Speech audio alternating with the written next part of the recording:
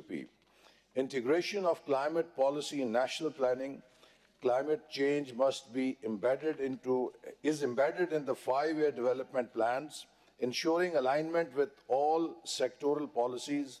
The climate agenda drives its mandate from the Constitution to ensure continuity and accountability.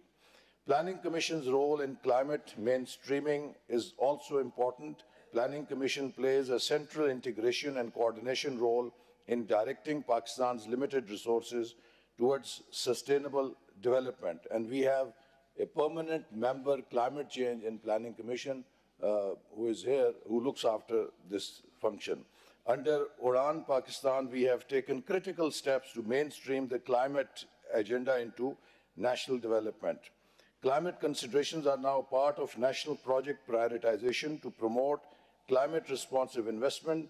Public sector programs undergo climate impact screening, ensuring they contribute to sustainability goals. Green project tagging has been introduced to track and promote environment-friendly initiatives.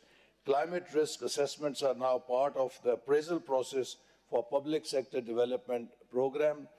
An asset register has been developed to unlock alternative financing sources, including green bonds. We are working on debt for climate swaps to diversify financing sources and reduce borrowing costs for development projects.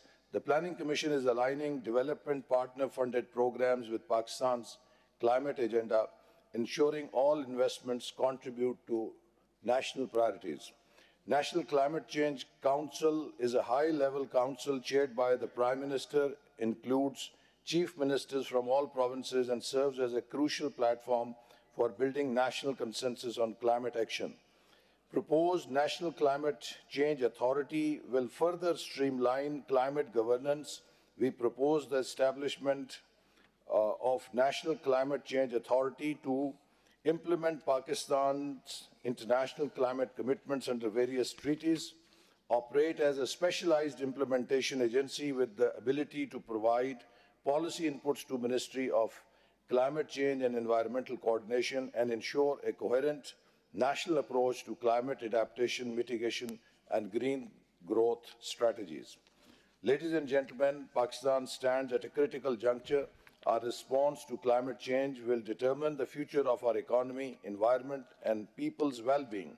The government of Pakistan is committed to working closely with provinces, international partners, private sector, academia, researchers, and all stakeholders to strengthen climate governance and ensure sustainable people-centric development.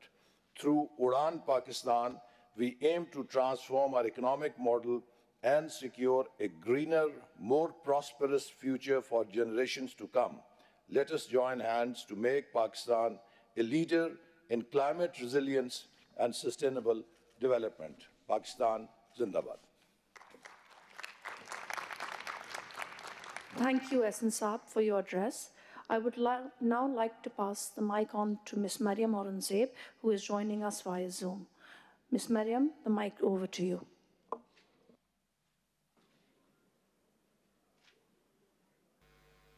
Bismillahirrahmanirrahim. Am I audible there? Ji, you are. Bismillahirrahmanirrahim. Thank you very much for giving me the opportunity to speak to this very important forum. I would also like to thank DawnMedia Group for organizing such a conference, Brief Pakistan, at a very, very important and critical juncture, where Pakistan, as Ehsan Iqbal Saab before me was narrating the federal national policies and infrastructure and platforms that are being in place. I will not repeat what Ehsan Iqbal Saab has said in terms of where Pakistan stands in terms of climate resilience, policy framework, and of course, international agreements that the country has been signatory to for last many decades.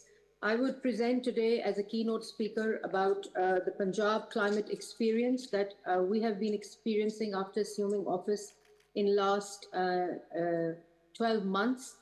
The journey has been very exciting in terms of that we had to take a very comprehensive, holistic integrated multi-sectoral approach towards climate resilience across Punjab. We've seen extreme weather conditions. We've seen floods in recent past, and also water shortages in a southern part of Punjab.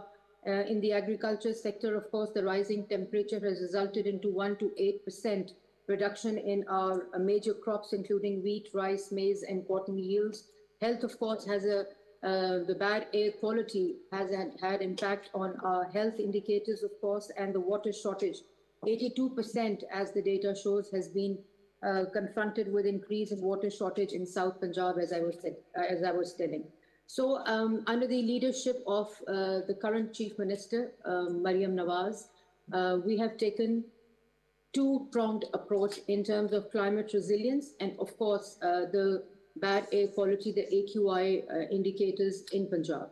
So in climate resilience, Punjab has formulated its first climate resilient policy of Punjab, which is multi-sectoral, integrated, comprehensive, and looks at climate resilience from the lens of adaptation, mitigation, and of course, cross-sectoral. But very important pillar, of course, is climate justice and transboundary. As you can see on your screen, this is the vision of Punjab, a climate resilient Punjab. So adaptation, of course, includes water shortages, biodiversity, ecosystem, climate-induced disaster management, health and climate justice. Mitigation has multi-sectoral lens, which is energy, industry, transport, waste management, and cross-sectoral, of course, has forest, climate integrated planning, climate financing, agriculture, livestock. And as SN Iqbal Sahab was saying, that at the federal level, PDWPs at planning is looking at climate as multi-sectoral. Similarly, in Punjab, the climate resilience project and also the integrated approach to AQI have been integrated into the planning division, the planning department, and we have for the first time allocated about 10 billion to smog mitigation and 100 billion to climate resilience projects across Punjab. So that was the first step, which shows, of course, the priority of the Chief Minister, the government, from looking at it from a very, integrated and cross-sectoral lens. Then, of course, as I was telling you, the climate resilience, the climate change transcends boundaries and trans-border. So we have also started our dialogue with India in terms of, we have written our letter to the Foreign Ministry of Pakistan to initiate this dialogue with the countries in the region that have direct impact on the air quality and, of course, the climate resilience policies and frameworks in the region. And in Punjab, when I talk about the cross-cutting initiatives, the smog is very critical. We've seen smog in last 7-8 years, and for the first time again, a multi-sectoral, cross-sectoral, integrated approach has been taken at Punjab in terms of agriculture. We've subsidized the program, and we've given super seeders under this very large subsidy program to the farmers for the reduction of stubble burning in agriculture.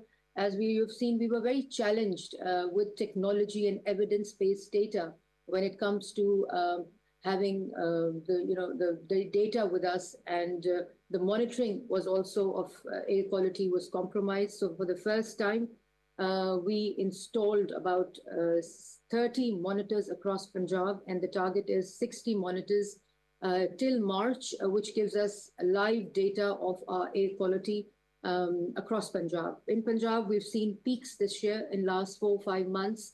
The data shows us that there was an unprecedented peaks in air quality, and for the first time, it is not just a Lahore, which comes, of course, in media also and gains attention as the worst polluted city across the region, but we've seen peaks in other parts of the country also, in other provinces like Khyber Pakhtunkhwa, Sindh has shown peaks also. Balochistan and southern Punjab for the first time was enveloped in bad air quality. So it has, of course, transcended the national boundaries of other provinces also. And of course, we have data where we see that the weather patterns in India and the activities in different seasons, like in stubble burning, wheat and rice harvesting, we see peaks. And then, of course, we have invested heavily in technology, in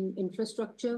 When it comes to evidence-based monitoring of air quality, we're also embarking on establishing a climate observatory in Punjab, which gives us real-time data, research-based, and that's something that we are really looking forward, and this has also been included in our current development program of Punjab. The Punjab province is going through intense transition from traditional to EV, electric vehicle policy, both in terms of mass transit, and also we have for the first time introduced the vehicle fitness regime in Pakistan, starting from Punjab. And WICS, as you see, these stations for vehicle inspections, and also the fitness certificate. We've included the private sector who is working with us for introducing this regime across Punjab. This was done again for the first time. Then we've also introduced air quality monitors, as I was saying, mobile, and then also drone surveillance was included in regulation, and also monitoring of air quality data on daily basis. You can see the first 28 batch of electric buses have arrived in Punjab, and under the Clean Air Program of Punjab with the World Bank, we are also embarking on a journey of replacing two-wheelers and three-wheelers from the division of Lahore, which is of course critical when it comes to air quality data that we have in Punjab. So also a massive transition to solar is also underway, and the Chief Minister program of solar panel distribution has begun, and we are giving solar panels subsidized program again in two phases. First is free solar panels to the consumers who consume energy less than 200 megawatts, and then of course a finance program for consumers consuming energy above that. Of course, this all has impact on sustainable development goals related to climate resilience and also air quality. So this is the framework. The unique part of this climate resilient policy vision is that it also has a monitoring framework, which is also again multi-sectoral and integrated. So this is what we have.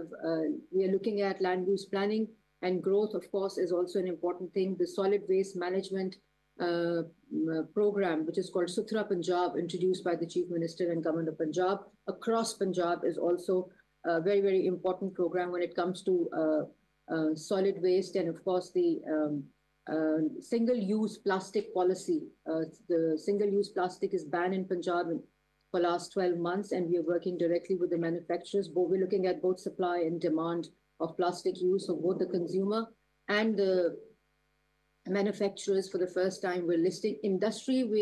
The Punjab experience has been very, very intense.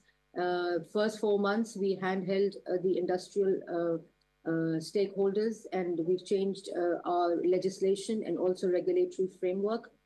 We worked with them, and I can say that with great conviction that in Lahore division, not a single brick kiln is currently working on other than zigzag technology. And we've also mapped the entire industry of Punjab's, and especially the Lahore division, where we are now establishing the QR codes on each brick kiln, which is then linked to our monitoring data control center. And we can see live smoke emitting brick kilns on our data center technology. Then we've also integrated the safe city cameras that we have in Punjab with our integrated solution for smoke emitting vehicles and the entire regime of including motorbikes, and also the vehicles have been included in the vehicle regime, fitness regime, through the safe city cameras. Drone surveillance has been introduced for the first time to see the industry, what is the evidence of emitting smoke and other particulate matter when it comes to bad air quality. Then we also have introduced a large subsidy program for environmental control systems in Punjab with the industry, where we do have these cameras near the chimneys. A live feed also is then fed to our central control system, the monitoring system. Drone cameras were also used, and drone technology for surveillance of stubble burning in the wheat and rice harvesting seasons. So, and the most important and critical part in Punjab experience was engaging the citizens when it comes to the health impacts of bad air quality. Of course, citizens, we engaged in last 12 months massively, both in terms of raising awareness, but also making them custodian of, the good quality and both the bad quality indicators in Punjab. And of course, it seems very easy when we say, and the narrative about integrating, taking everyone along, and multi-sectoral.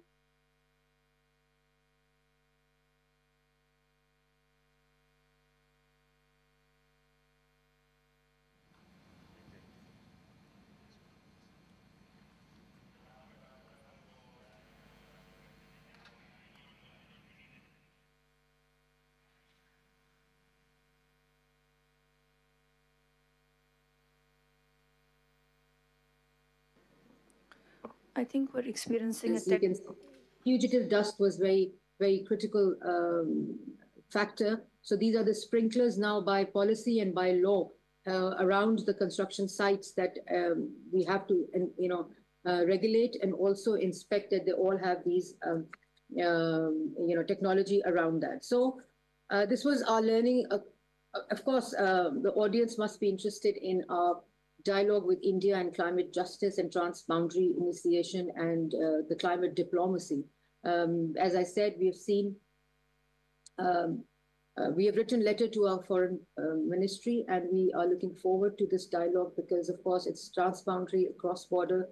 During the harvesting season, we have seen peaks because of the air direction, wind direction, and also the weather patterns. And that's what we are also looking at in terms of climate pattern adaptation, mitigation, to talk to countries, to have this discourse amongst the countries in the region. So, of course, climate does not see silos, as we say, and we have to take everyone along. Punjab is, of course, leading case study in the region, and we have seen lesser patients in hospital in last 5 months, the smog season, about 11% decrease in the patient count when it comes to only the season of intense smog and the peaks that we have seen in last 4-5 months. And also about 2 weeks reduction in the smog indicators and the peaks that we have seen in last 5 months is another evidence-based data that our policies were meaningful, effective, and were working. But unless we have this regional discourse with the countries in the region, we will not achieve maximum results of our policies. But the Chief Minister vision was to put our house in order first, with this multi-sectoral lens that Punjab is looking at in terms of climate resilience and air quality across the country, as Ehsan Saab was saying, and also in the province when it comes to the climate resilience policies and framework. So this is from my side, a massive infrastructural and institutional capacity building and reform has been completed in last 12 months. And with this data, with this technology, and with this integrated multi-sectoral approach, we believe that we will be able to, of course, Beijing is, a case study in the region and to the world that they have reduced their 140 days of bad air quality to 4 days in 1 year. But massive interventions, of course, have been taking place in China, in Beijing, and the adjacent province. And we have, of course, embarked and we've taken this menace head on. And with this national and provincial policies and framework and the interventions that are in place, I believe that we will be able to confront this problem. And, and of course, all the stakeholders sitting in the audience, in the panel, as the keynote speakers, we all understand the stakeholder engagement and integration, and everybody has to play their role, their responsibility when it comes to climate change and its impacts on humanity. Thank you very much. Thank you, Ms. Mariam Aurangzeb. I would now like to introduce to the panel Ms. Wajiha Rahman, Parliamentary Secretary, Ministry of Planning, Development and Special Initiatives, who will be sitting in for Minister Ehsan Iqbal in his absence. He has a prior engagement he needs to attend to. I would now like Mr. Mohammed Yahya to take the podium.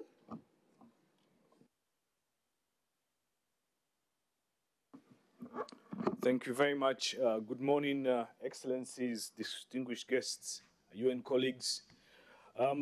Yesterday, I think we had a lot of discussions around what the world can do and what the region can do in solving the issue of climate change in Pakistan and in the South Asia region. And I think one of the themes that came out from the discussion yesterday is how the region needs to do more for itself. And the low appetite by international communities, specifically countries that have polluted, of course, the emissions that this region suffers for, and the inability or unwillingness to support countries like Pakistan and the region. So today, I think the focus, and you'll hear later from colleagues here, is what can the region do exactly, and how does that look like? And for us in the United Nations, and the work we've been doing and supporting Pakistan in the last few years is what I want to focus my interventions today, and that is the Living Indus initiative. Many of you know about this initiative. It's a transformative effort that embodies Pakistan's commitment to restoring and securing the Indus Basin in the face of escalating climate crisis. For thousands of years, the Indus River has shaped civilization, sustained agriculture, provided water for over 200 million people. Today, it remains central to Pakistan's survival, with providing around 90% of the country's agriculture and servicing as a lifeblood for the communities and industries around the Indus. I think you'll also agree that the Indus is in crisis. It faces a lot of challenges. The devastating floods of 2022 also indicates the stark warning vulnerability of the entire water system here in Pakistan. The Indus irrigation system, designed 200 years ago, was built on the assumption of a predictable monsoons, stable seasonal temperature to sustain the water flow. However, as you all know, in the past 30 years, this has become increasingly unreliable. My boss, the Secretary General, was here in solidarity with the people of Pakistan during the flood it provides to the region. The past, however, cannot be the future for Pakistan's survival. It must rebuild its relationship with the Indus, adapt, and become in a more hostile climate regime. Restoration of the Indus is for us, and with the government's leadership, one of the most critical, practical things that Pakistan can do in its response to climate change. Pakistan has taken a bold action. It has put its plans together. We have our regional director from UNEP here. She will tell you, and she was very proud when Pakistan won the UN World Restoration Award for its plan around the Indus and the Indus Initiative. But now I think we all agree it's time to move from planning to much more practical intervention in that effort to restore the Indus. Self-help, which is a theme when our colleagues from Dawn wanted to do this conference, and we believe the self-help ethos applies to the Indus. I have traveled around this country and I've seen the opportunities that the Indus provides, and the debate and discussions today from my colleagues from the UN and under the leadership of the coordinator of MOCC, you will hear more on what that could look like and where the financing will come from. Of course, there'll be a lot of challenges around the financing, and yesterday I was listening also to the previous minister, Sheikh Rahman, in her comments around the thought or the idea that help is not coming anytime soon, and what can you do for yourself? And I think that the discussions around the Indus is within that sphere. Those of us in the UN are committed to supporting the government and the people of Pakistan around the Indus initiative. You will see a lot of agencies who are present here who've been working hand in hand with the government. And one of the proposals that we are pushing now with the government is to also make sure that the Indus initiative is embedded both at the provincial and at the federal level, that something much more tangible, investable programs are built around this. And we believe the health and restoration of the ecosystem around the Indus is a practical start for what Pakistan can do for itself, and you can count on the support of the entire UN system. Thank you very much, and shukriya. Thank you, Mr. Yahya. I would now like to request Ms. Rubina Khurshid Alam, Coordinator to the Prime Minister on Climate Change, to take the podium. Ms. Rubina.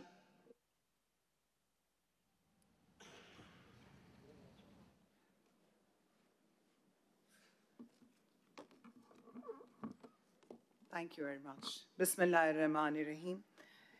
Assalamu alaikum, and very warm good morning to all the worthy excellencies, distinguished guests, ladies and gentlemen, and of course, those who are listening or watching us anywhere across the world.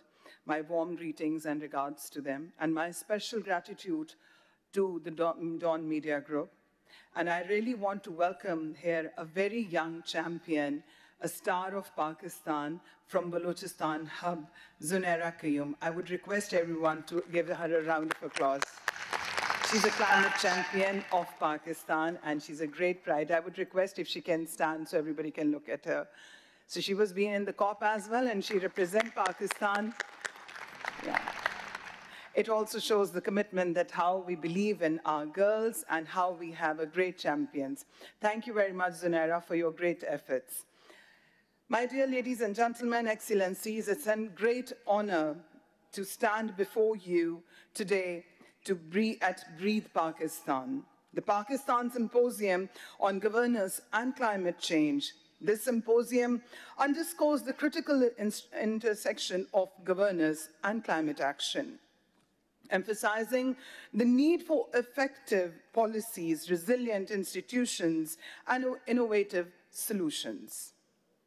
I extend my sincere gratitude to Mr. Ehsan Iqbal Chaudhry for his leadership in this domain, as well as to my fellow keynote speaker, Ms. Mariam Aurangzeb, and of course all those speakers who are sitting over here, for their dedication to shaping Pakistan's sustainable future.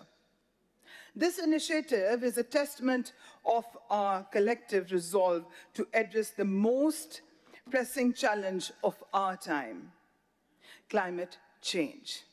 I extend my deepest appreciation, of course, once again to DawnMedia for convening this critical dialogues, and to our esteemed speakers who have set the stage for a transformative directions and discussions, and where we are talking about the need of the time and the need for the solutions, for the regional solutions as well.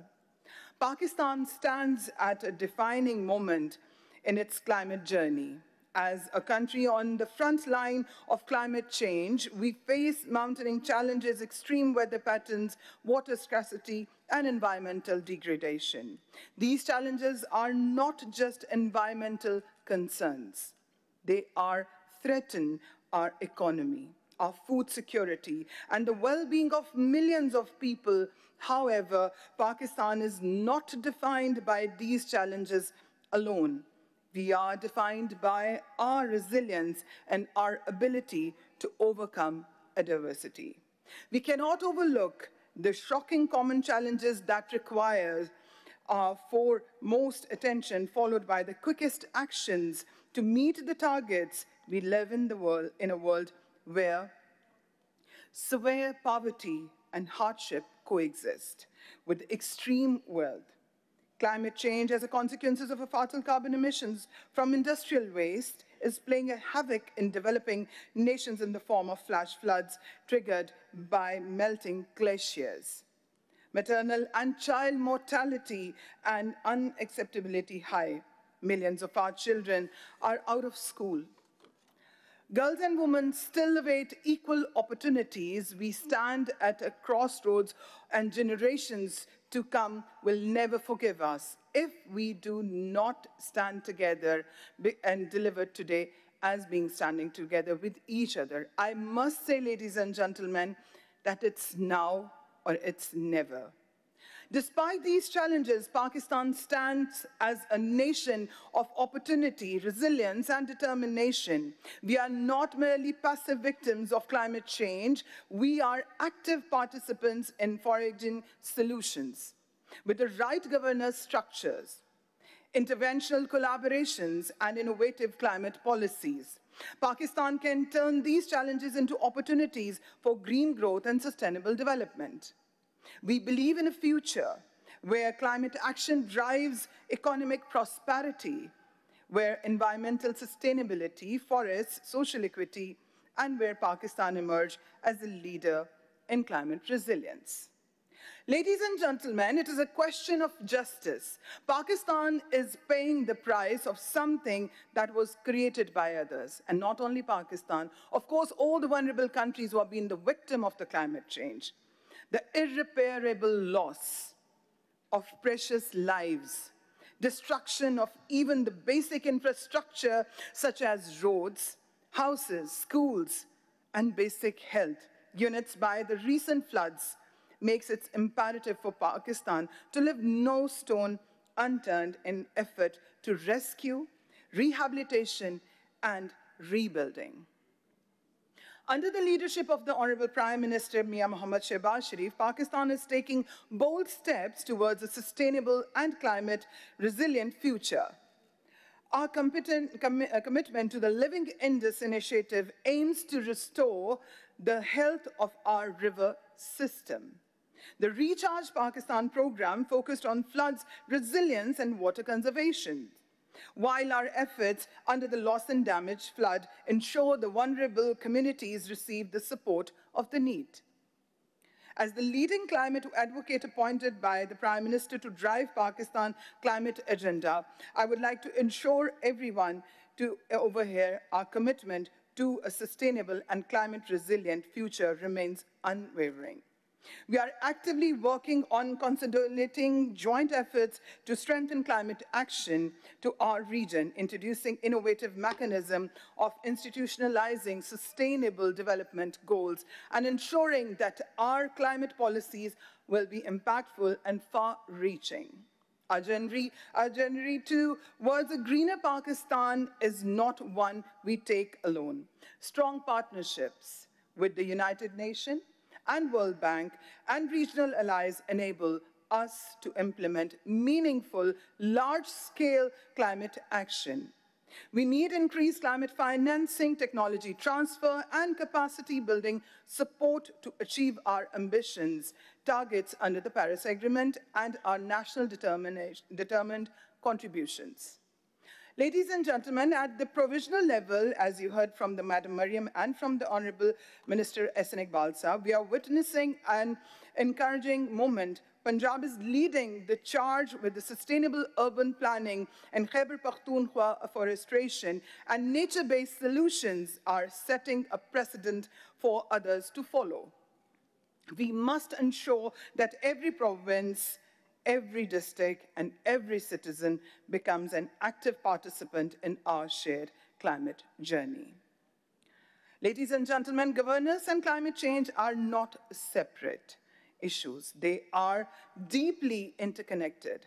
Strengthening governance structures is fundamental to implementing climate policies that work. We must move beyond discussions and accelerate implementations. We must invest in the green solutions, promote climate education, and empower our youth, and of course our children, to be architects of a sustainable future. Excellencies, it is the right time to strengthen the region by building up a networking group of joint working in tackling the challenges we face. Our planet is running out of time. Breathe Pakistan is more than just a conference. It is a call of action. It is a call for policy makers, businessmen, civil society, media, and individuals to unite in the fight against climate change.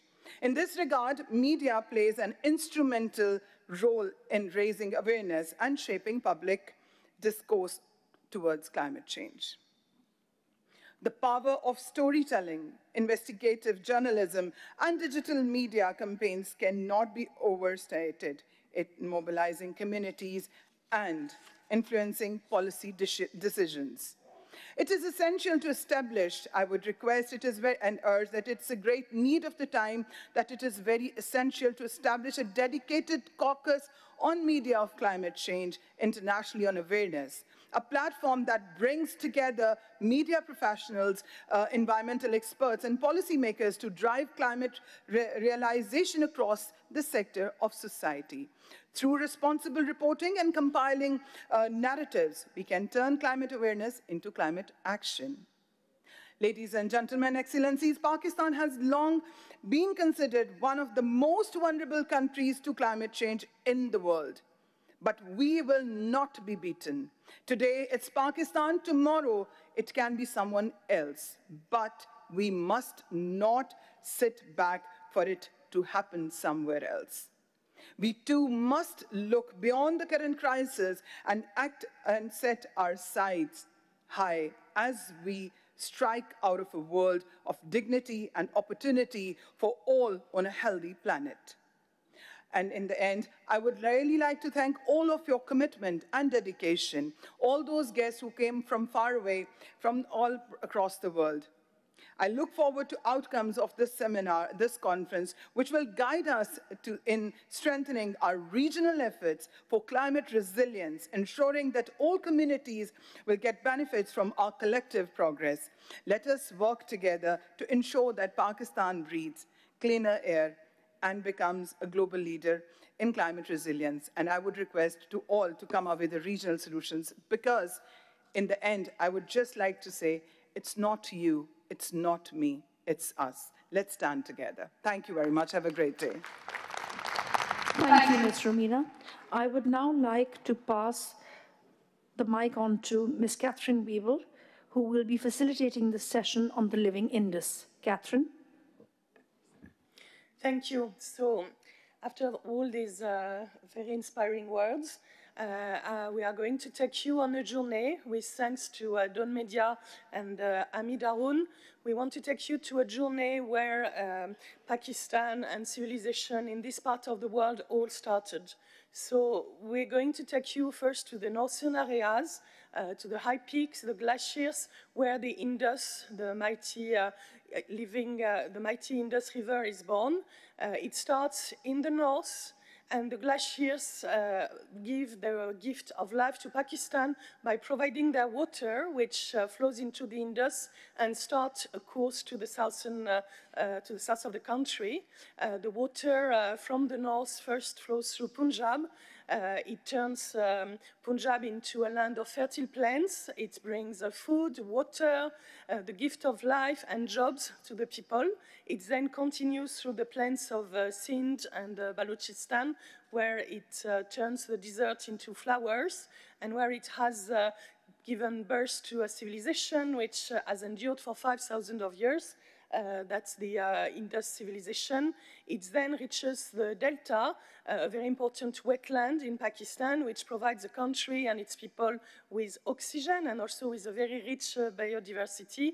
And then the journey ends into the sea and the very beautiful coastline of Pakistan. This is a very exciting journey. It's also the opportunity to realize that the Indus, its river, its basin, are the backbone of Pakistan. This is why the government has based one of its most ambitious climate projects on it. The Living Indus initiative is something that we are going to discuss and which is really unifying the country. It's an initiative that has already earned global presence for Pakistan.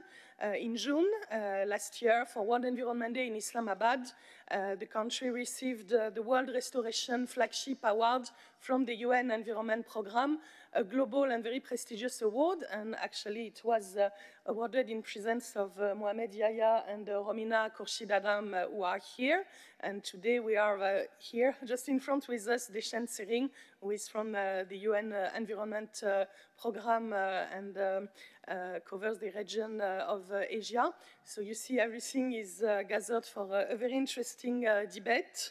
And before we continue speaking and in particular trying to understand why this project is important and what has already been achieved and most importantly how we can all contribute to it, I'm going to take you where it all started in the northern areas where the water comes out of the ground and the life and the story of the Indus starts.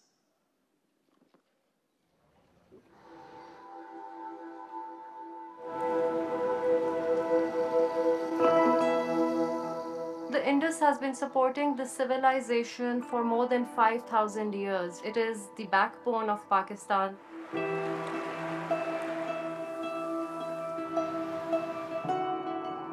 What we are is because of the Indus. So the question really is, are we in a position to support the Indus for the next 100 years?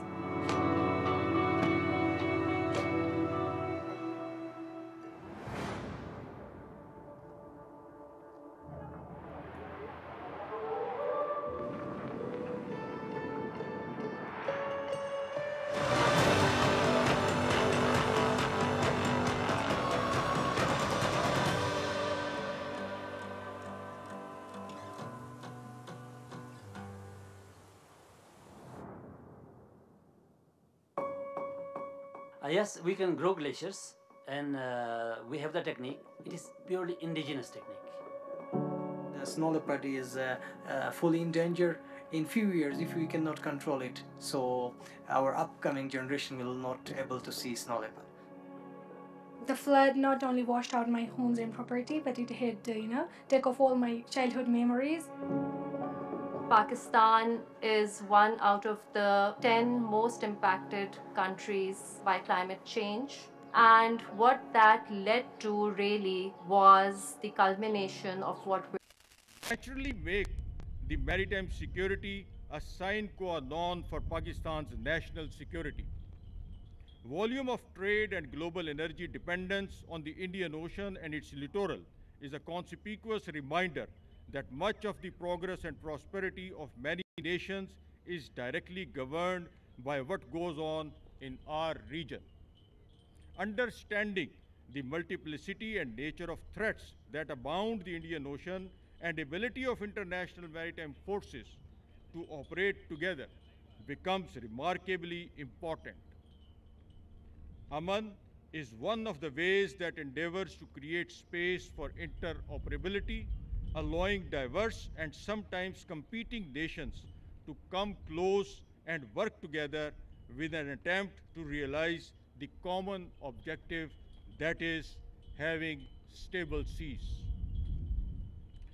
One of the most distinguished markers of Aman, ladies and gentlemen, is Aman's ability to act as an inter-regional bridge, thereby letting us learn from each other's experiences, deciphering new trends, and enabling participants to make some new friends.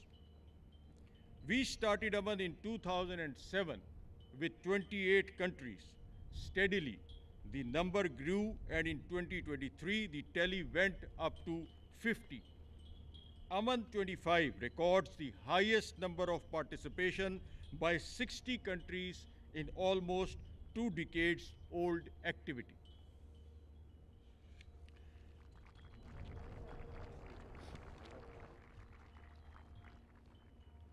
For this year, ladies and gentlemen, the Navy drills will continue during harbor and tactical phases. The intellectual domain of the exercise will witness Aman Dialogue on 9th and 10th February. Senior naval, Coast Guard, and other services leadership from afar and wide will share as how they evaluate the current, the future, and the possibility for more cooperation at sea under the theme Secure Seas, Prosperous Future. This dialogue is aimed to promote shared understanding of maritime security challenges and its linkage with blue economy, while deliberating effectiveness of existing mechanism for maritime cooperation. The dialogue will enable the partner navies to formulate strategy in the wake of changing threat dynamics, vital to mount effective and collaborative response. This exercise does not mean creation of a group think predicated on monolithic operational thoughts or such frameworks, but it intends providing an enabling environment for knowing the commonalities and understanding the differences.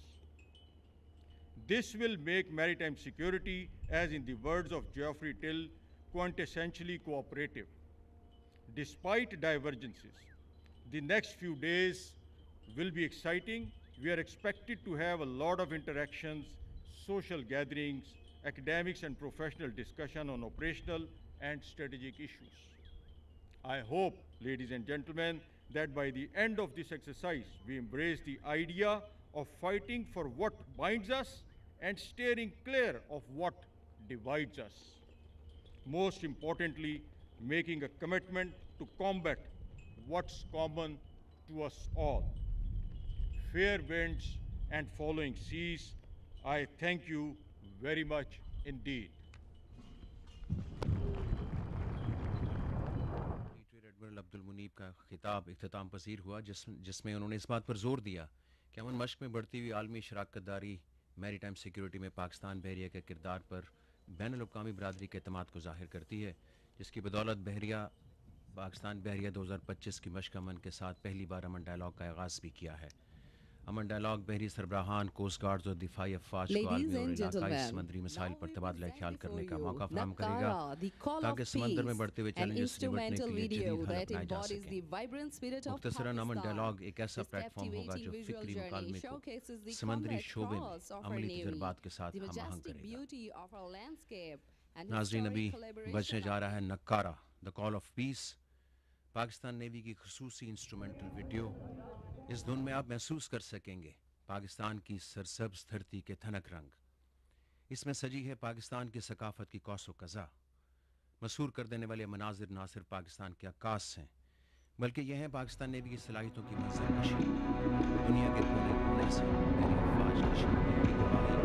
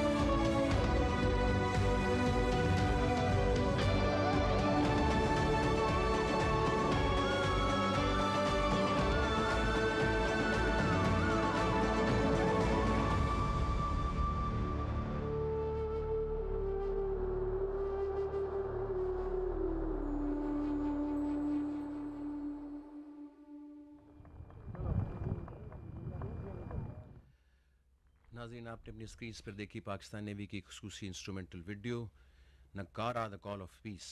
इस धुन में आपने महसूस किए पाकिस्तान की सरसब्ज धरती के धनक रंग, जिसमें सजी पाकिस्तान की सकाफत की कौसो कज़ा। मशहूर कर देने वाले ये मनाजिर न सिर्फ पाकिस्तान के अक्कास, बल्कि ये हैं पाकिस्तान नेवी की सलाहियतों की मंजर कशी, दुनिया के कोने कोने से बैरी अफवाज की शमूलियत की आगाही। यह नकारा है कुव्वत और जगांगत का, हमारे इत्तेहाद का और हमारे एजाज़ का, जिस पर लब्बैक कहा है दुनिया से अमन के मतवालों ने, अमन के मतलाशियों ने।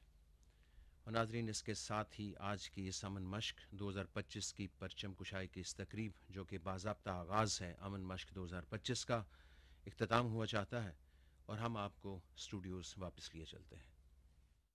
नाज़रीन, पाक बहरिया के ज़ेर एहतमाम नवीं कसीरुल क़ौमी बहरी मश्क अमन, जो आज से 11 फरवरी तक कराची में मुनक़िद की जा रही है। इस मश्क में 60 से ज़ायद ममालिक अपने बहरी और फ़ज़ाई जहाज़ों, स्पेशल ऑपरेशन फोर्सेज, मेरीन्स की टीमों और मंदूबीन के साथ शिरकत कर रहे हैं।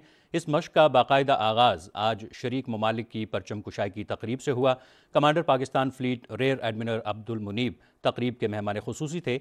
नवीं ऑक्सिलरी स्क्वाड्रन के कमांडर कमोडोर उमर फारूक हाज़रीन को chief of the naval staff admiral Naveed Ashraf का इस्तकबालिया पैगाम उन्होंने पढ़कर सुनाया, जिसके बाद परचम कुशाई की तकरीब हुई। इन परचमों के दरमियान में मेज़बान मुल्क पाकिस्तान का सब्ज़ हिलाली परचम भी मौजूद था। नवीं कसीरुल क़ौमी बहरी मश्क अमन में 60 से ज़ायद ममालिक शरीक हैं। आज की तकरीब में इन तमाम ममालिक की परचम कुशाई की तकरीब की गई और परचम कुशाई की ये तकरीब कसीरुल क़ौमी बहरी मश्क अमन के बाकायदा आगाज़ की अलामत है।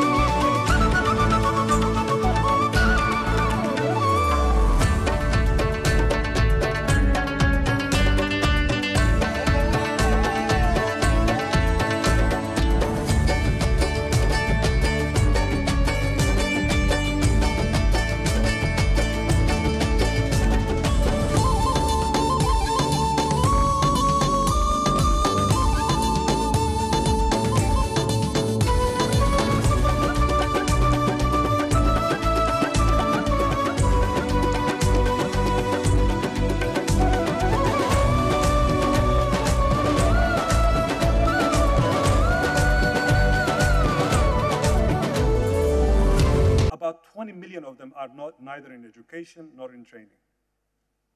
20 million are neither in education nor in training, what we call NEET. That's almost 33%. How can we mobilize these young people, first, for them to be connected back to their roots? I was thinking about coming up with a beautiful poem on Daraya Sindh, you know, the poem about the river Indus, but then I was told not to do it. How do we mobilize? There is currently in the national system a national volunteer corps. It's working its way through PC1s and so forth and so on. I think we need to really have a national volunteer corps that focuses on young people from 15 to 24, that is able every year to mobilize 1 million, 2 million, 3 million young people to work through this river in terms of restoration, in terms of cleaning, and I think create, and I think this event, this dawn thought and inception of this idea, how do we use social media and leverage to mobilize young people, right, is going to be crucial. So rather than all this great talk we've heard, what are the concrete actions we can do? And again, unfortunately, the average age of people sitting here is not the young people that we need to be running, but how do we get out of this conference and mobilize these millions of young people, particularly those who are not in education or in training, but also those who are also in education and training? How do we combine all of this energy and resources to make an impact in Pakistan? That is, for me, a call to action. And from our work through communities, grassroots, I think it's something we're willing as United Nations to support the leadership of government if this is an area that government wants to pursue. One final note on why do we think climate change, but also particularly the Indus is important, and not speaking about water and how important water is. And I will not, again, quote verses from the Quran about how water is the source of life. Children, when a baby is in the womb of a mother, from the inception until they're about 2 years old, they're the most vulnerable to climate change, from the water they consume, from the food that comes to mother, from the air that the mother breathes, from the air that a young child whose lungs are still developing breathes. Climate change actually has not only impact today, but also on the children who are yet to be born. So it's a real issue that I think we need to deal with. And I think educating young people and making sure curriculums of schools include how to protect the climate, how to already have ownership of this issue is going to be crucial. That's another area where we hope to be working with government. And later today, we actually will have a session on education and climate change. And I think that's where we will explore a bit more. So mobilizing the young people is going to be crucial. Using social media is going to be crucial. And I think there's an opportunity to engage this. Thank you.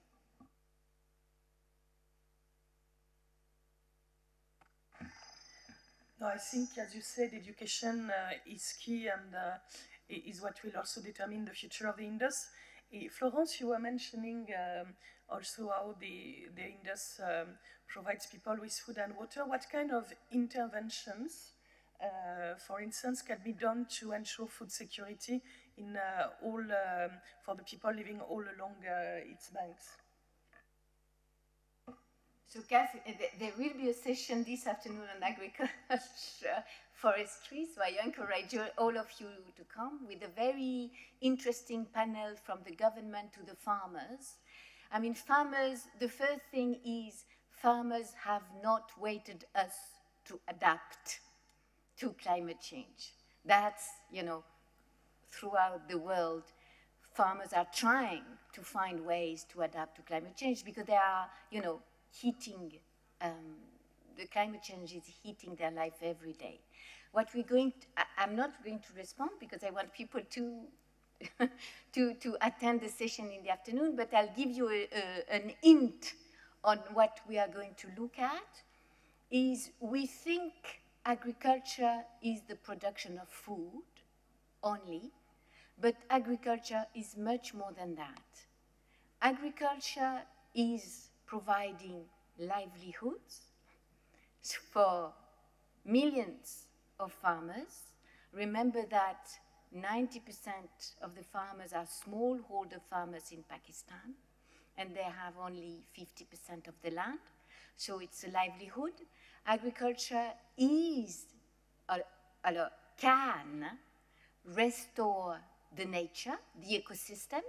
You know, if you take agriculture in its broad sense with forestry, fisheries, it has a role in protecting, but it can also, so it's an opportunity, but it can also totally destroy the environment.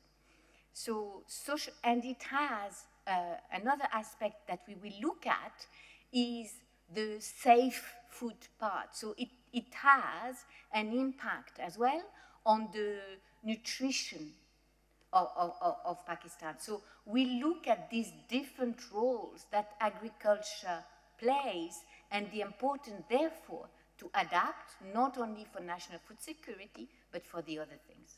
Thanks. Thank you very much. It's very interesting. Aban, do you want to add anything? Well, just to enforce what the Minister said earlier and what the others have said, that, you know, this is a program that's essential. It's an existential, climate change is an existential crisis for most countries.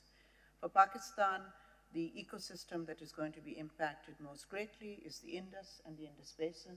So from that point of view, it's part of our future, part of our survival, and how we adapt and how we restore it makes for what we define as Pakistan's future. So nothing that's as big as one can be. Yeah. So I think we're reaching the end of our session. Abdullah, do you want to add anything?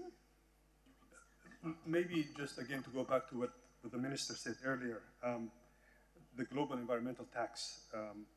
I think Minister also referred to the Uran Pakistan 5 E's, and there's one that is about equity and empowerment.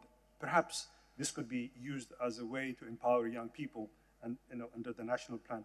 But what I would also suggest, because this is about taking ownership and responsibility, while global tax on environment for the global north to pay is important, Pakistan also needs to look at its own tax system and subsidies that are not effective, particularly in agriculture, or subsidies that go to the most wealthiest of communities. So if Pakistan invests in itself, the world will move. And I think that is the most important thing. Let's demonstrate to the world we are committed and we are going to make a difference. Then the world can be mobilized. So thank you very much to all you three. I think it's a very, very inspiring project. I think it's something that anyone in the world, when they hear about living in this, it's words that resonate. And I think it's also, again, an example of Pakistan being not only on the forefront of climate change in terms of impact, but also in terms of showing the way and trying to find solutions. So we will all be following the Living in Dust project. And again, for anyone who's interested, we have this book and this project, which initially was written by Dr. Adil Najam, the head of WWF. And I thank you all. We are here. If you have any questions, we'll be in the room. Thank you. Thank you all. We will now take a short recess for tea. We will reconvene at 11 a.m. sharp. We request you to return to your seats at the earliest. Thank you.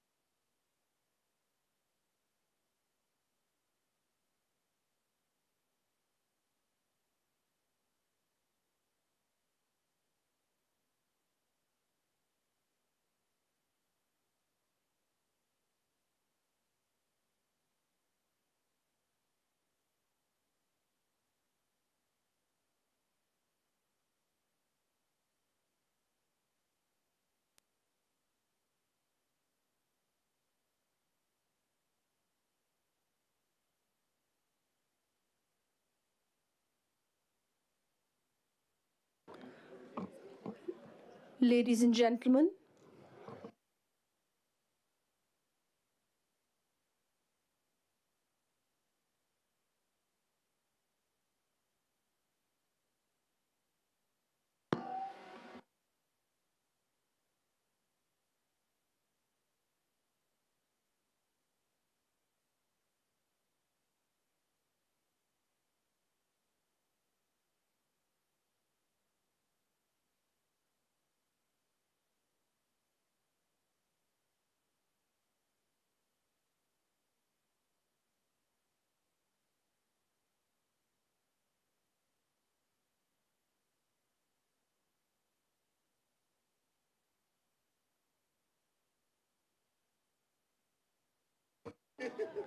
Ladies and gentlemen, we would now like to request you to return to your seats. The session will commence in 5 minutes.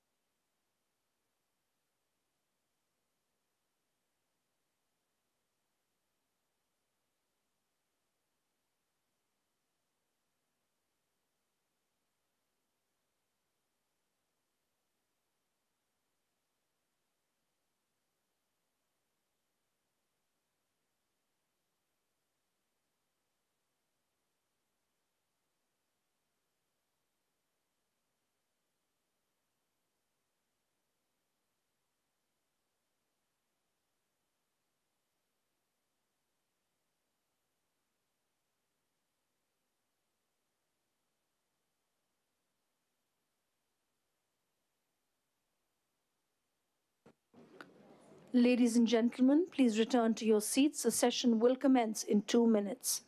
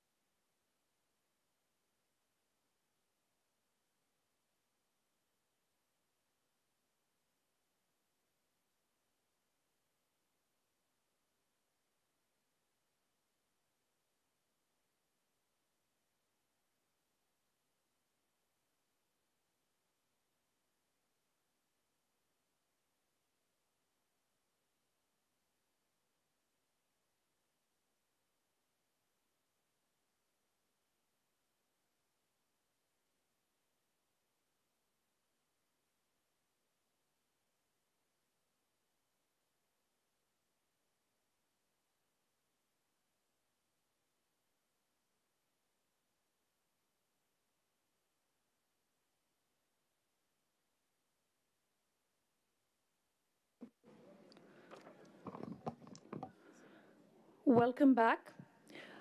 We now start proceedings with General Session 8, that is a roundtable symposium igniting a dialogue between the government and the corporate sector on a new blueprint for climate resilience in Pakistan. The session will last for 2 hours, from 11 a.m. to 1 p.m. Our chairperson for the introductory address is Mr. Dawood Munir, Senior Advisor for Law and Public Policy, Public-Private Partnership Authority, Government of Pakistan. Our co-chairperson for this session and facilitator is Mr. Munir Kamal, CEO and Secretary General, Pakistan Banks Association. Our first panel will include Ms. Wajiha Qamar, Parliamentary Secretary, Ministry of Planning, Development and Special Initiatives, Syed Fakhr Ahmed, Chief Corporate and Regulatory Officer, JAZ, and Chairman of PMD Board, Mr. Shahzain Munir, Executive Director, EBM, Ms. Kate Wilson-Hargreaves, Director, Climate and Environment, DAI UK, Mr. Danish Khalik, VP Sales and Strategy, BYD, Mega Motor Company, and Ms. Nabila Yazdani, Head of Strategy and Communication and Sustainability for Zong. We will also be joined by Syed Babar Ali by means of a video message. I would now like to invite Mr. Dawood Munir to take the podium.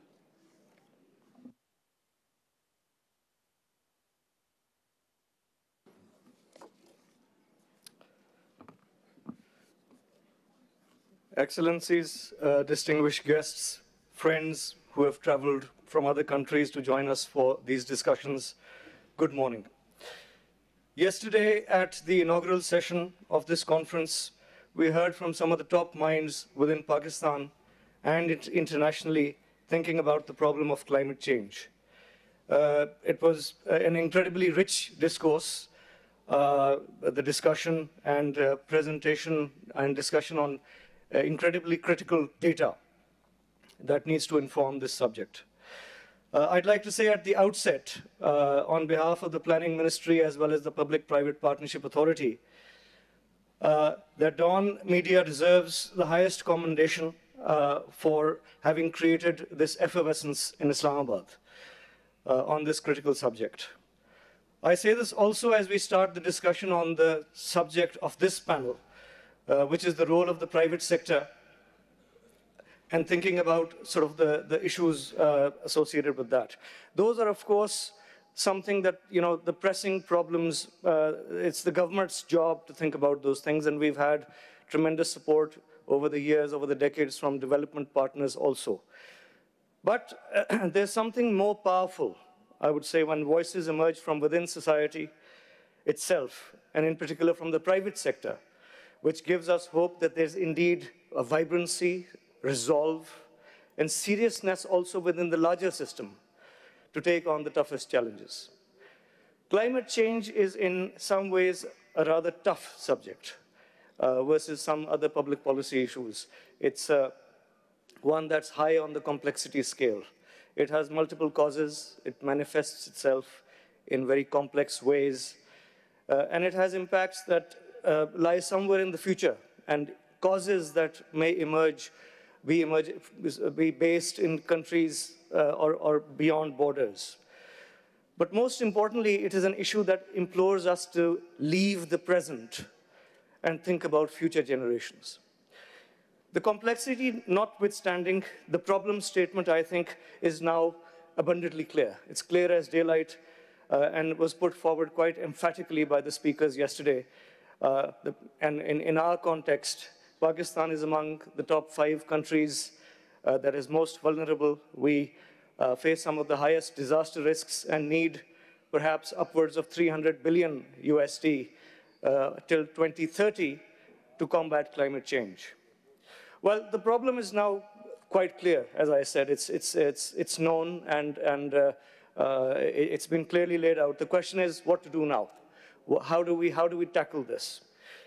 This discussion obviously is also timely because of what is happening at the global level, at the international level, and policy shifts elsewhere in the Western world are bound to have drastic impact if the policies continue in the way that they are being contemplated at this time, and not only internationally, but also for Pakistan itself. So it's in that sense, this conference is quite timely. As we open the discussion for this session, and as far as solutions go, the topic of this panel, which is the collaboration between public sector and private sector, I think takes center stage. It's not one of the issues that we need to think about. It's not a peripheral issue. To me, it stands at the very center of how the solution part of this thing comes in. So as we open the discussion for this panel, here's a fundamental thesis that I would posit. If we are to tackle the climate change problem, we need a fundamental shift. And we need the fundamental shift in a new kind of interaction between the government and the private sector. And if that approach is worked out, then the solutions will follow, but not without that fundamental shift in direction. Speaking from the perspective of the government, I'd like to posit that there is good news. The government, as I see it, has very much taken that facilitative turn. even if it's not fully there, and a lot of work needs to be done to actually take it to the finish line. Through the Public-Private Partnership Authority, the P3A, there is now a fully functional formal avenue to foster the public-private partnerships and dialogue, which sort of is important as it sort of exemplifies this fundamental shift in approach. So how is the PPP mindset different? And how is it sort of, what's the political philosophy or theory, the policy principles that we in the government have sort of thought about in terms of kind of creating this new entity and the new framework largely in the last 5 years? So it fundamentally involves reimagining the role of the government from sort of the traditional bureaucratic state, which is kind of arm's length from the private sector, or one might even say it's kind of cautiously watching over economic activity, more sort of a regulatory state perspective, and sort of a hierarchical relationship to sort of curate economic activity.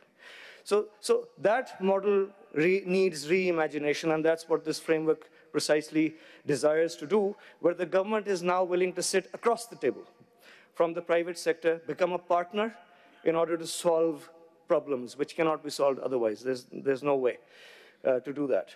So this sort of arrangement is also complex. That hierarchical thing, developed over centuries is kind of a model that has been quite worked out, the bureaucratic state and the issues therein. This requires proper framework, incentives, well-designed programs and projects. It also requires a sort of a sophisticated understanding and allocation of function. The government is good at certain things. The government also has responsibilities that should be well known in terms of delivery of public goods, universal education, the climate change issue also. But the understanding that the government is then not good at certain things. So for example, not in every area, but in many areas, government perhaps should not be in service delivery, in project execution, which can better be carried out by the private sector, and hence calibrating that and designing that so that neither the public sector sort of goals nor the sort of imperative of the private sector gets short-sold. How do you kind of design that? It requires a degree of sort of political, economic, financial, legal sophistication. Question, are we ready to take advantage of this? What are the changes that we will need to bring about in our frameworks and systems? Both sides must evolve. The government, as I see it, despite the frameworks, needs to start to have that attitude to act as a partner, to be willing to sort of understand that the private sector is there with its own imperative, which is also important, and there's no problem if private sector seeks to make profit from these arrangements, as long as they are reasonable and legitimate profits. But the private sector must also evolve. And one sees a gap, perhaps, not in every case, but in the private sector in Pakistan, it's largely risk-averse when it comes to sort of involvement in sort of these delivery of public goods and sort of engaging with government. It needs to see its larger role in society, become more innovative, more dynamic, and begin to see the tremendous value that can be unlocked by engaging in transformational PPP projects and initiatives, which could be very large ticket items also. But I accept that there may be legitimate concerns with this sort of arrangement or working with the government, but perhaps the private sector can also step in to bring those issues to the table and try to resolve them. So we need to work together and to make sure that we can actually deliver and get to the results. For that, it is important to engage in dialogue and to listen to each other. The government is certainly very interested. That's for certain. When we were drafting the P3A law and creating the framework, we made sure that the P3A board would have an equal number of public sector and private sector members, and that's unusual for government entities. Chaired by the Minister of Planning, 5 private sector members and 5 public sector members. And that was done so that we could sort of reflect within the institutional framework itself the spirit of equality and a genuine interest in fostering cooperation.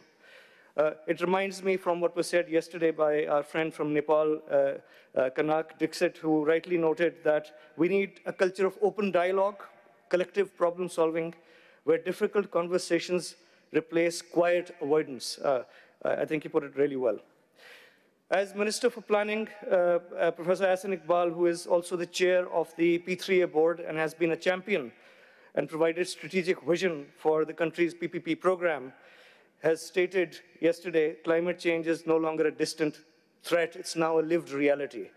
And therefore, under the UDAN program, which is this country's government's flagship government transformational program, environment and climate change is one of the 5 fundamental pillars, showing the government's seriousness towards framing this adequately as being, a top-level priority.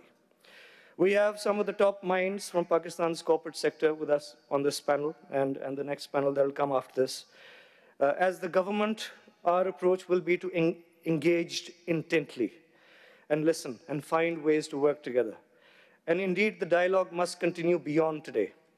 On behalf of the P3A and the Planning Ministry, we note that we envision P3A to be a conduit between the government and the private sector, and would welcome and engage your reaching out and working closely to design joint programs, projects to help solve our most pressing problems. Thank you very much. Thank you, Mr. Munir. I would now like to request Mr. Munir Kamal, co-chairperson and facilitator for this session, to take to the podium. Mr. Munir Kamal.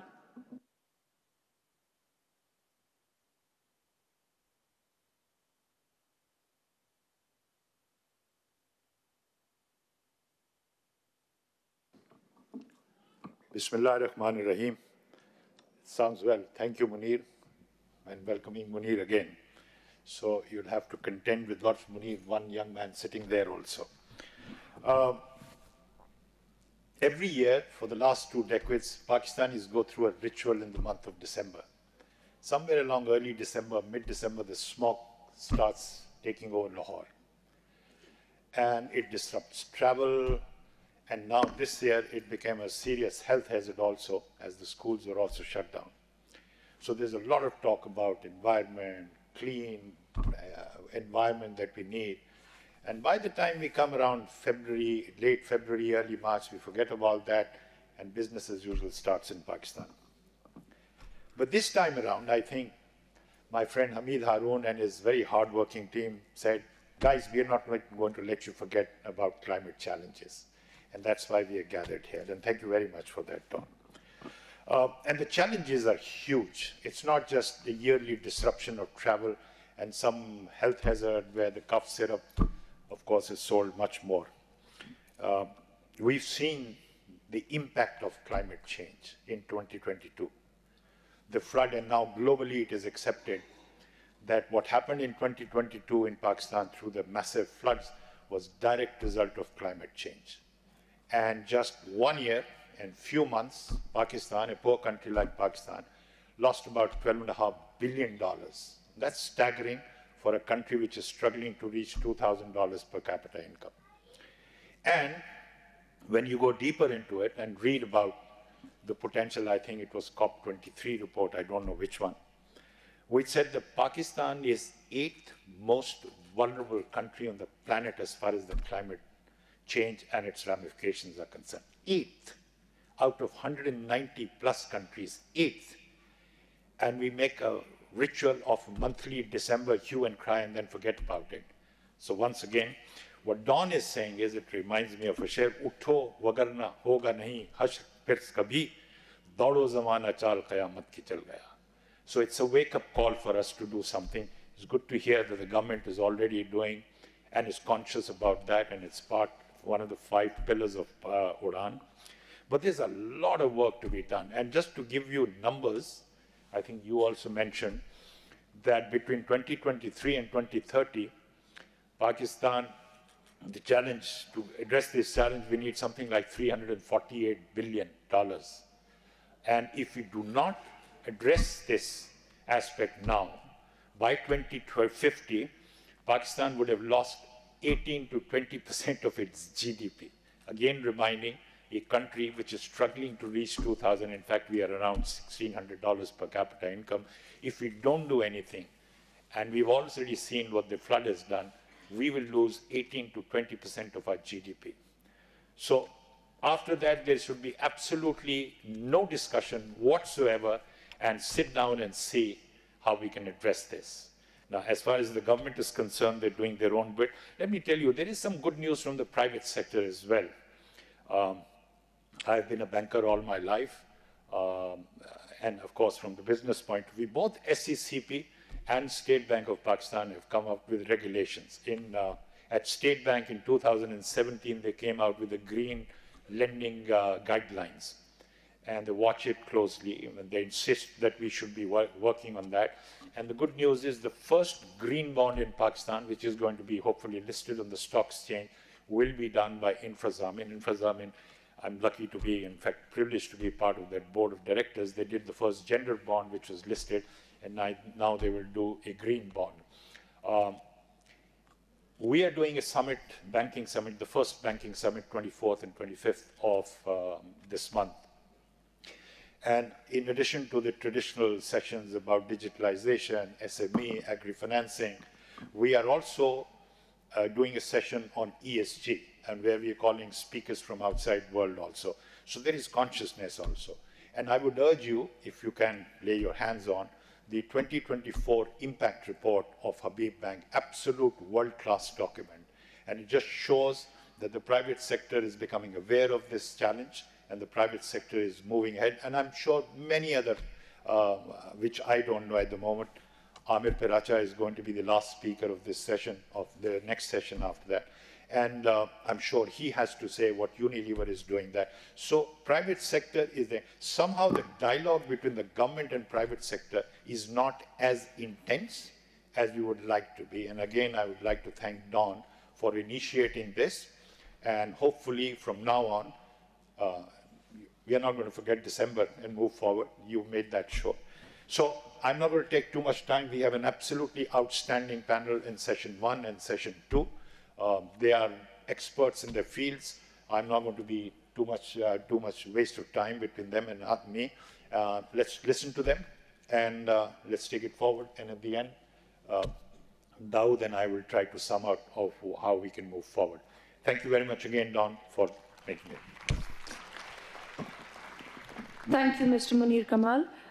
We now pass on the facilitation of the next session to the two chairpersons to carry forward. Thank you.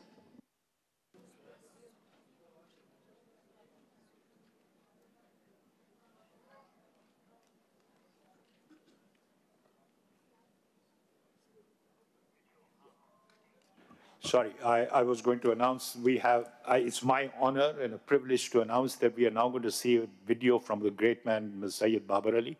I don't have to introduce who he is, but for this occasion, he has made a special video for us. I'm very happy to talk to you about environment and other issues related to it. It brings me back to my attending the United Nations General Assembly in 1969, when the Minister of Environment of Holland, she said, the glass of water lying in front of me has been drunk in Holland 7 times before. It shows the amount of recycling that had been in practice by European countries more than 50 years ago. But it's never too late for Pakistan really to realize how important it is to save our water. The industry can play a very important role, A, in reducing the quantity of fresh water they use. And then the fresh water they use should be recycled to make sure that not a drop of that is wasted. Also, there are in many of the effluents coming from industry, especially the leather industry, which has chrome, that can be reclaimed, and it is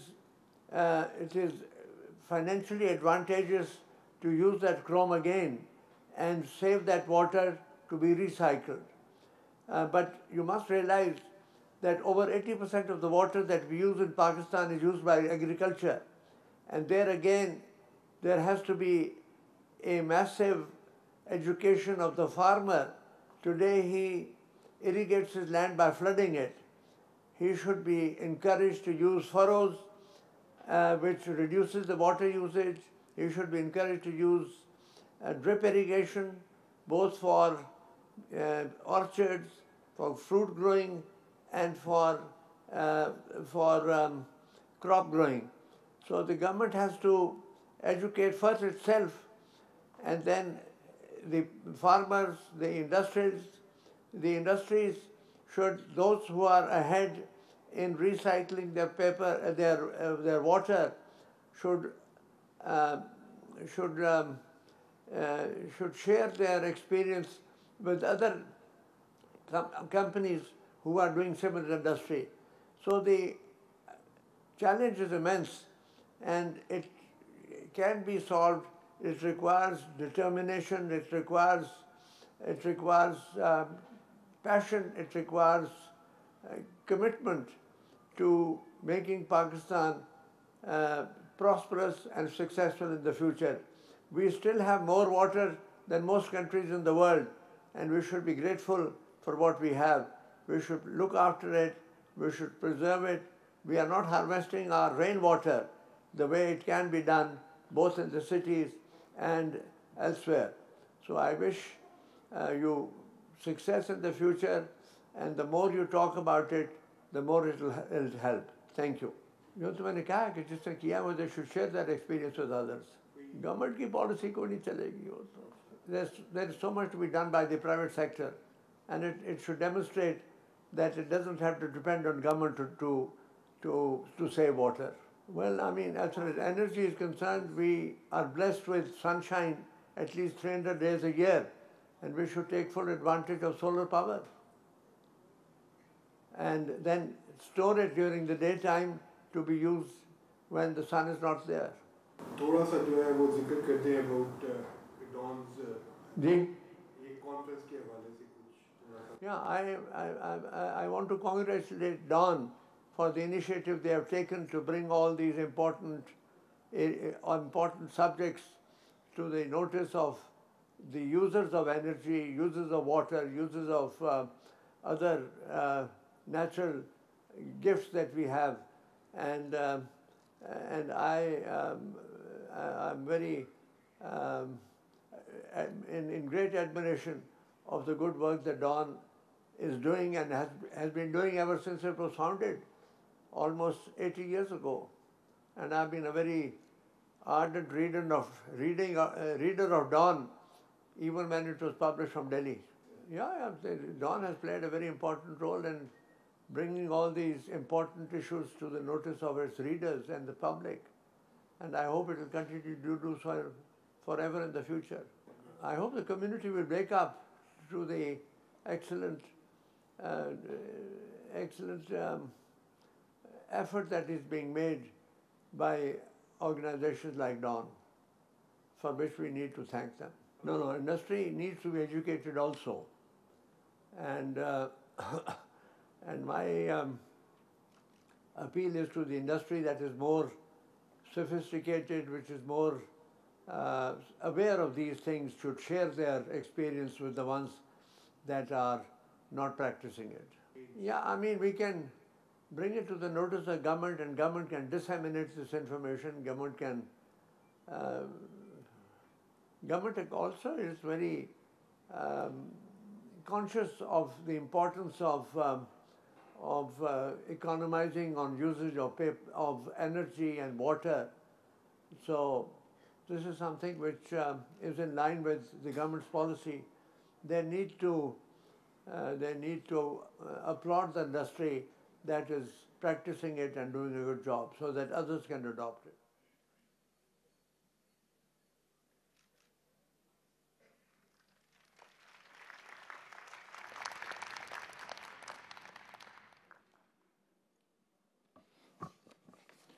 What a privilege to listen to the man, mashallah, 96 years old, absolutely lucid. So we start with the panelists here, and it is my privilege to welcome them, and I'll go one by one. This, as I said earlier, extremely rich talent sitting there and experience. In fact, it makes my life easy, but also it's very intimidating to try to moderate them. So the first speaker is Wajiha Qamar Sahiba. She is Parliamentary Secretary, Ministry of Planning, Development and Special Initiatives. What I will do is I'll pose a question for them and they can answer or whatever they want to respond the way they want to. So, aapke liye, the question is, Pakistan has made ambitious commitments towards net zero through NDCs. In terms of private sector, many are setting net zero targets. However, they struggle with scope 3 emissions, which will require better transport infrastructure. For example, if you look at EVs, what are your plans for the next 5 years? The private sector needs to be engaged and apprised of future plans. How is the Planning and Development Division engaging them? Thank you, Munir Kamal Saab. The government of Pakistan has developed a revised EV policy and public-private partnership framework to encourage private sector investment in clean transportation. First of all, the government of Pakistan is reviving the EV policy to encourage private sector investment and the entire EV value chain, which includes battery development, recycling, charging, infrastructure, and EV assembly and manufacturing. Then the incentives have been developed to promote adoption of low-emission vehicles. Emission standards are also being developed and enforced to regular emissions. The government has developed an incentive mechanism to encourage investment in the EV charging infrastructure through public-private partnership.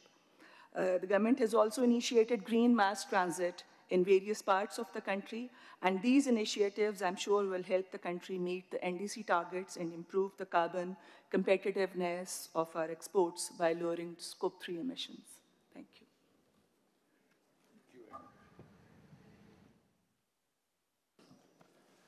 Our next panelist is Syed Fakhr Ahmed. Syed Fakhr Ahmed is the Chief Corporate and Regulatory Officer, Jazz, and Chairman of PMD Board. The question for you, Fakhr Saab, is how can the power of digitalization be leveraged to promote sustainability across all levels, governments and citizens across, to drum up support and action to the cause of climate change? And on this point, because we are going to do a digitalization session for our summit, I get the feeling that while Pakistan has been left behind in many fields on digitalization, I think we can make up for the lost ground very, very quickly if we put our act together. Thank you very much. Thank you, sir. I think you have very rightly mentioned that digitalization will bring along a solution to a lot of things we do and how we do our governance mechanism around various aspects of our economy and society. But today we are talking about sustainability and ESG. So in this thing, I think the tech companies, they have started to do a lot. First thing is that most of the tech companies are now geared towards the net zero ambition, which is, number one, is in the larger scope of things, is to reduce their carbon footprint by using renewable energy. Because all the technology and all the tech economy is powered by electricity. And electricity comes from fossil fuels, which is not sustainable. Then it comes from batteries, which is lithium, which is not right for the human rights. So what do we do? So in that capacity, then, you know, the technology coming up with hydrogen power, solar, wind, hydropower.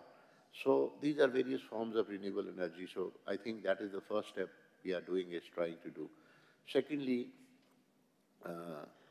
awareness is something, because the digital sphere carries the information faster than anybody else, through social media, through apps, etc.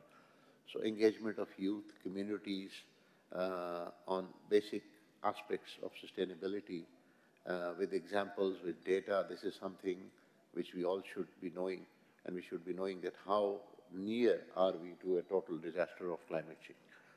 Third thing is that early warning. So every different kind of climate disaster, for example, floods, which Munir Saab just mentioned, has caused a couple of billions of dollars losses to Pakistan, and that happens anywhere in the world.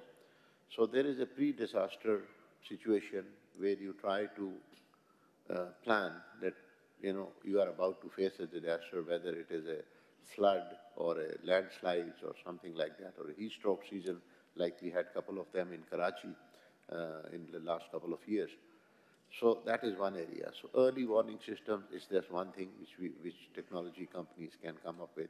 The second thing is that during disaster, to ensure that there is a communication and outreach and help to the affected community and the affected economy is on.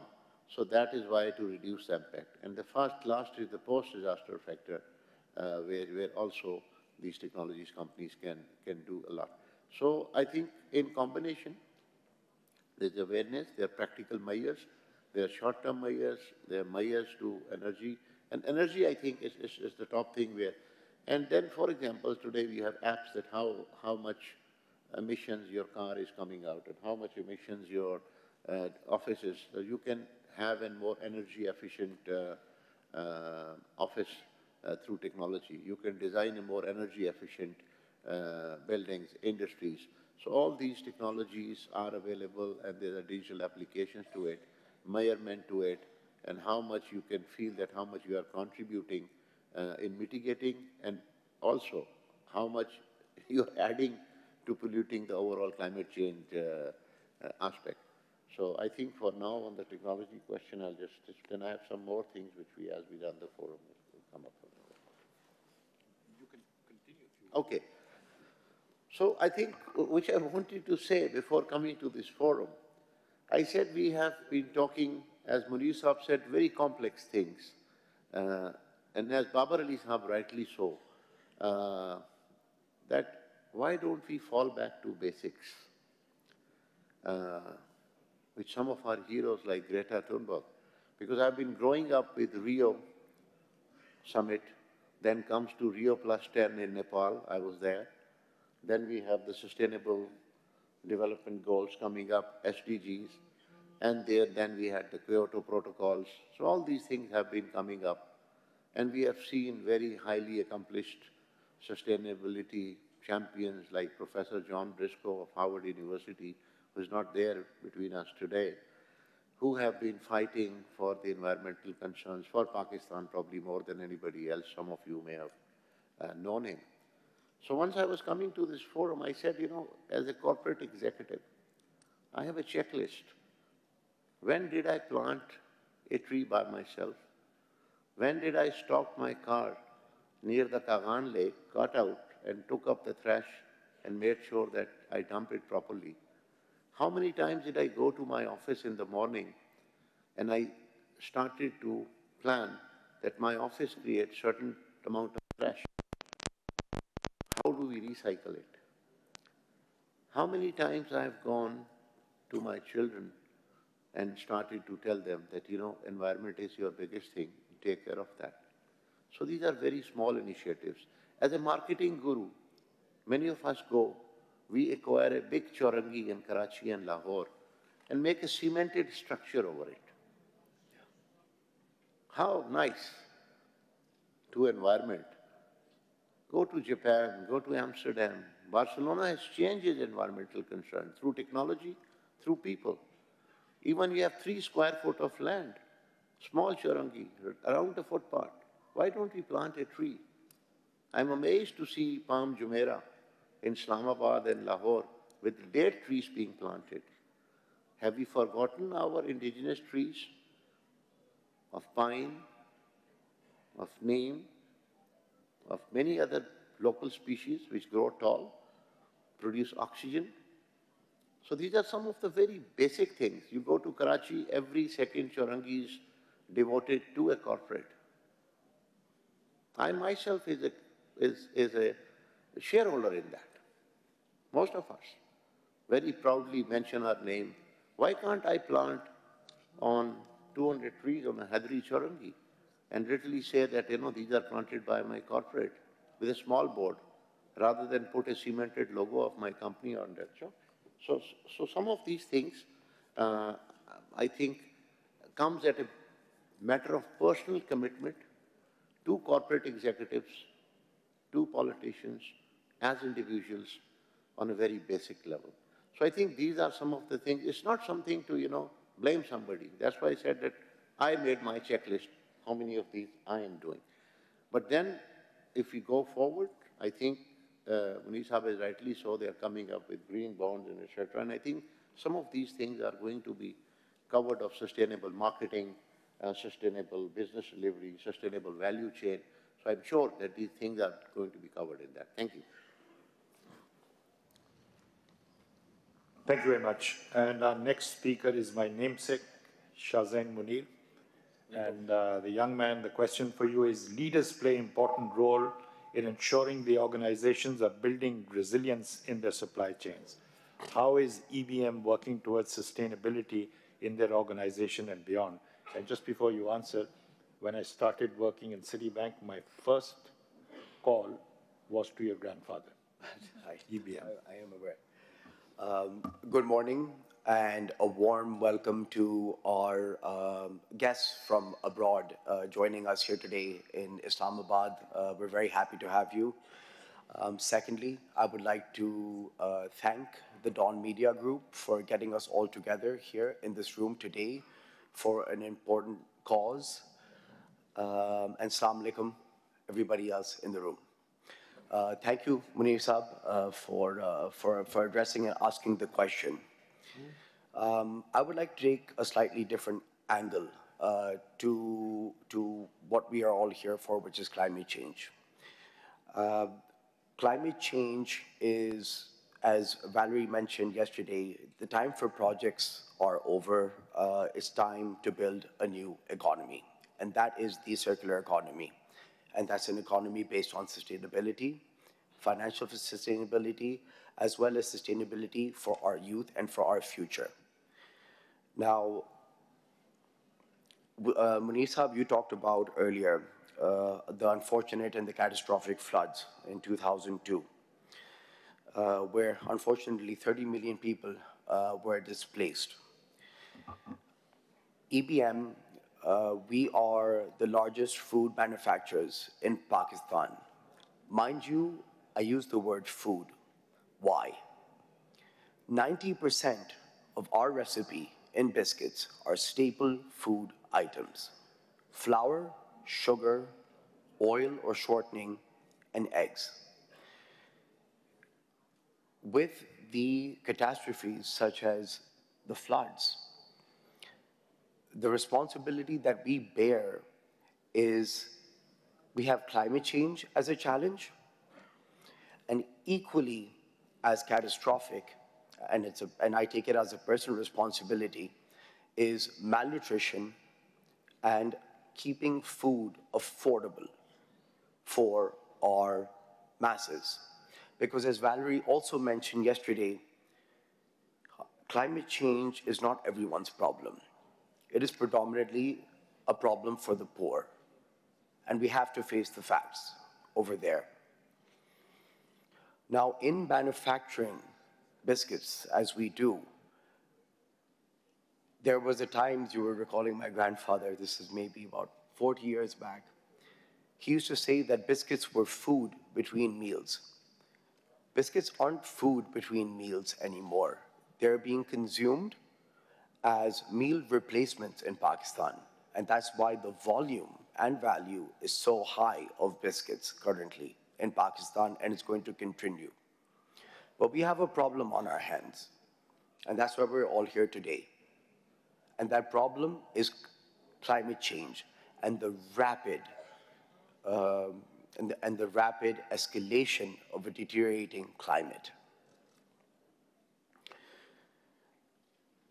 I would just like to give an example. When the floods had hit, unfortunately, our flour saw a movement between 80 rupees per kg to 150 rupees per kg. That's almost double.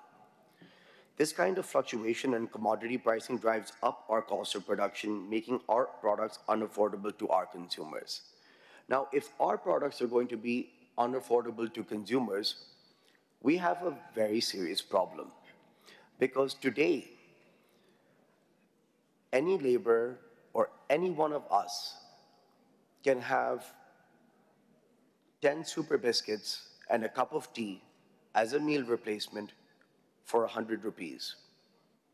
The next alternative for food is to have 2 rotis and dal, which is the equivalent caloric value and macronutrients that our biscuits have. You see the gap and divide over there in terms of the cost of what it takes for someone to feed themselves and their families. So being the largest manufacturer of food products, again, I reiterate that the responsibility is not only, as we've been talking about for the past 2 days, yesterday and today. Yes, the private sector, which is us, we will lead, and we will continue to lead. But we need, the time for awareness is over, the time for projects is over. I'll get into some of the things that we've done, but those aren't important. It's about what we are going to be doing in the future collectively. The private sector will drive, but we need the government to support us in keeping food affordable for our masses. The biggest asset that we have in Pakistan is our youth, but the demographic dividend is growing. Now, if I don't have a healthy youth population and a deteriorating climate, yes, I'm worried today, but I'm furthermore worried for the next 20 years. This is our workforce. The youth of today are our professionals in the next 20 years. If they are malnourished, if they don't have a healthy environment that go hand in hand, here we are today. What is to be of us as Pakistan and as Pakistanis in the next 20 years?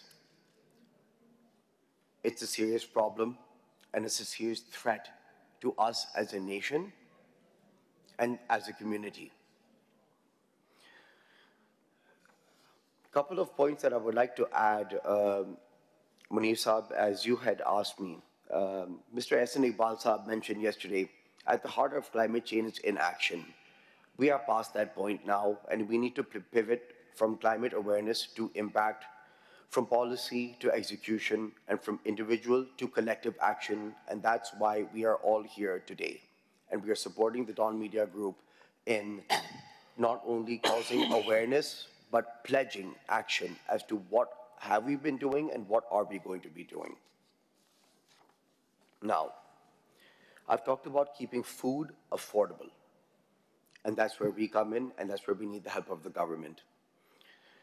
As EBM, as Munir Saab, as you had asked, we are targeting 7% greenhouse emissions reductions by 2030, focused on scope 1 and 2, with the ambitious plans to achieve net zero by 2030 by moving to clean energy and planting 100,000 trees in the next 4 years.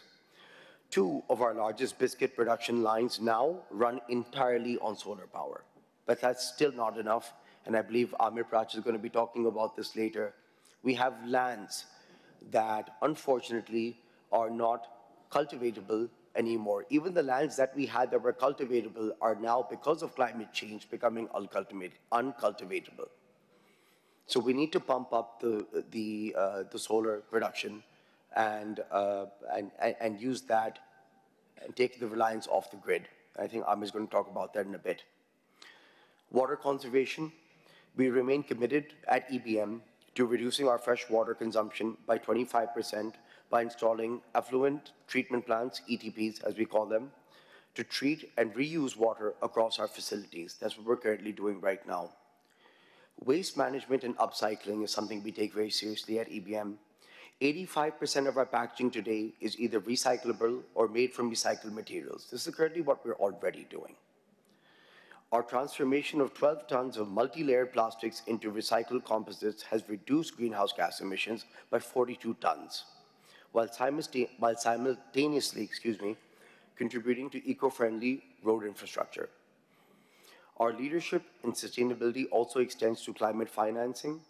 Like Justice Masood Ali Shah pointed out, climate finance lies at the heart of climate justice and is no longer a need, but a moral obligation that all of us have. And that goes to speak about what we are doing, some of the initiatives that we've taken with regards to the supply chain and food scarcity, which is as big of a problem as climate change as we have.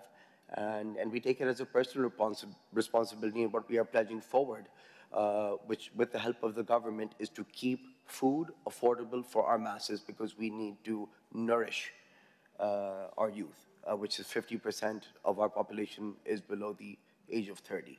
Thank you.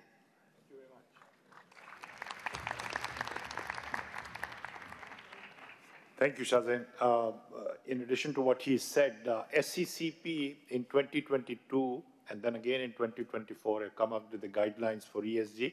And I think now they've made it a voluntary disclosure, a must for all listed companies on ESG. So as I was saying, the regulators understand the importance of this, and both at the State Bank and SCCP, they are taking measures that will push the private sector and indeed the business sector in the right direction over the years. Thank you very much, Shahzain. Thank you. Our next speaker is Kate Wilson-Hargreaves, and I believe you come all the way from England. London, yeah. Well done, and thank you very much for that. She is Director Climate and Environment, DAI UK. So I asked her before that she brings so much rich experience that I'm not going to bind her in one question. You can talk about anything in your allotted time. And once again, thank you very much for coming. Thank you. Thank you very much, Munir, for that warm welcome. And thank you and congratulations to DawnMedia. It's fantastic to have this spotlight on the climate challenge to develop a kind of crucial national conversation about climate action. And congratulations on your excellent supplement that was in the paper yesterday. So, as Munir said, I'm the Director for Climate at DAI, which is Development Alternatives, Inc. It's a global international development company and has been operating in Pakistan since 1982 and has 35 excellent projects that have been increasing economic growth, boosting efficiency in trade, supporting human development, and encouraging the role and voices of women in the economy and in governance. I think there have been some recurring themes at this conference yesterday. We heard that climate finance needs turbocharging. There just isn't enough of it. There's not enough money. There's a bewildering array of vast figures bandied around yesterday about the need and the money that is available but just isn't flowing fast enough. So the second point is the flow is too slow.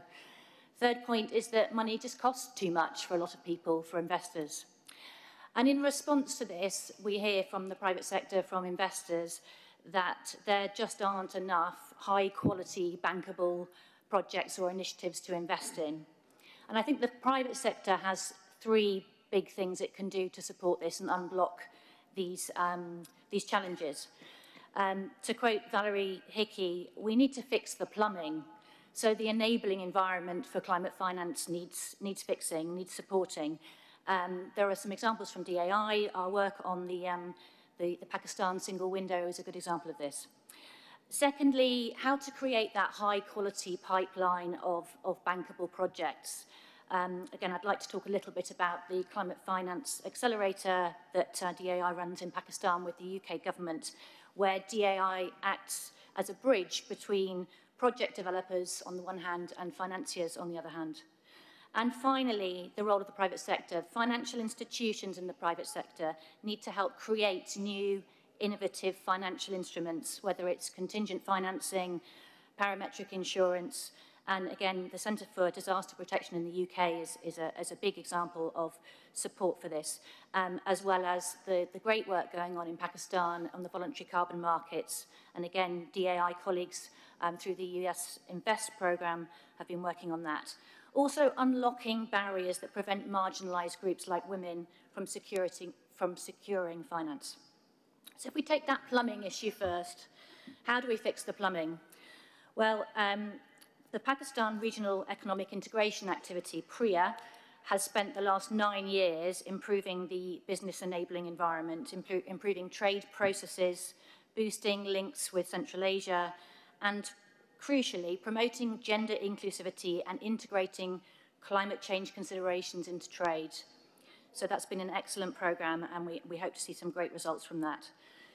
Secondly, on the question of the high-quality pipeline of investable projects that our friends in the finance sector talk about a lot as being a gap, the Climate Finance Accelerator is a global UK programme led by DAI in Pakistan, and it takes innovative ideas or high-risk ideas and takes them to scale, supports them with technical assistance, and then allows them to test and then take to scale. So DAI runs a selective, competitive process, and out of 200 proposals, for example, in the first cycle, we selected 22. We provided them with technical assistance from climate experts, from social impact specialists, and helped take them to scale.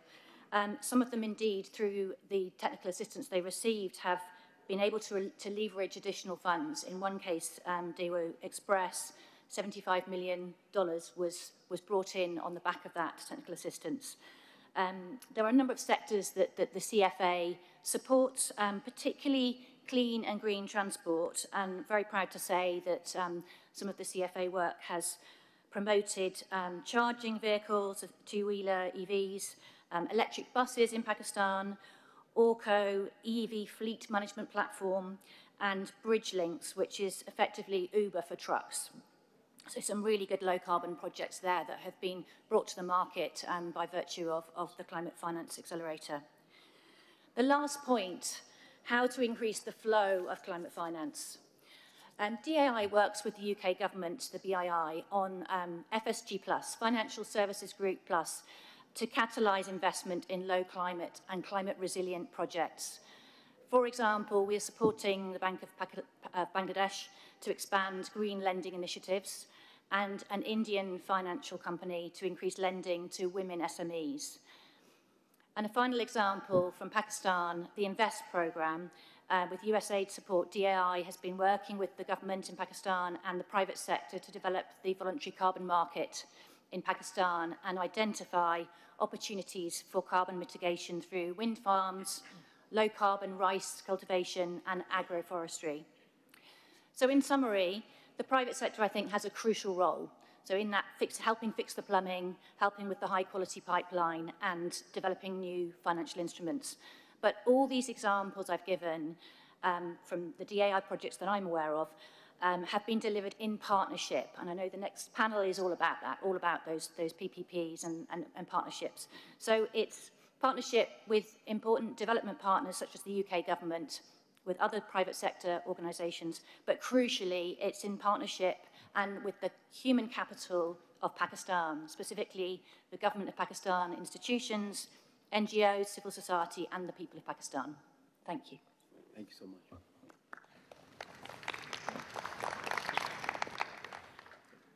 Thank you very much. Our next speaker is Mr. Danish Khalik.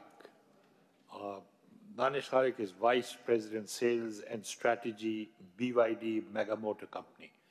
Now, BYD, we know, is going eyeball to eyeball with Mr. Elon Musk, and now they've come in Pakistan as well.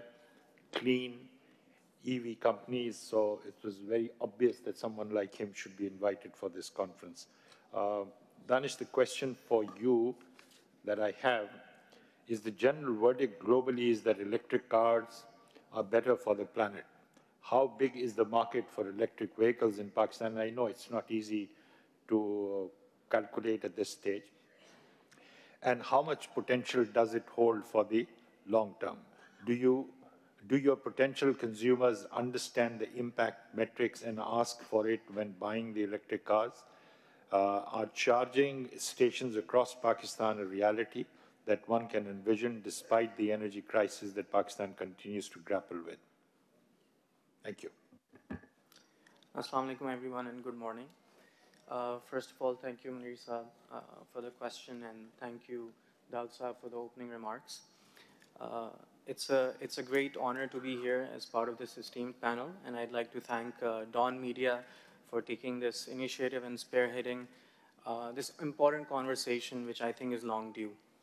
Now, coming back to the question about the general perception of electric vehicles and the impact on the environment, I'll take a step forward and I'll extrapolate and I'll speak about new energy vehicles, which includes battery electric vehicles and plug-in hybrid electric vehicles. And when we talk about impact on emissions, when we specifically look at electric vehicles, there's a reduction of 70 to 80% as in comparison to the traditional internal combustion engine vehicles. And when we talk about plug-in hybrid vehicles, there's a reduction of about 60% from the traditional ICE vehicles. So that is generally the impact that we're looking at, and this includes already the mixed fuel electricity generation, which also has fossil fuels in the mix. Now, talking about overall impact and BYD. So BYD, as the largest NEV manufacturer, has a long-term commitment towards, the environment. And as part of that commitment, they have a program called Cooling the Earth by 1 degree. And up till now, I think the latest numbers from January, if I were to quote, there has been a carbon reduction of about 80 million tons from the switchover to NEVs produced by BYD. And that is equivalent to about 1.3 billion trees absorbing the carbon from the environment. Taking a step forward, I think there was a question about do the consumers ask about these metrics? Certainly they do. There's a learning curve when we talk about generally environmental impact and the transportation sector.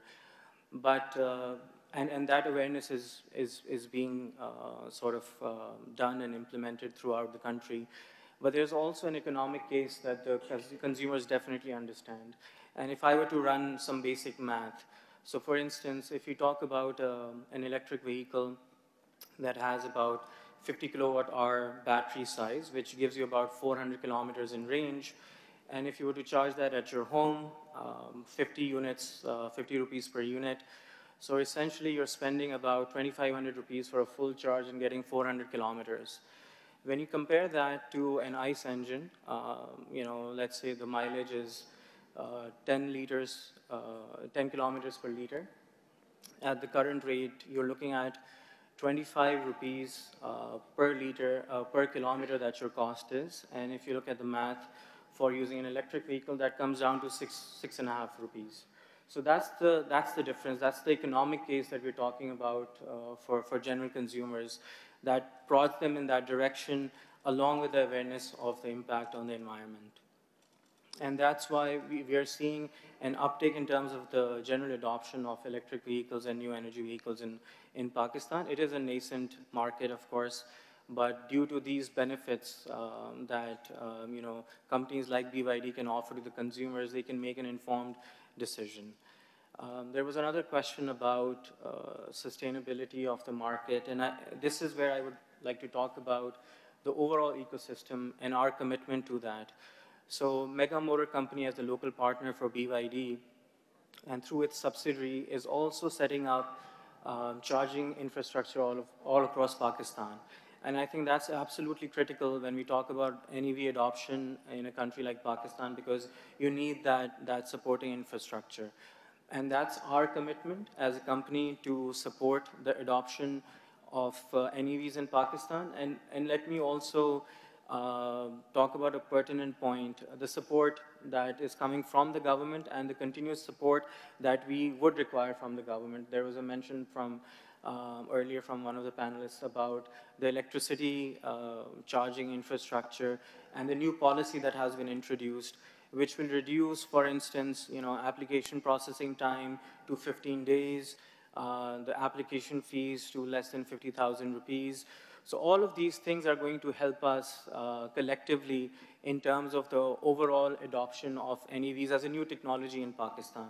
So we certainly are very helpful, and we are very committed as a company and as individuals as well, as professionals, to prod us as a country towards better technology. And NEVs is certainly a rightful solution for sustainable transport in Pakistan. Thank you. Thank you. Thank you, Danish.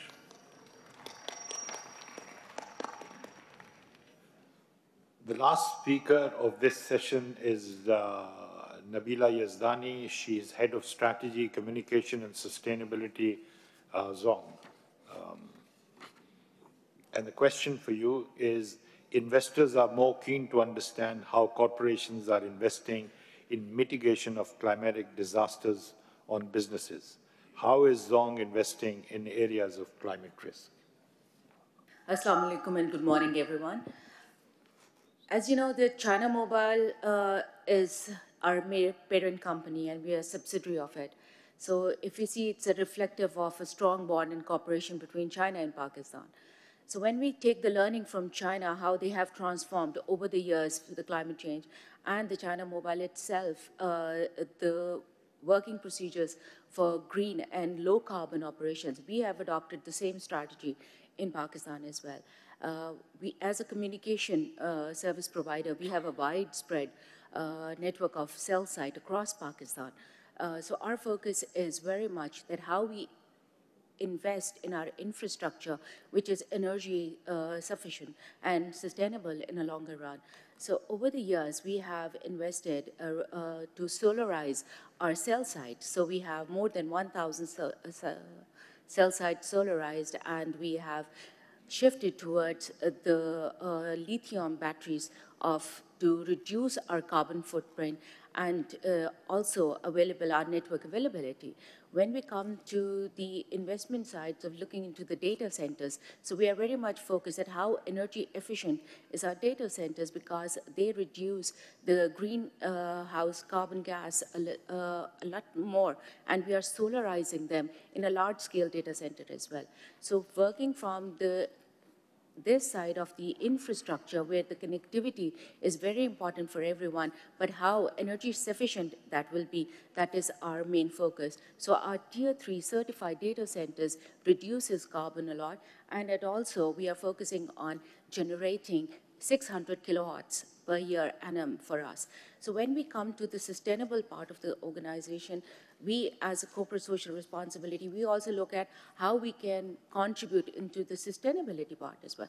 So the green drives, the waste management, and looking on these perspectives, this is where we are focused to changing the environment and the structure. So digitalization is a major part which comes in. So how we are enabling the different organizations, how we are enabling the green energy, and especially if you see in the floods in year 2022, so how we are enabling the communication, how we are enabling our infrastructures to building for the climate resistant change, and also the elevating them to focus more on speedy recovery and the communication, because these are the important factors which contribute towards when it's communication and linking together. Thank you very much. So this is the end of the first panel. Thank you very much, all of you. Deeply appreciate your contribution. And what do we do? Now we shift the panels? Ji. We would now like to thank Ms. Wajiha Kamar, Syed Fakhr Imam, Shahzain Munir, Kate Wilson-Hargreaves, Danish Khalik, and Nabila Yazdani. We will now swap to session 2, and our new guests will be Asim Wajid Jawad, Group Head Strategy, Transformation and Customer Experience, Zishan Sheikh, Country Manager for Pakistan and Afghanistan, International Finance Corporation, Joe Moyer, Development Director, British High Commission, Islamabad, Sobia Becker of GmbH, and Khalid Mahmood Sheikh, CEO, Sindh People's Housing for Flood Affectees. Thank you all.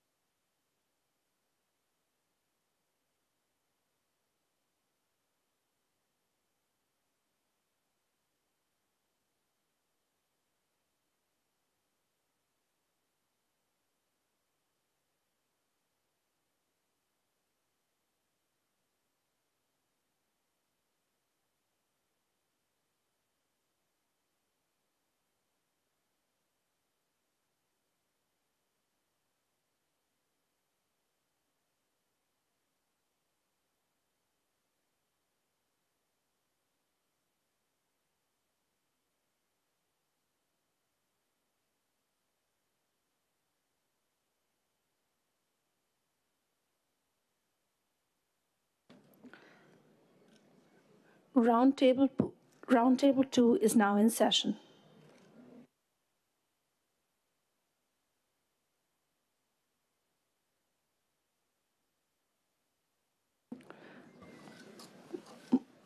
So we have a new panel here. Again, very, very impressive group of people here for the second panel, and I'm sure this is going to be very, very interesting. The first speaker, or the first panelist, is Mr. Asim Wajid, Group Head Strategy, Transformation, and Customer Experience, Bank Al-Falah, I'm sure. Yes, sir. They didn't write Bank Al-Falah, but I knew you were from Bank Al-Falah. Thank you. So the question for you is, how can the financial sector be accountable for climate action? What are the key roles which the banking sector has to play? Bank Al-Falah has also started implementing the ESRM. How important do you think is to provide loans after reviewing the environmental and social impact of the proposals? In terms of green products, Bank Al-Falah recently launched Al-Falah Green Mortgage product targeted for installing solar systems. How do you see the product supporting communities and small businesses? Thank you, sir. Thank you for the question. Thank you to the DawnMedia Group for hosting this wonderful conference. I'm really enjoying it. Munir Kamal Sahab, you have many questions rolled into that. Yeah, I know. And so I'll try and break it down. I think the first broad question around that is, what role can the banking sector play? And should we be held accountable for it? And then the second one is more around Bank Al-Falah's or journey on the environment side. So I'll sort of broadly cover those 2 points. If there's anything that I've missed, you can surely ask. So clearly, banks can be an important force for good and force for change. Certainly at Bank Al-Falah, we believe that.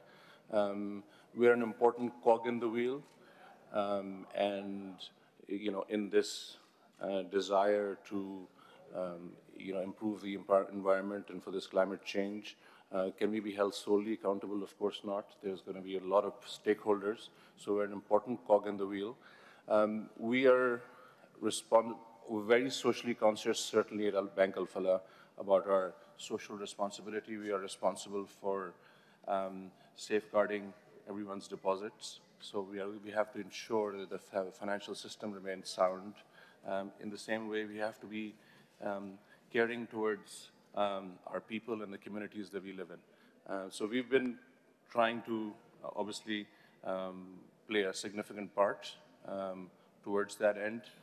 However, there's got to be a partnership model that has to come in place. So you have to have government policy that supports it. We have the example of California. So that California is the leader in climate action in the US, and there's a lot of policy that supports, government policy that supports that whole ecosystem. So that whole ecosystem has to work together to make, to make positive inroads towards climate action. So yes, we can be held accountable if there is, certain policy targets that are given to us, but obviously we cannot be doing it on our own. And I'll give you an example of our journey that we took. So we at Bank Al-Falah are very conscious about our responsibilities. You mentioned about the floods affecting a significant portion of the economy. Some say 30% of Pakistan was affected. We were the largest corporate donor, Bank Al-Falah. We made a $10 million contribution towards the flood affectees and the rehab there. We invested a lot of money. We impacted about 1.1 million individuals in that process, and we were measuring that and getting it audited by a reputable auditor to make sure that we are actually, it's backed up, that information. We invested a lot in getting people to, sustainable housing. We were very conscious about the environment. We are on our essentially journey to become a green bank. That's really our goal. So where did this journey start for us? I have to give credit to IFC, I have to say, because IFC came in as an investor in Bank Al-Falah back in 2014, and that was one of their prerequisites, that we have to set up an environment and social management system. So we put that in place in 2014. We were the first ones to do it. So that was about 10 years ago. And it was an interesting journey because initially when we would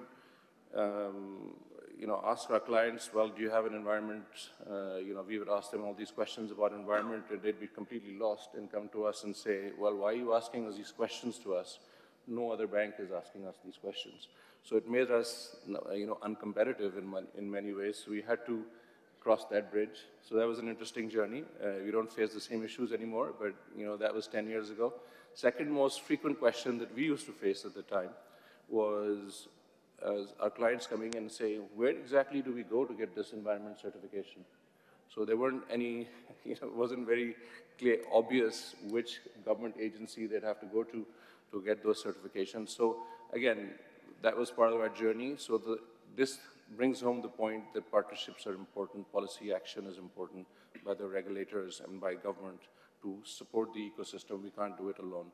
Now, there are systems and policies and procedures now in place. The central bank has been active, so now all the other banks are also, have adopted a lot of these practices, so that's good.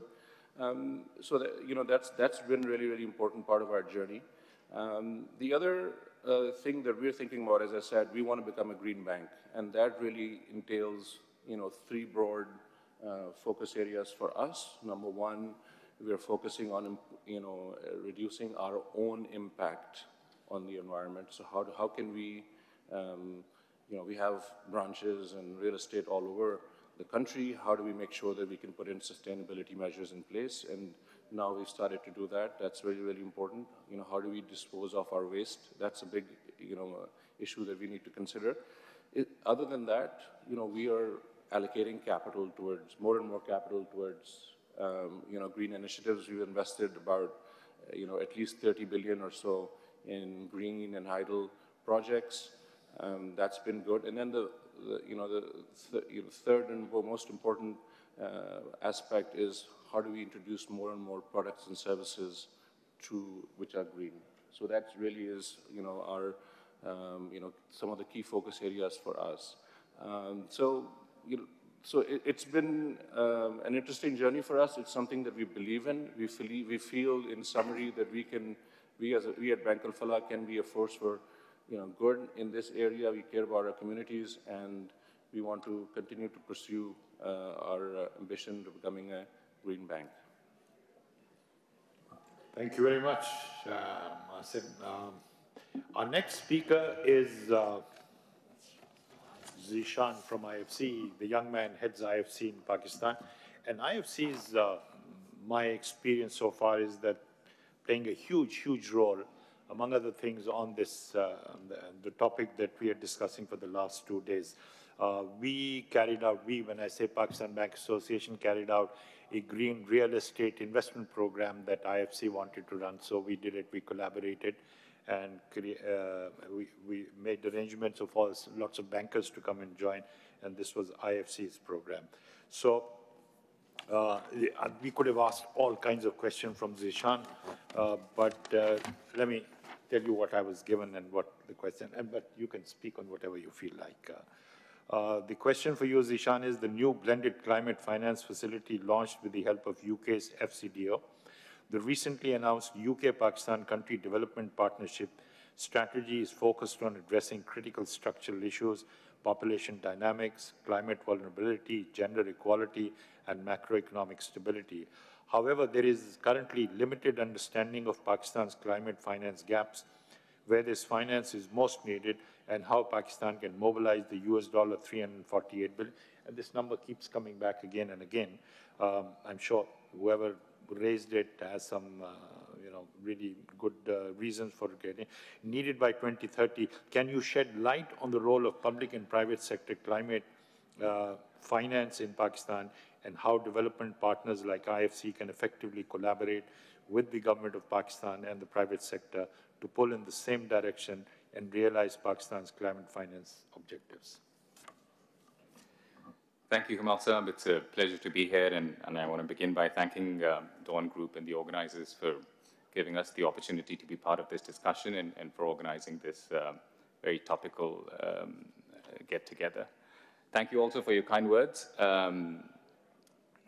So as IFC, as part of the World Bank Group, trying to further the climate agenda is a global priority for us. And in countries like Pakistan, which are amongst the most vulnerable when it comes to the risks of climate change, it is arguably one of the most important areas of engagement.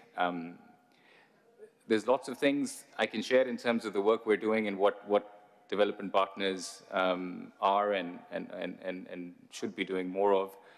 But I thought I'd bucket my response in three areas. So your overarching query was, how can development partners help bring the public and private sector side? So I bucketed that response in three topics. To our mind, there's an overarching role in helping develop the ecosystem around climate finance. Within that, there is a role for policy and regulation, and you talked about some of those things. We were involved in the green banking guidelines that the State Bank issued in 2017, the ESRM engagement, which came later, which has Bank Al-Falah and others involved. Day before yesterday, the State Bank issued a draft of the green taxonomy for public consultation, and I hope within the next month or two, once that gets finalized, that's an important piece of regulatory work. The SECP, as you also mentioned in your remarks, has put out guidelines on disclosures, and we're engaged with them on a number of those topics. Beyond that, there is a lot of scope for policy engagement when it comes to areas like carbon credits. There is some good work happening in the VCM space. A lot more needs to happen in that space. A lot more needs to happen in the compliance market. There is good policies out there on green buildings, but implementation, particularly at the provincial level, is an issue. So a lot of work needs to happen on the green buildings codes. And then on the whole circular economy agenda, which is a major issue for a country like Pakistan that's producing over 50 million tons of waste a year, and almost none of it is being recycled. So I think one big area of engagement is around policy, and that is about sort of using the learnings and the knowledge we have from our engagements in different countries who've been on similar journeys, faced similar challenges, to bring in policies that are enabling. The second part of it is capacity building. And again, I think Asim also touched upon it. While oftentimes there is desire, there is a genuine shortage of people in Pakistan that understand these things, from really basic things into ENS consultants and green building certification folks. So there's a lot of work that needs to happen on capacity building, training the trainers, training regulators, training private sector, both on the financial sector side and the real sector side. So for me, that sort of engagement, which no one IFI can do, I think requires all of us, and there's a lot of good work happening between several of the active entities here. Jo is also here. I'm sure she'll talk about what the UK is doing. All of us and more is needed to work on the ecosystem, which is sort of step one. The second part of it is around really working with the financial sector. It is our view that no IFI or any group of IFIs can really help meet Pakistan's funding needs on a standalone basis. We can help instigate, we can help encourage. Ultimately, the financing needs for climate in Pakistan will need to be met by the financial institutions in Pakistan. And that's core to our strategy. So the biggest push we have in the climate space is in the financial sector. And again, Asim mentioned about some of the work that's happening with Al-Falah, which is one of the most progressive banks in this space. There's others also doing really good work, HBL and others. And again, there is an element of that which is around capacity building, systems, knowledge sharing, and then there's an element of that around product development. And that is everything from green loans, green bonds, sustainability-linked loans. I'm actually happy to share that very soon we'll be announcing what will be Pakistan's first sustainability-linked loan. A sustainability-linked loan is a loan where the pricing on your loan is linked to the borrower meeting certain KPIs under SDGs they pick. In this particular case, water is one of the SDGs that they pick, gender is the other.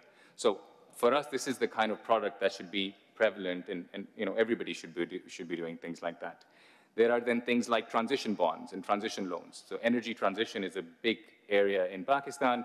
Transition loans and transition bonds are products that fund that transition from a carbon-heavy source of energy to more renewable sources of energy. There are then areas around carbon markets, financing, and various products around it. And the other area in terms of our engagement with the banks is around risk sharing. So oftentimes, while there is interest, while there is a need, risk appetite is an issue for multiple reasons within the banking sector. So one of the things that us and other IFIs are also considering doing is sharing the risk. So, Bank A lends $100 to a company to do something around climate. We take 50% of that. So if that goes wrong, we will take half of that risk, and that encourages banks to get into some of these sectors which are not as traditionally bankable. So that would be the second bucket of what we think is IFIs can do, which is really helping develop the banking sector, the financial intermediary sector in Pakistan. And then the last bit of it is around really developing bankable opportunities. And I think one of the earlier speakers also talked about it. There isn't enough developed, there aren't enough developed frameworks around bankable opportunities. And a big part of it is around public-private partnerships. And again, P3A is an excellent addition, but also the framework of PPPs in Pakistan is that a lot of PPPs sit within the provincial remit, in which of course is very well known to Khalid Saab and others. So we need to build capacity at the provincial level, at the federal level, to try and build in bankable opportunities. And so much of what we talk about in climate has a public and private element, whether that's energy, whether that's water, whether that's solid waste management, whether that's agri. Pretty much all of those areas have an element of public and private intervention. So finding ways to bringing that together is important. The other piece that we're doing on the bankability side is funding some of these things, which is providing long-term financing, which is needed to make a lot of these engagements viable. We have the risk appetite to do these things, and we encourage others to come alongside us. A key sort of ingredient to this mix is blended finance, and that's what you also mentioned in your initial remarks. And we're grateful to our partners in the UK for the SIFPAC facility that IFC has signed with the UK government last year. It's the largest single country blended finance facility that IFC has ever signed globally, and correct me if I'm wrong, but it's also the largest one that the UK has ever signed. That's right, isn't it? I think so. Let's claim that it is. But certainly for IFC, it's the largest one. And it's essentially a climate-focused blended finance facility for the private sector. And it's designed to particularly try and crowd in private investment for adaptation-related areas, which I know over the course of the last 2 days has been rightly so a big topic here. We have also recently engaged with the Green Climate Fund for a private sector-focused water facility in Pakistan. So Pakistan is one of the 7 countries that will be part of this global facility, where again, it's a form of blended finance. And this is important, as I think one of the earlier speakers were also saying, that often financing is not available. When it is available, it's not on terms that makes the ultimate investment viable. So if we can make that, at least for this initial period, viable by either reducing the risk or the cost of that investment, I think they encourage much greater private investment. So those are the 3 big buckets. There's a lot more to be done, and again, it needs everybody, both on the public, private, and the development side, to work together on that. I'll stop here. Thank you very much, Zishan.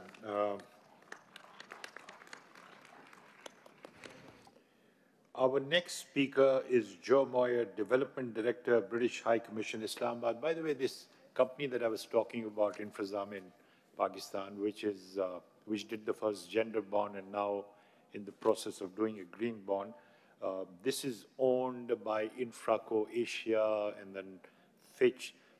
And UK government is behind this effort. So it's an incredibly... Also Karan Daz. Karan Daz is a great institution. I mean, I've been dealing with them, and it's an incredible institution. So thank you very much for that, because this is an incredibly fresh institution, and I'm just found myself to be privileged to be on the board. each time there is a proposal like that. So I have a question for you, and the question is, a recent report by the FCDO highlights that Pakistan highlights immense cost of inaction. That's nothing new for us, actually. What have been the challenges that need to be addressed urgently and opportunities that require investing? How can the private sector and government work together to make the economy more resilient? It's a very broad-based, but it's up to you. How do you want to answer this? Thank you. Thank you. I'll have a go. And thanks to DawnMedia Group for this wonderful gathering over the last couple of days. Very, very informative. So, the cost of inaction. Why do we need to know about the cost of inaction? It might sound obvious. But the truth is that unless you can see which adaptation, investment, or activity to prioritise, there is so much to do, you don't know where to start. So the reason we worked with the Boston Consulting Group to produce this cost of inaction report, and it's on the web, you can find it, it's called Bridging Pakistan's Adaptation Financing Gap, catchy title.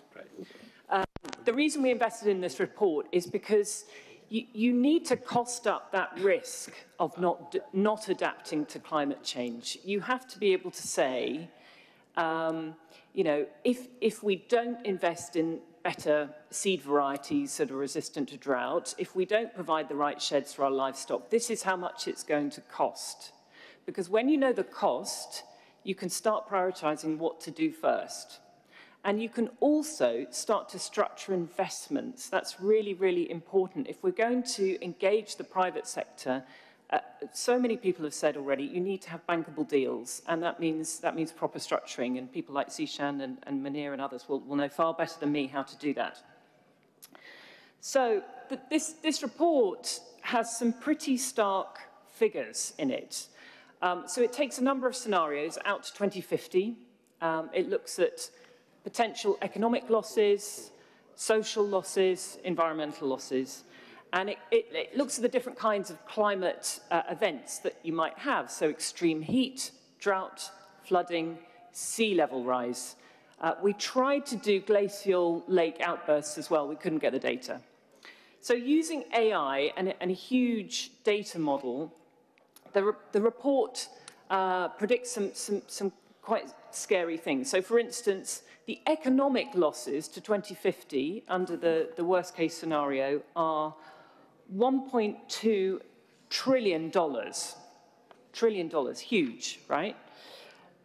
In terms of rice and cotton crop yields, it's also quite frightening. These losses to yields could be as much as 50% by 2050 if we do nothing.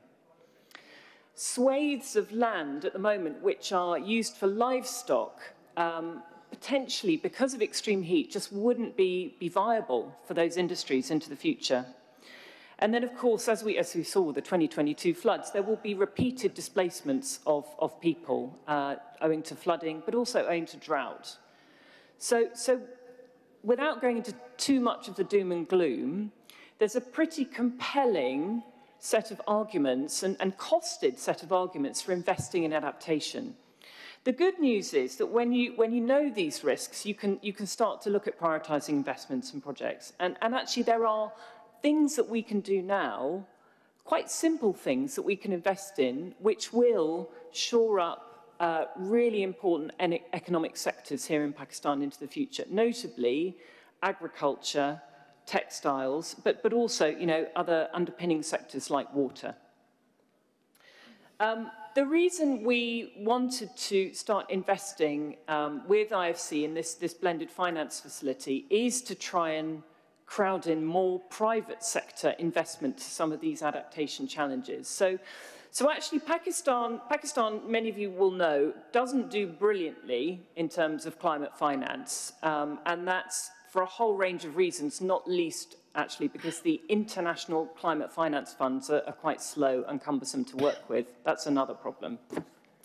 But even with the $4 billion worth of climate finance that Pakistan receives every year, only a tiny percentage of that is from the domestic private sector. It's about 5%. So most of that climate finance coming in is public finance.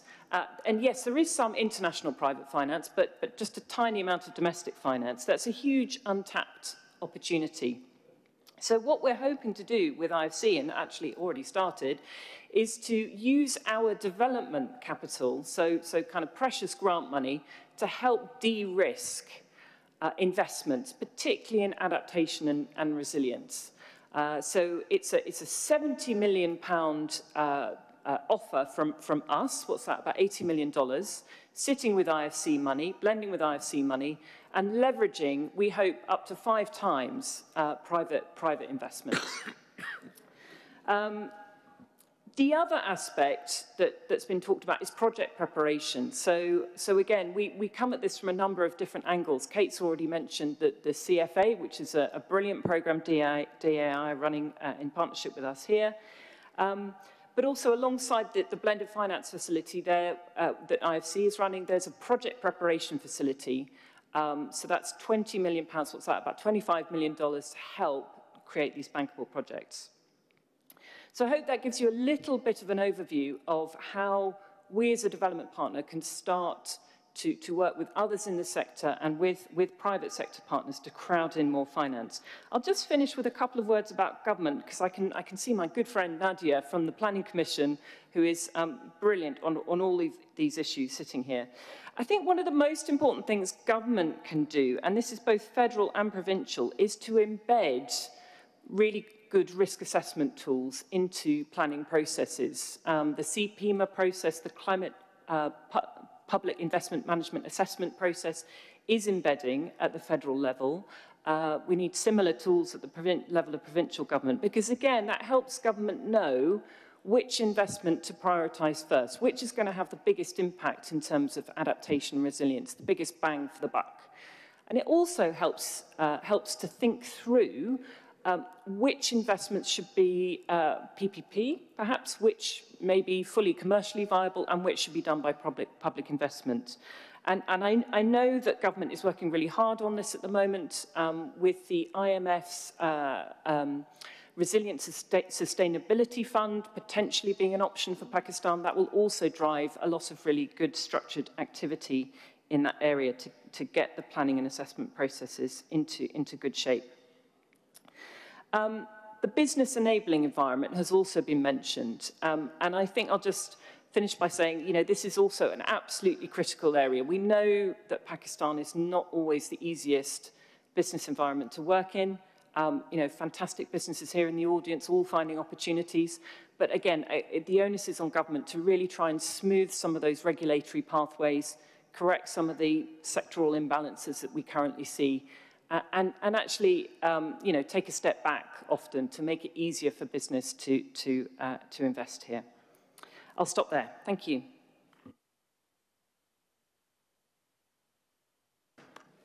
Thank you very much. That was very, very interesting.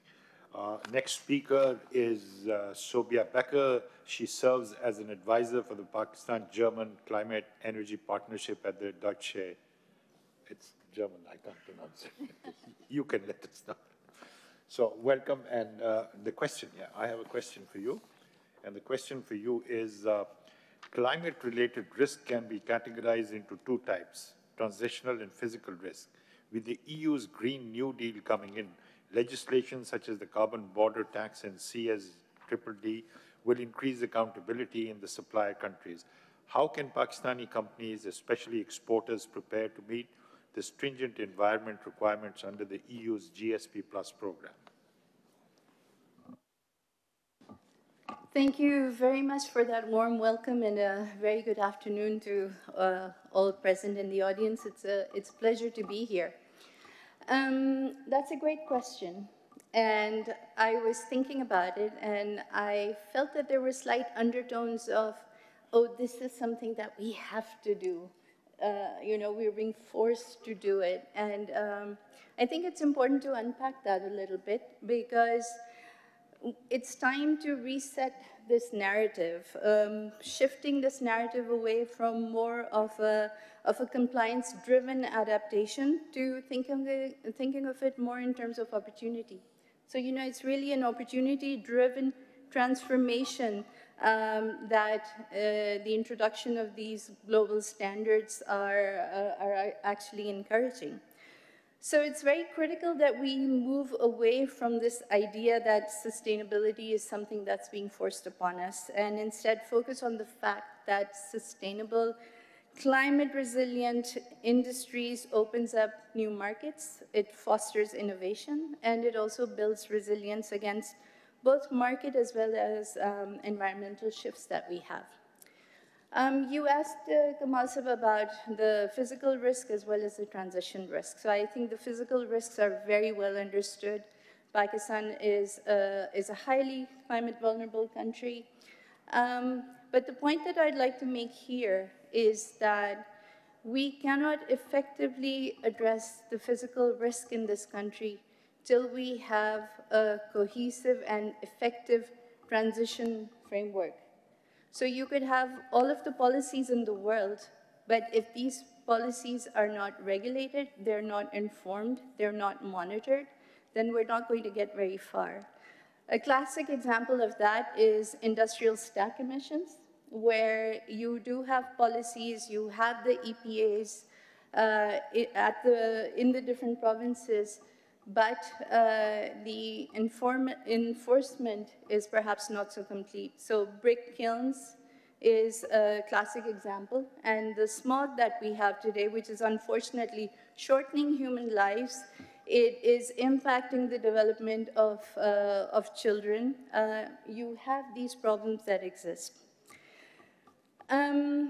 The Pak-German Climate and Energy Partnership represents all of Germany's bilateral investments in this country, and we have a very significant portfolio in climate and energy in this country. So we have a whole of society as well as a whole of government approach to addressing climate change, and we work with government, obviously at the national and the subnational level, but we also work closely with industry. We work with academia, research, and think tanks and civil society organizations to develop a very cohesive and coordinated approach to addressing or achieving climate resilience. I can say with a high degree of confidence that all businesses have experienced negative climate change impacts. They felt it firsthand. Floods, heat waves, shifting monsoon patterns carry far-reaching consequences in terms of energy and resource availability, so that impacts your supply chain, but also in terms of health and safety considerations of your workforce. So these are not unknown. And there are a number of things that the Pak-German Climate and Energy Partnership is doing in the country to address these. The first, and I believe a very solid contribution to this, is developing climate risk profiles. And we've done that for some of the key export-related sectors in this country. And these climate risk profiles point to where investment should go in terms of future-proofing investment in the country, but also in terms of helping the redirection of investments to sectors where it makes then sense to do it. So we have climate risk profiles for agriculture, textiles, as well as some manufacturing sectors to help Pakistani businesses understand and then also craft their response to the disruptions that extreme weather brings about. We have also established a climate risk information portal, and this is, you will find all sorts of information in the public domain. They are there for you to access and drive evidence-based decision-making in the country. In addition to climate risk profiles, what the upcoming global regulations like the carbon border adjustment mechanisms, the corporate sustainability due diligence directive, as well as you mentioned the GSP plus Kamal Sab, the starting point for reducing or addressing the carbon footprint is always going to be energy. You have to address energy in the equation. And in panel one, we had the colleague from Jazz who mentioned that specifically, and Shazain Munir also landed some very good points related to energy. But decarbonizing the energy supply is key. It's going to be key for CBAM, and this is where we are working on decarbonizing the grid, because for CBAM, your products are going to need clean, green energy to the extent possible. We are working on digitalizing grids, so you have smarter grids that are more efficient.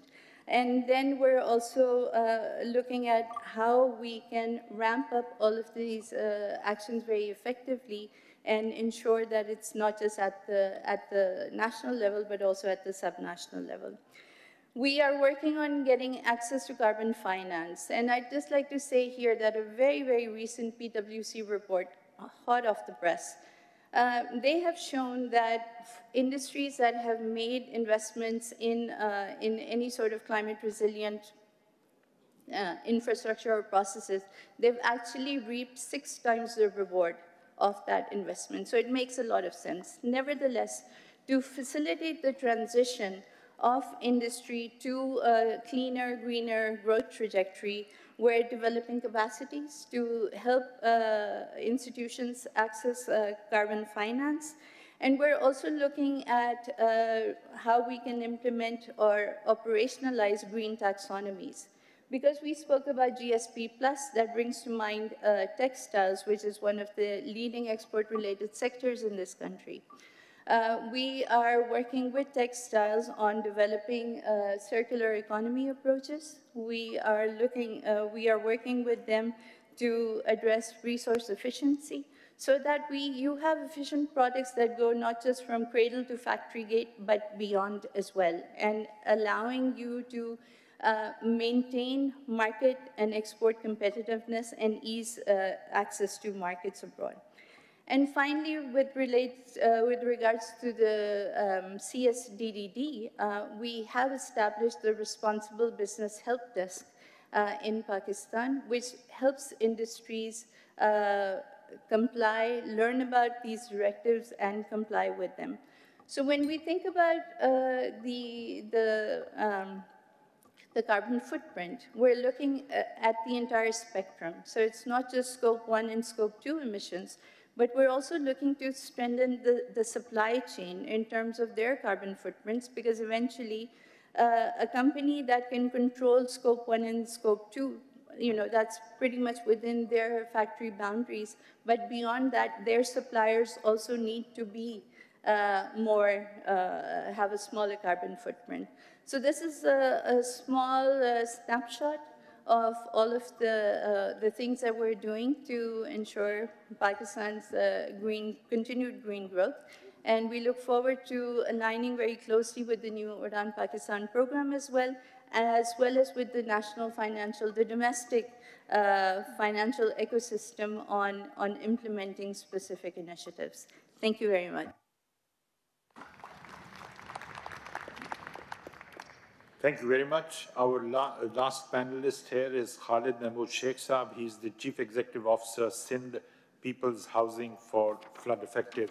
And the question for you, Khalid Saab, is, and it's a must, thank you very much for all you're doing. It's a very critical thing that you're involved with. What have been the challenges that need to be addressed urgently and opportunities that require investing in from the private sector? Thank you very much, Munir Saab, and taking advantage of your using Urdu verse, I will start with the Urdu verse of Allama Iqbal with slight modifications. That वजूद private partner से है तस्वीर कायनात में रंग, इसी के साथ से है जिंदगी का सोज़े दुरूं. Whatever beauty you see around is because of the private sector. Our job, I come from public sector, but our job is to actually allow you to take over most of the activities which we are unable to do. Rather, I will say that we don't do anything. The public sector is good or may not be good, but they are responsible for making policies and vision, bringing vision. And we have the ability to think larger, because I'm CEO of Sindh People's Housing for Flood Affectees, and our mandate is to actually reconstruct 2.1 million houses. And so far we have put around 900,000 houses under constructions, and 50,000 houses are being constructed every month. We are not doing it. The private beneficiaries are doing it. The banks are taking help, helping us, and they are opening their accounts. So everything is being done by the private sector. So our job is to do actually to create vision and to bring policy which is private sector conducive. The history of public-private partnership dates back some 2006 in Pakistan when federal government thought about it, and in 2008, government of Sindh started public-private partnership.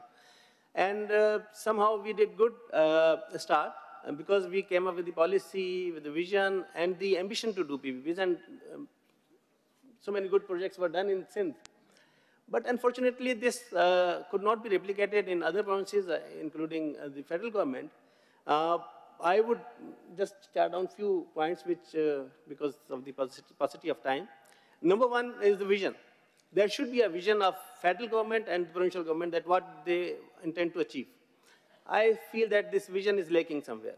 I remember in 2012, Manmohan Singh created a vision of road PPPs in India, and they said we need 100 kilometers a day in public-private partnerships. And then all the infrastructure authorities in India started working towards that. So one thing is that we should create a vision.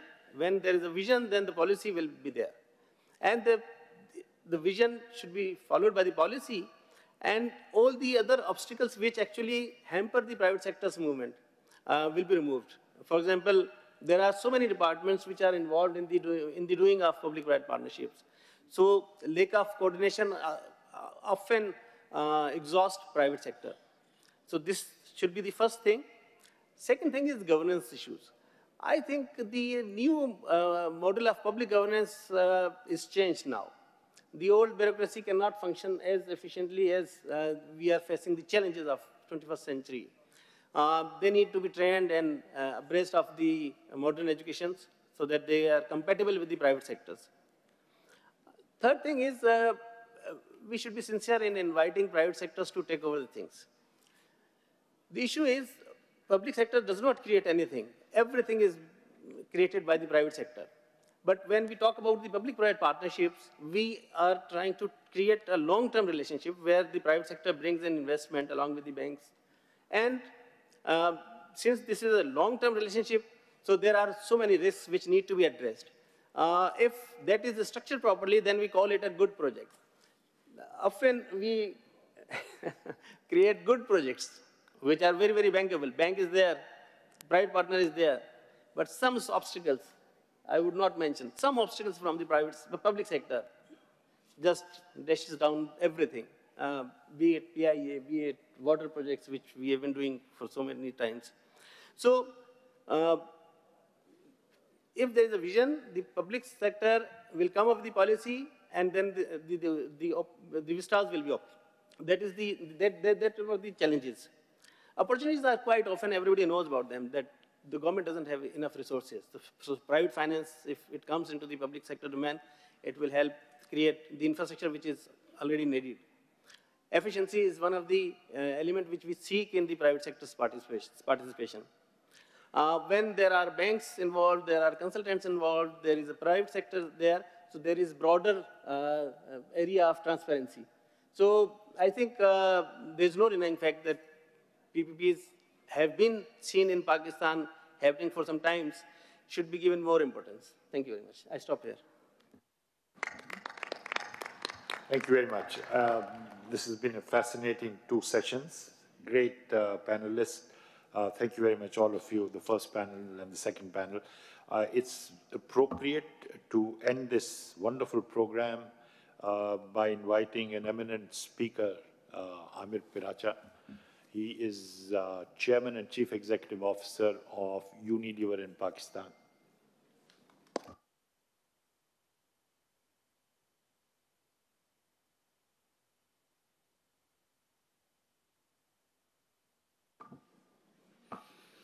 Assalamu alaikum, everyone. It's been quite an interesting last 2 hours. And I've been given the honor for delivering the closing remarks, which is the toughest one, to capture all the enlightening conversation we had over the last 2 hours. But before I start, I would like to start with a disclaimer that I'm not a climate expert, and there's a lot of experts sitting here on the financing side, on the blending financing side, on how to really mitigate the environmental impact in Pakistan. I'm more a practitioner, and I'll actually give my closing remarks more from the lens as a practitioner, and I'll try to basically make things more real by sharing some examples and also what's actually going around. I remember the first time I heard about this climate change, and that is back in 2009. We had a global CEO by the name of Alan Jobe, and he came from Nestle to Unilever, and he set at that time the vision that we will double the business by halving the environmental footprint. Now, that time it was quite a weird thing that you are trying to connect both the business growth with climate. And that was sometime around 17, 18 years back when climate was more like a poster child. It was something distant threat. It was not a living reality. And fast forward 1.5 decades now, and we see that everyone is talking about climate because everyone is impacted. And primarily because what's going around the world, it's not only Pakistan, what has happened in California, a very developed country, it's not going to be sparing any one of us, be it D&E markets or be it developed markets. So that's the disclaimer I would like to start off. I can't stop being conscious of what's happening around us. And what we have been seeing, that the world is actually getting a lot more polarized than it has been in the past about the challenge climate. And there is a degree of apocalyptic horror to these climate events, yet the sense of disengagement and the lack of speed to do more feels as a threat. And it seems like that we are centuries away from the future, which is not the reality. In the fight, flight, or freeze response that the world takes to climate change, our choice is quite limited. We can only fight, and that too with actions, at least until we find a way to the Mars.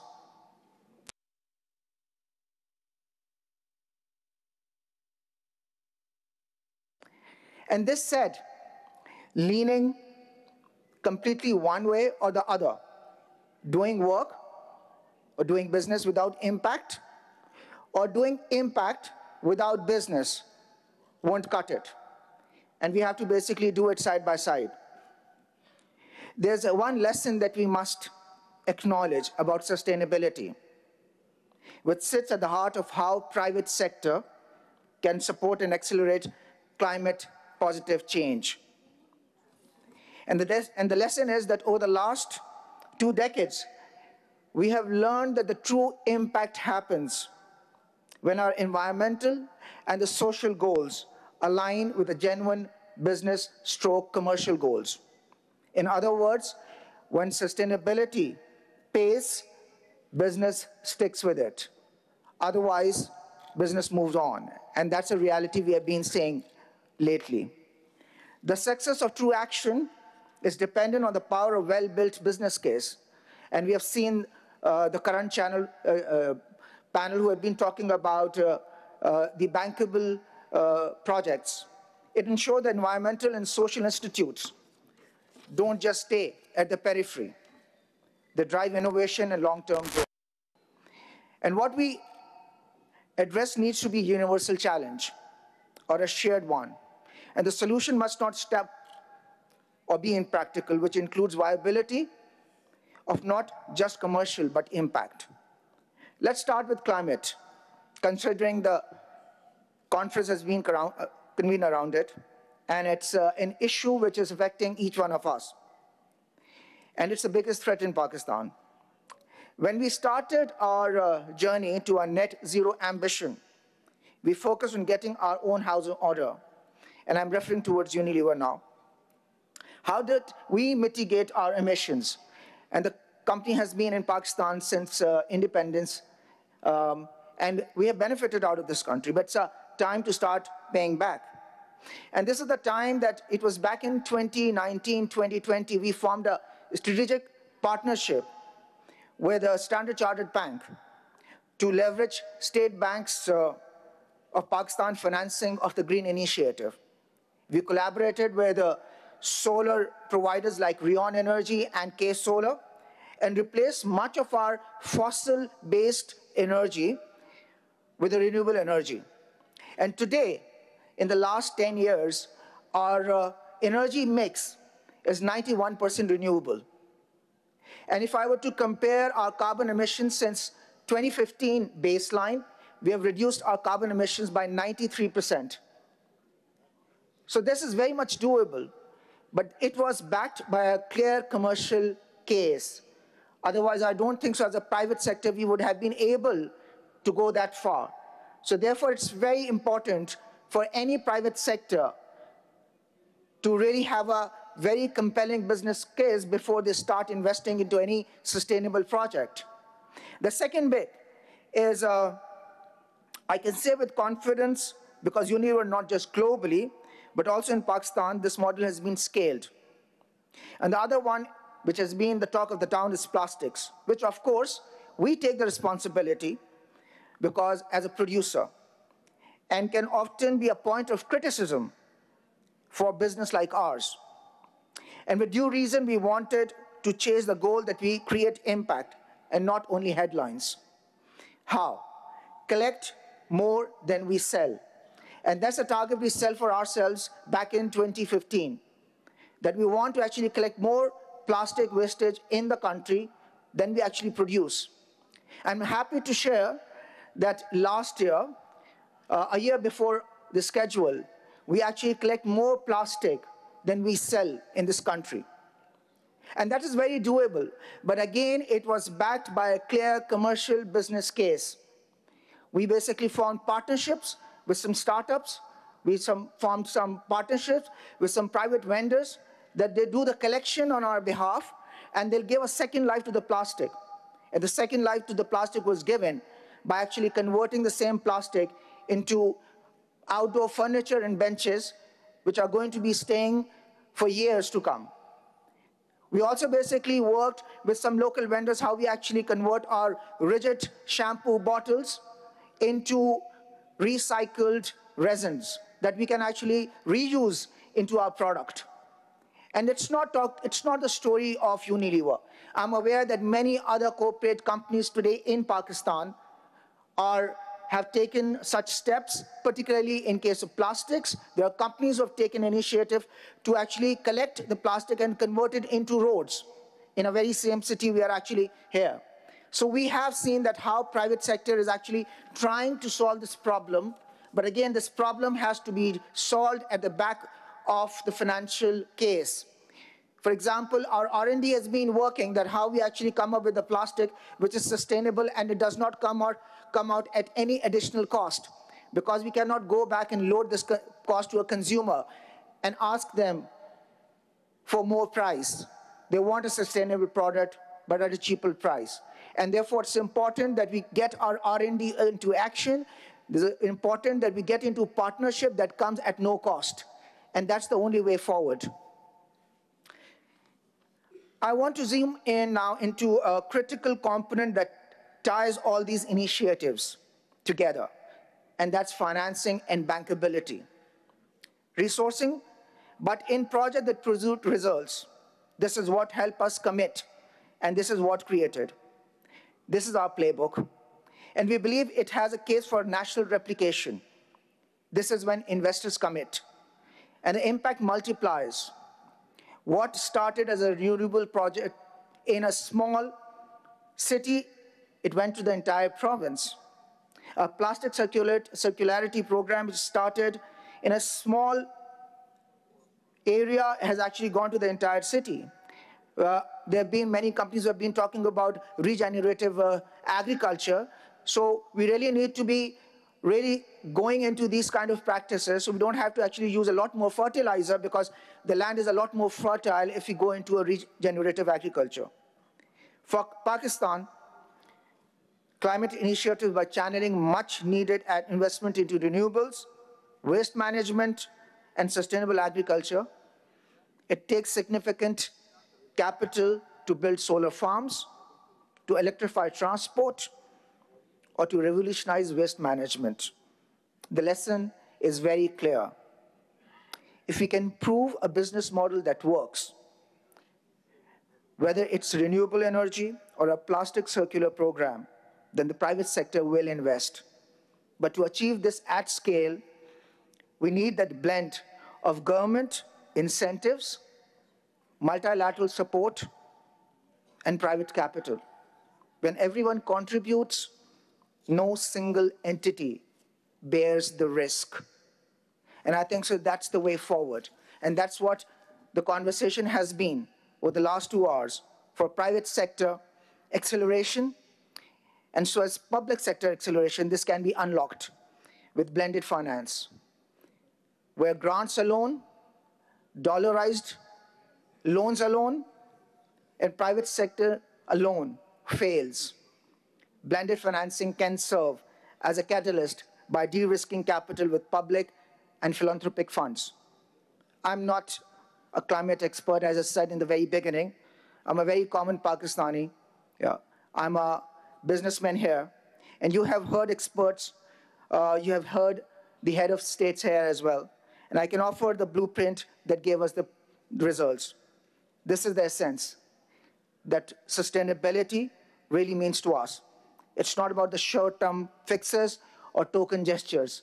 It's about compelling commercial cases, working with the multilaterals, working with the DFIs, working with the public sector, blending that finance, reducing the risk, and actually going for scalable projects. Towards the end, I would like to thank Dawn Group and all the organizers for holding such a exciting and enriching dialogue between public, private, and also the DFIs. I'm sure that from here onward, it's the time to take action. And the biblical floods we all experienced back in 2022, we don't end up experiencing once again. Thank you, and thank you, everyone.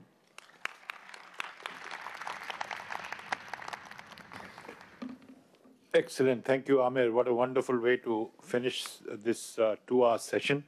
I would request you started it, you sum it up, and I'll say a few words in the end. And then we were going to do question and answer, but I think there is so much of rich information that I have on my plate from 2 sessions that I need to sit down, and I will send you to the Ministry of Planning the questions. But at the moment, if you can just sum up, and I'll also say a few words at the end. Thank you, Munir Saab. This has been absolutely an extraordinary discussion from eminent panelists.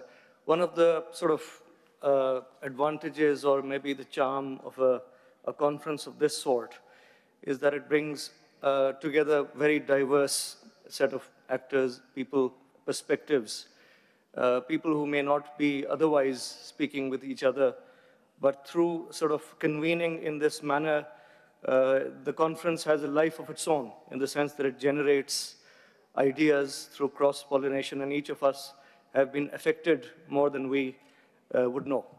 But it is also, in another way, I think quite interesting that one gets to sort of see things that one would otherwise not know, as they are sort of voices and work that is happening and not otherwise known in a particular field, in this case, climate change.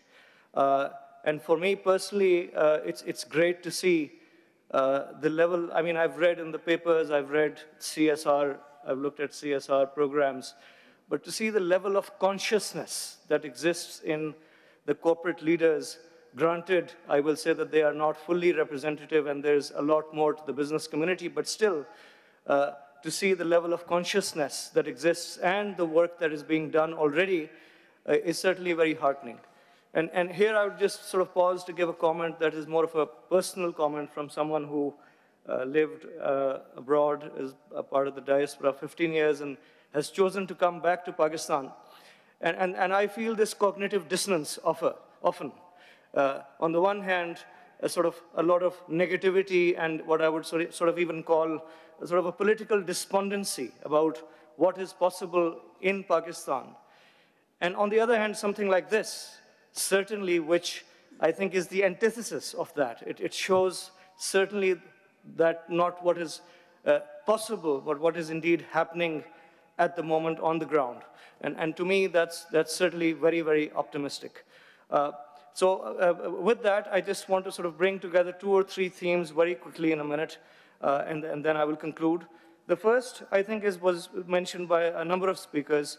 Asim Wajid sort of mentioned it interestingly as being a cog in a wheel.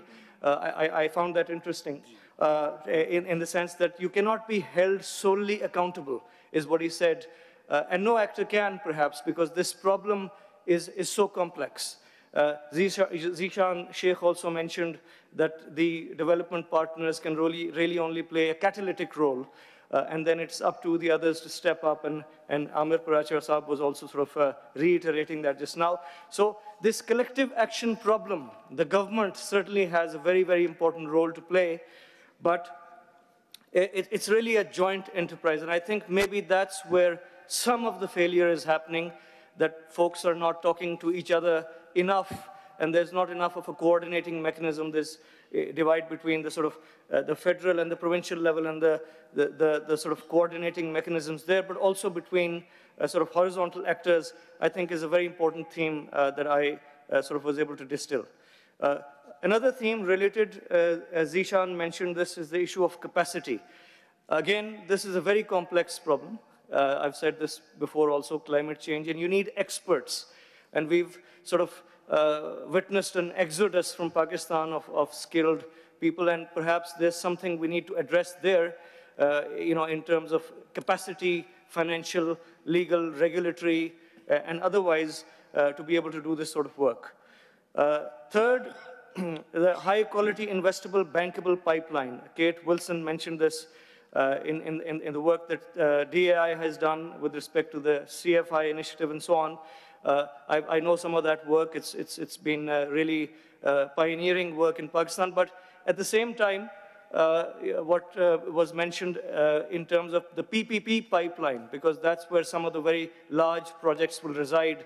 I think a lot more needs to be done here because there is an upstream failure.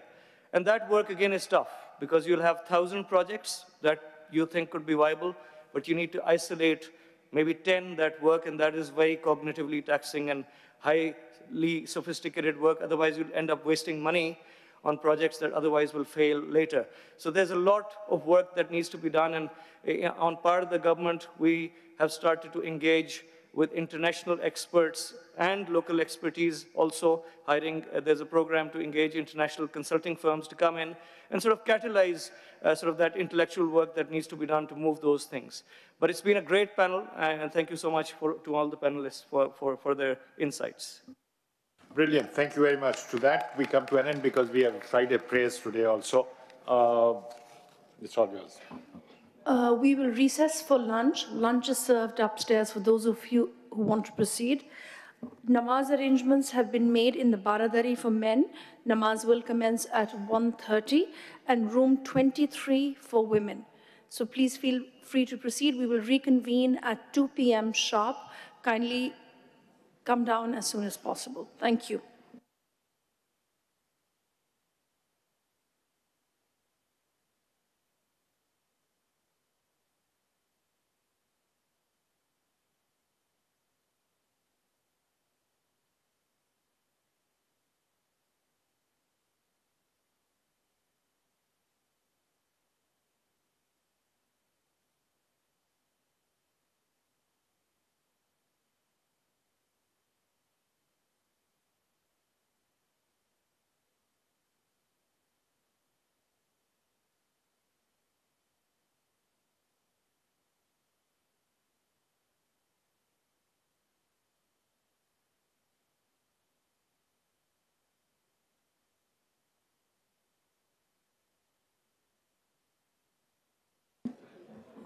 A short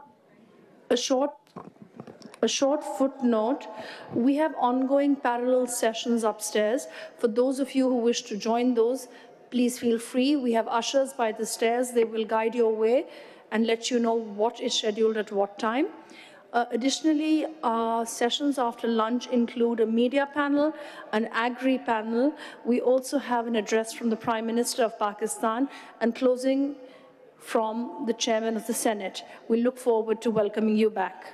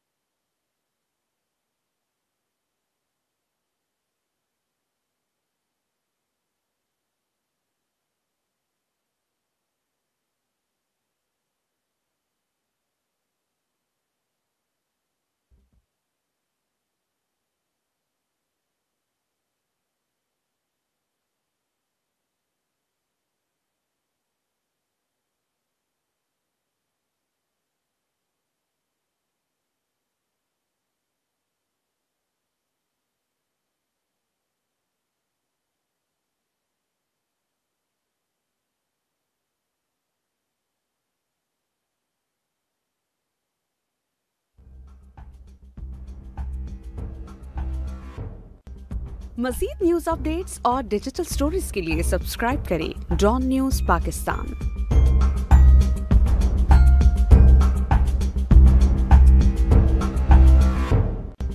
मज़ीद news updates और digital stories के लिए subscribe करें Dawn news Pakistan.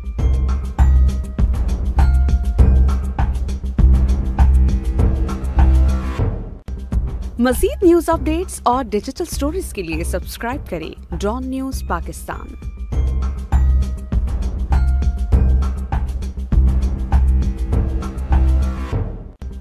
मज़ीद news updates और digital stories के लिए subscribe करें डॉन न्यूज़ पाकिस्तान।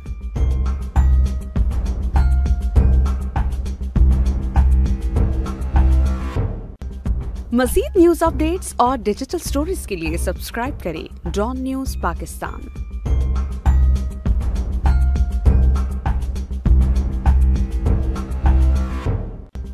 मज़ीद न्यूज़ अपडेट्स और डिजिटल स्टोरीज के लिए सब्सक्राइब करें डॉन न्यूज़ पाकिस्तान।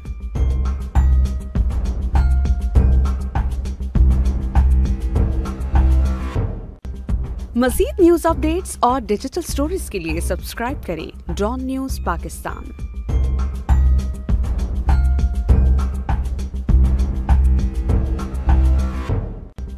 मज़ीद न्यूज़ अपडेट्स और डिजिटल स्टोरीज के लिए सब्सक्राइब करें डॉन न्यूज़ पाकिस्तान।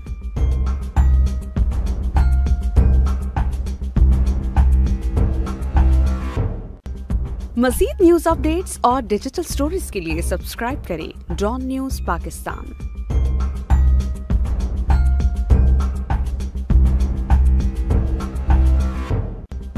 मज़ीद न्यूज़ अपडेट्स और डिजिटल स्टोरीज के लिए सब्सक्राइब करें डॉन न्यूज़ पाकिस्तान।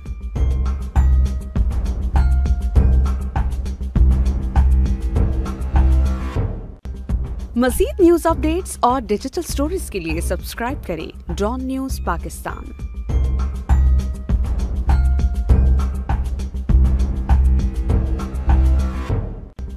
मज़ीद न्यूज़ अपडेट्स और डिजिटल स्टोरीज के लिए सब्सक्राइब करें डॉन न्यूज़ पाकिस्तान।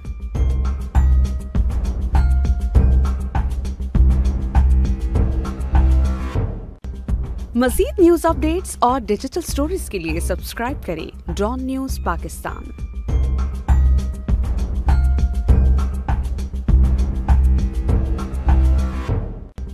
मज़ीद न्यूज़ अपडेट्स और डिजिटल स्टोरीज के लिए सब्सक्राइब करें डॉन न्यूज़ पाकिस्तान।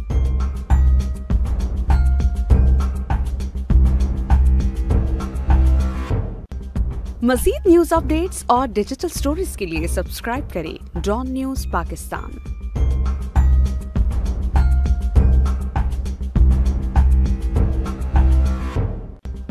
मज़ीद न्यूज़ अपडेट्स और डिजिटल स्टोरीज के लिए सब्सक्राइब करें डॉन न्यूज़ पाकिस्तान।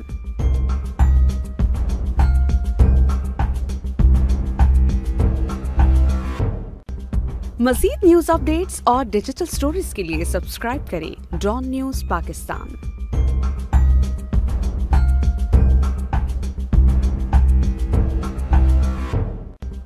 मज़ीद न्यूज़ अपडेट्स और डिजिटल स्टोरीज के लिए सब्सक्राइब करें डॉन न्यूज़ पाकिस्तान।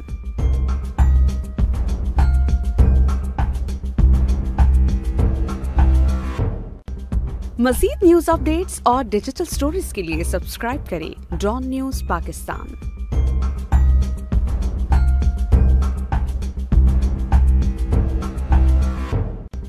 मज़ीद न्यूज़ अपडेट्स और डिजिटल स्टोरीज के लिए सब्सक्राइब करें डॉन न्यूज़ पाकिस्तान।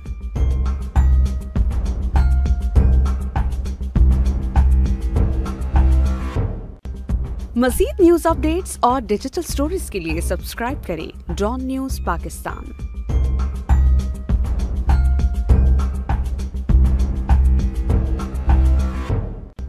मज़ीद न्यूज़ अपडेट्स और डिजिटल स्टोरीज के लिए सब्सक्राइब करें डॉन न्यूज़ पाकिस्तान।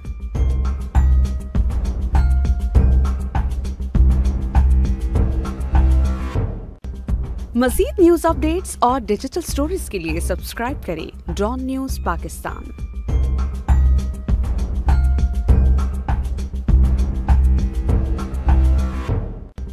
मज़ीद न्यूज़ अपडेट्स और डिजिटल स्टोरीज के लिए सब्सक्राइब करें डॉन न्यूज़ पाकिस्तान।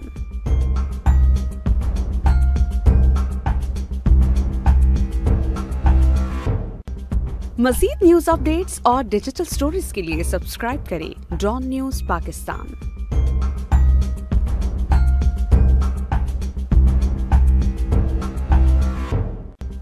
मज़ीद न्यूज़ अपडेट्स और डिजिटल स्टोरीज के लिए सब्सक्राइब करें डॉन न्यूज़ पाकिस्तान।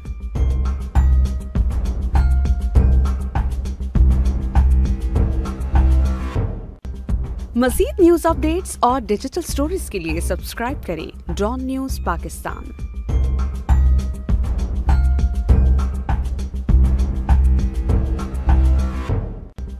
मज़ीद न्यूज़ अपडेट्स और डिजिटल स्टोरीज के लिए सब्सक्राइब करें डॉन न्यूज़ पाकिस्तान।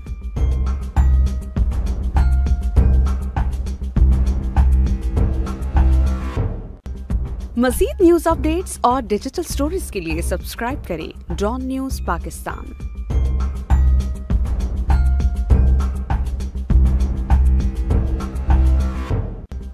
मज़ीद न्यूज़ अपडेट्स और डिजिटल स्टोरीज के लिए सब्सक्राइब करें डॉन न्यूज़ पाकिस्तान।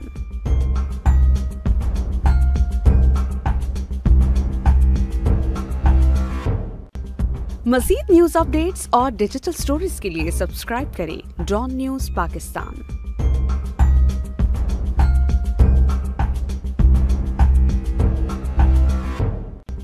मज़ीद न्यूज़ अपडेट्स और डिजिटल स्टोरीज के लिए सब्सक्राइब करें डॉन न्यूज़ पाकिस्तान।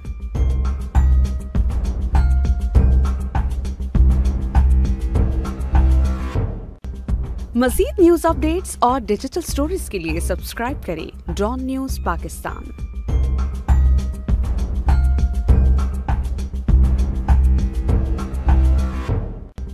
मज़ीद न्यूज़ अपडेट्स और डिजिटल स्टोरीज के लिए सब्सक्राइब करें डॉन न्यूज़ पाकिस्तान।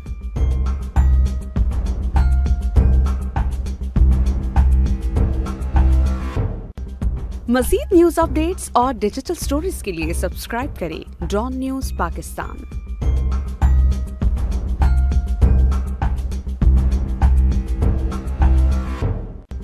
मज़ीद न्यूज़ अपडेट्स और डिजिटल स्टोरीज के लिए सब्सक्राइब करें डॉन न्यूज़ पाकिस्तान।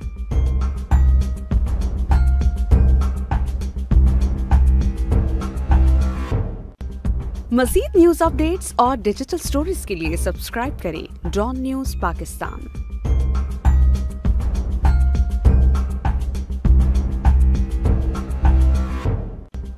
मज़ीद न्यूज़ अपडेट्स और डिजिटल स्टोरीज के लिए सब्सक्राइब करें डॉन न्यूज़ पाकिस्तान।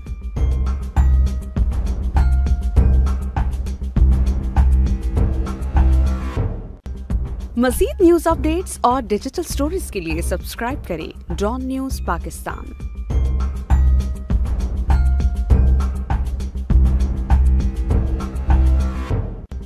मज़ीद न्यूज़ अपडेट्स और डिजिटल स्टोरीज के लिए सब्सक्राइब करें डॉन न्यूज़ पाकिस्तान।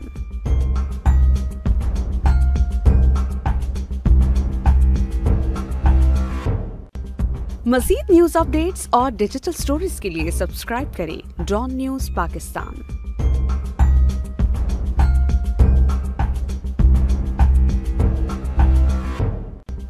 मज़ीद न्यूज़ अपडेट्स और डिजिटल स्टोरीज के लिए सब्सक्राइब करें डॉन न्यूज़ पाकिस्तान।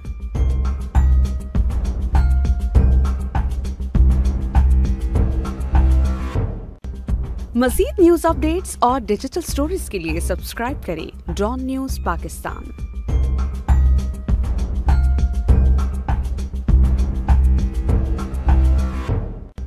मज़ीद न्यूज़ अपडेट्स और डिजिटल स्टोरीज के लिए सब्सक्राइब करें डॉन न्यूज़ पाकिस्तान।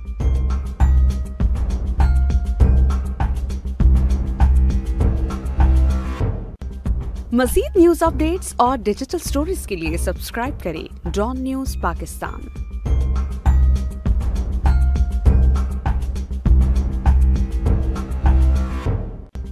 मज़ीद न्यूज़ अपडेट्स और डिजिटल स्टोरीज के लिए सब्सक्राइब करें डॉन न्यूज़ पाकिस्तान।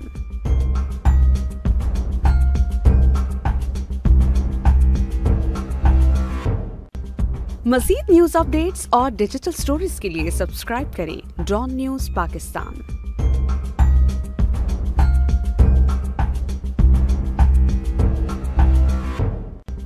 मज़ीद न्यूज़ अपडेट्स और डिजिटल स्टोरीज के लिए सब्सक्राइब करें डॉन न्यूज़ पाकिस्तान।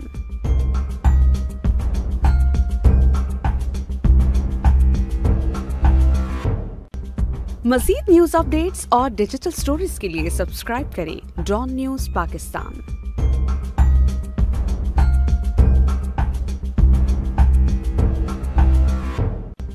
मज़ीद न्यूज़ अपडेट्स और डिजिटल स्टोरीज के लिए सब्सक्राइब करें डॉन न्यूज़ पाकिस्तान।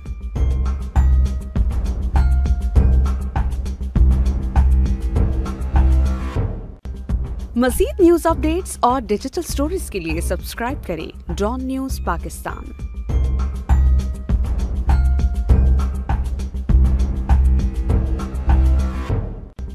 मज़ीद न्यूज़ अपडेट्स और डिजिटल स्टोरीज के लिए सब्सक्राइब करें डॉन न्यूज़ पाकिस्तान।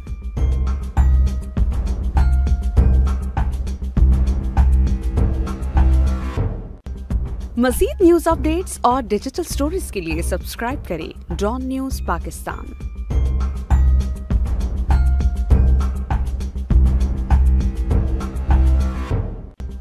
मज़ीद न्यूज़ अपडेट्स और डिजिटल स्टोरीज के लिए सब्सक्राइब करें डॉन न्यूज़ पाकिस्तान।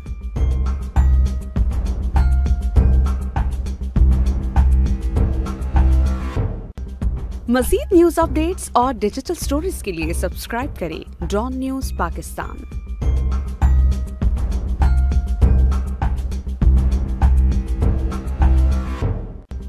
मज़ीद न्यूज़ अपडेट्स और डिजिटल स्टोरीज के लिए सब्सक्राइब करें डॉन न्यूज़ पाकिस्तान।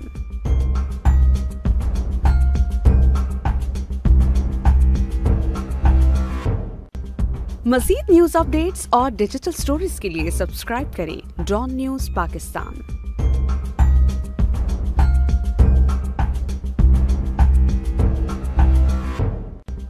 मज़ीद न्यूज़ अपडेट्स और डिजिटल स्टोरीज के लिए सब्सक्राइब करें डॉन न्यूज़ पाकिस्तान।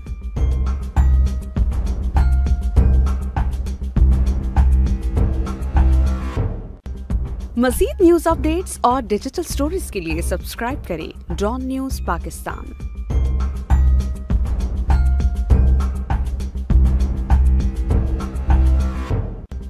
मज़ीद न्यूज़ अपडेट्स और डिजिटल स्टोरीज के लिए सब्सक्राइब करें डॉन न्यूज़ पाकिस्तान।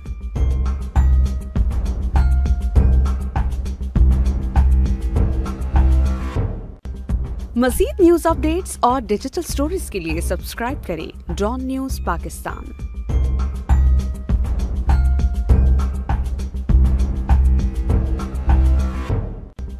मज़ीद न्यूज़ अपडेट्स और डिजिटल स्टोरीज के लिए सब्सक्राइब करें डॉन न्यूज़ पाकिस्तान।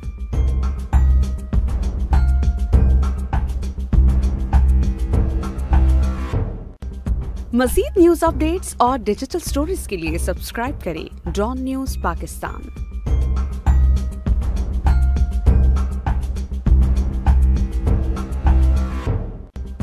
मज़ीद न्यूज़ अपडेट्स और डिजिटल स्टोरीज के लिए सब्सक्राइब करें डॉन न्यूज़ पाकिस्तान।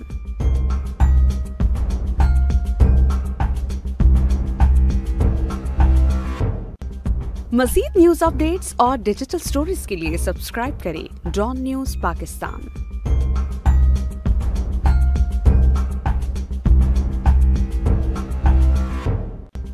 मज़ीद न्यूज़ अपडेट्स और डिजिटल स्टोरीज के लिए सब्सक्राइब करें डॉन न्यूज़ पाकिस्तान।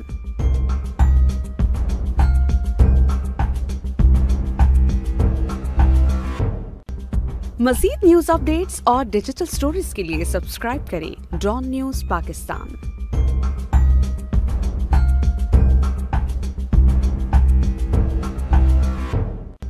मज़ीद न्यूज़ अपडेट्स और डिजिटल स्टोरीज के लिए सब्सक्राइब करें डॉन न्यूज़ पाकिस्तान।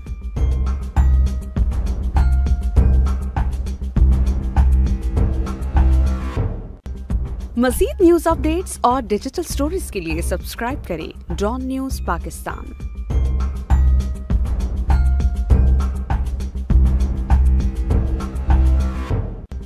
मज़ीद न्यूज़ अपडेट्स और डिजिटल स्टोरीज के लिए सब्सक्राइब करें डॉन न्यूज़ पाकिस्तान।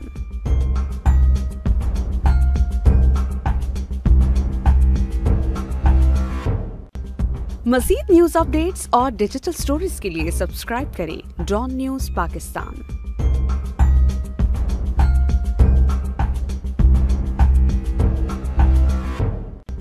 मज़ीद न्यूज़ अपडेट्स और डिजिटल स्टोरीज के लिए सब्सक्राइब करें डॉन न्यूज़ पाकिस्तान।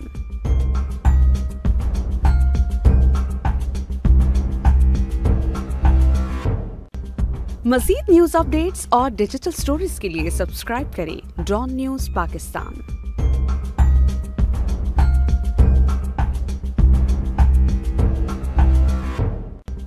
मज़ीद न्यूज़ अपडेट्स और डिजिटल स्टोरीज के लिए सब्सक्राइब करें डॉन न्यूज़ पाकिस्तान।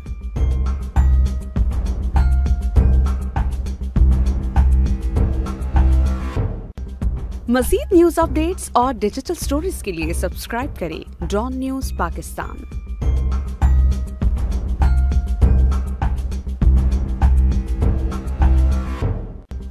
मज़ीद न्यूज़ अपडेट्स और डिजिटल स्टोरीज के लिए सब्सक्राइब करें डॉन न्यूज़ पाकिस्तान।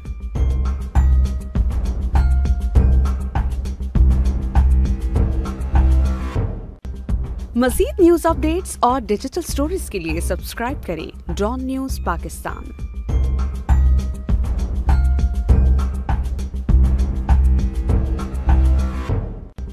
मज़ीद न्यूज़ अपडेट्स और डिजिटल स्टोरीज के लिए सब्सक्राइब करें डॉन न्यूज़ पाकिस्तान।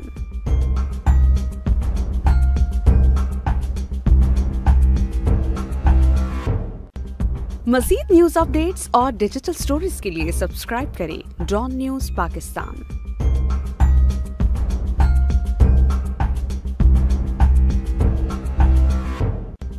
मज़ीद न्यूज़ अपडेट्स और डिजिटल स्टोरीज के लिए सब्सक्राइब करें डॉन न्यूज़ पाकिस्तान।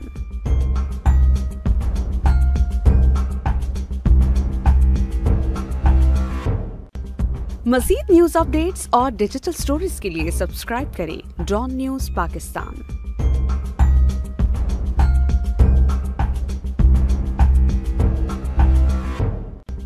मज़ीद न्यूज़ अपडेट्स और डिजिटल स्टोरीज के लिए सब्सक्राइब करें डॉन न्यूज़ पाकिस्तान।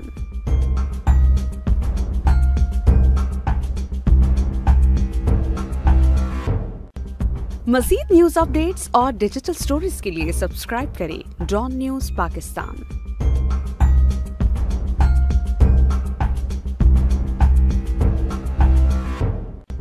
मज़ीद न्यूज़ अपडेट्स और डिजिटल स्टोरीज के लिए सब्सक्राइब करें डॉन न्यूज़ पाकिस्तान।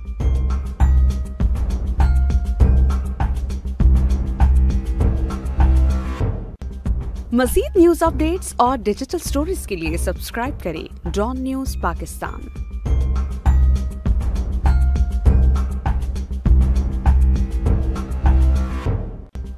मज़ीद न्यूज़ अपडेट्स और डिजिटल स्टोरीज के लिए सब्सक्राइब करें डॉन न्यूज़ पाकिस्तान।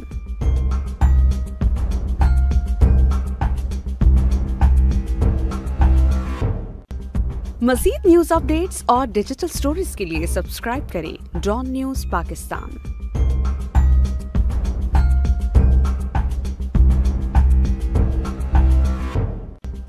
मज़ीद न्यूज़ अपडेट्स और डिजिटल स्टोरीज के लिए सब्सक्राइब करें डॉन न्यूज़ पाकिस्तान।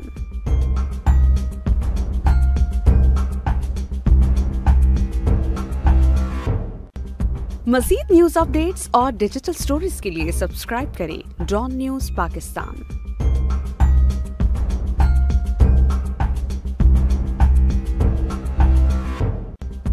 मज़ीद न्यूज़ अपडेट्स और डिजिटल स्टोरीज के लिए सब्सक्राइब करें डॉन न्यूज़ पाकिस्तान।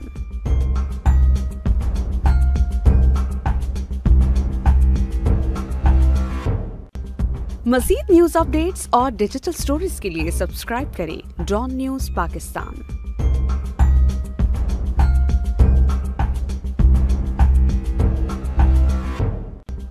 मज़ीद न्यूज़ अपडेट्स और डिजिटल स्टोरीज के लिए सब्सक्राइब करें डॉन न्यूज़ पाकिस्तान।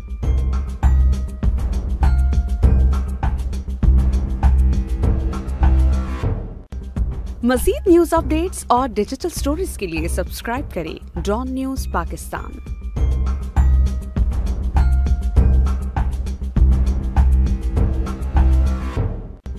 मज़ीद न्यूज़ अपडेट्स और डिजिटल स्टोरीज के लिए सब्सक्राइब करें डॉन न्यूज़ पाकिस्तान।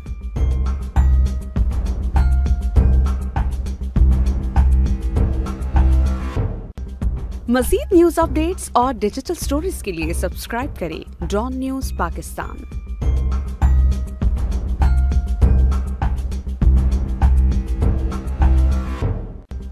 मज़ीद न्यूज़ अपडेट्स और डिजिटल स्टोरीज के लिए सब्सक्राइब करें डॉन न्यूज़ पाकिस्तान।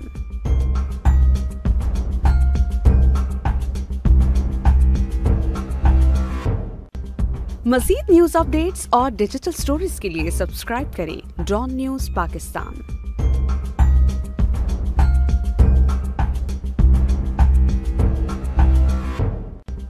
मज़ीद न्यूज़ अपडेट्स और डिजिटल स्टोरीज के लिए सब्सक्राइब करें डॉन न्यूज़ पाकिस्तान।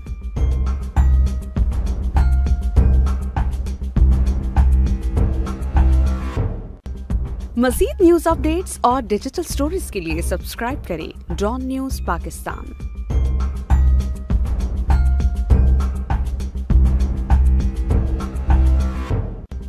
मज़ीद न्यूज़ अपडेट्स और डिजिटल स्टोरीज के लिए सब्सक्राइब करें डॉन न्यूज़ पाकिस्तान।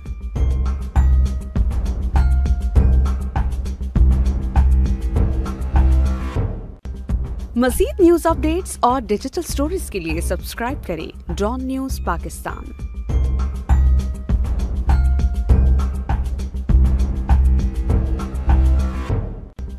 मज़ीद न्यूज़ अपडेट्स और डिजिटल स्टोरीज के लिए सब्सक्राइब करें डॉन न्यूज़ पाकिस्तान।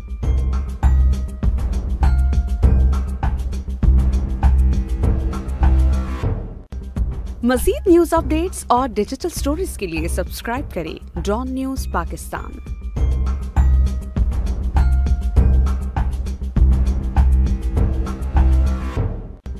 मज़ीद न्यूज़ अपडेट्स और डिजिटल स्टोरीज के लिए सब्सक्राइब करें डॉन न्यूज़ पाकिस्तान।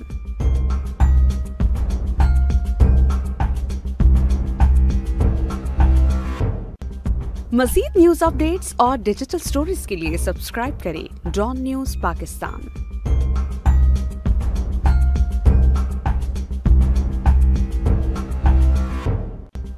मज़ीद न्यूज़ अपडेट्स और डिजिटल स्टोरीज के लिए सब्सक्राइब करें डॉन न्यूज़ पाकिस्तान।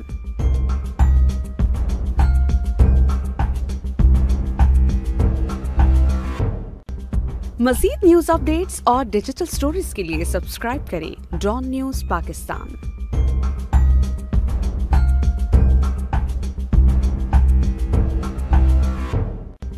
मज़ीद न्यूज़ अपडेट्स और डिजिटल स्टोरीज के लिए सब्सक्राइब करें डॉन न्यूज़ पाकिस्तान।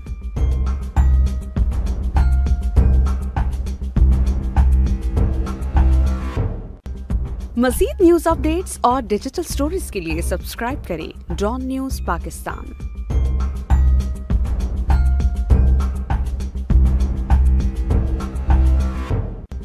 मज़ीद न्यूज़ अपडेट्स और डिजिटल स्टोरीज के लिए सब्सक्राइब करें डॉन न्यूज़ पाकिस्तान।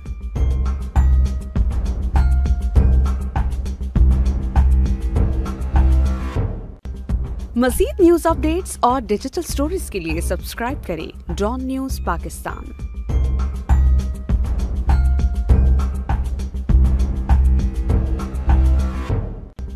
मज़ीद न्यूज़ अपडेट्स और डिजिटल स्टोरीज के लिए सब्सक्राइब करें डॉन न्यूज़ पाकिस्तान।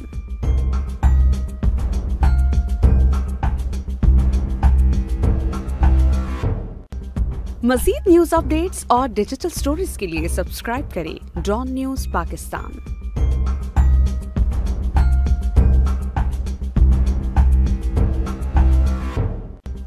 मज़ीद न्यूज़ अपडेट्स और डिजिटल स्टोरीज के लिए सब्सक्राइब करें डॉन न्यूज़ पाकिस्तान।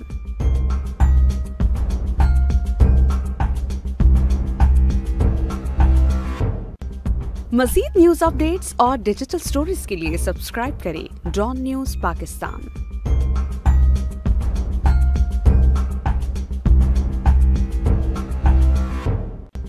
मज़ीद न्यूज़ अपडेट्स और डिजिटल स्टोरीज के लिए सब्सक्राइब करें डॉन न्यूज़ पाकिस्तान।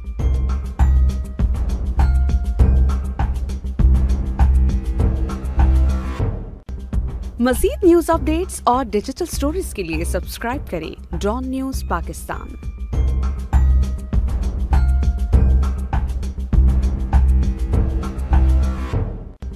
मज़ीद न्यूज़ अपडेट्स और डिजिटल स्टोरीज के लिए सब्सक्राइब करें डॉन न्यूज़ पाकिस्तान।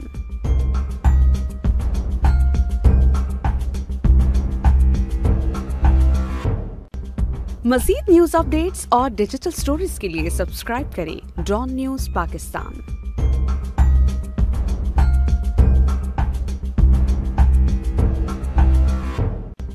मज़ीद न्यूज़ अपडेट्स और डिजिटल स्टोरीज के लिए सब्सक्राइब करें डॉन न्यूज़ पाकिस्तान।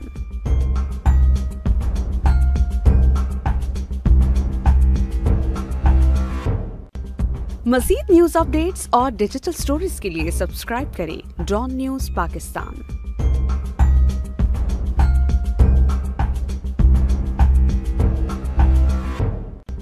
मज़ीद न्यूज़ अपडेट्स और डिजिटल स्टोरीज के लिए सब्सक्राइब करें डॉन न्यूज़ पाकिस्तान।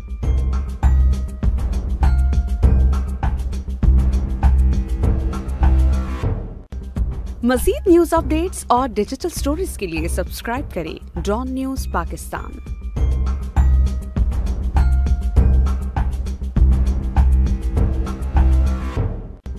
मज़ीद न्यूज़ अपडेट्स और डिजिटल स्टोरीज के लिए सब्सक्राइब करें डॉन न्यूज़ पाकिस्तान।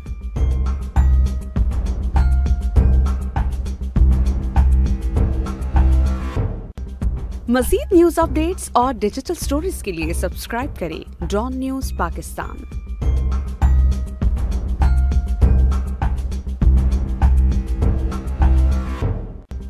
मज़ीद न्यूज़ अपडेट्स और डिजिटल स्टोरीज के लिए सब्सक्राइब करें डॉन न्यूज़ पाकिस्तान।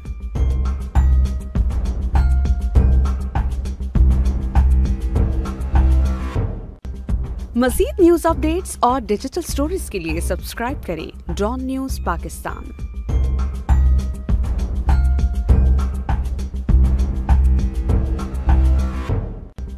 मज़ीद न्यूज़ अपडेट्स और डिजिटल स्टोरीज के लिए सब्सक्राइब करें डॉन न्यूज़ पाकिस्तान।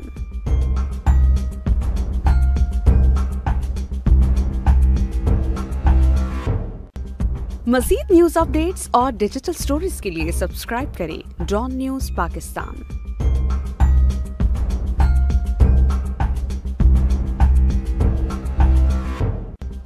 मज़ीद न्यूज़ अपडेट्स और डिजिटल स्टोरीज के लिए सब्सक्राइब करें डॉन न्यूज़ पाकिस्तान।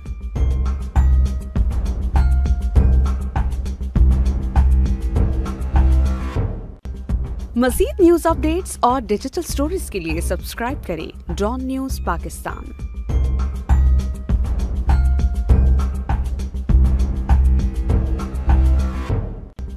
मज़ीद न्यूज़ अपडेट्स और डिजिटल स्टोरीज के लिए सब्सक्राइब करें डॉन न्यूज़ पाकिस्तान।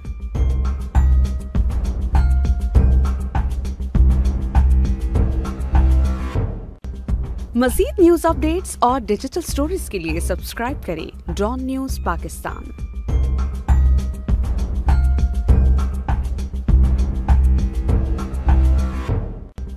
मज़ीद न्यूज़ अपडेट्स और डिजिटल स्टोरीज के लिए सब्सक्राइब करें डॉन न्यूज़ पाकिस्तान।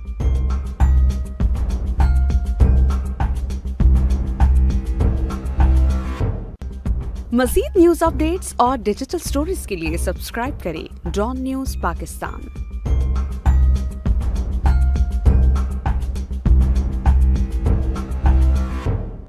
मज़ीद न्यूज़ अपडेट्स और डिजिटल स्टोरीज के लिए सब्सक्राइब करें डॉन न्यूज़ पाकिस्तान।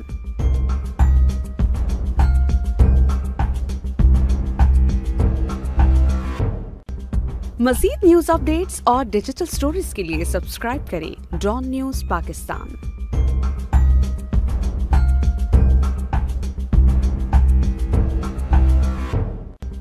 मज़ीद न्यूज़ अपडेट्स और डिजिटल स्टोरीज के लिए सब्सक्राइब करें डॉन न्यूज़ पाकिस्तान।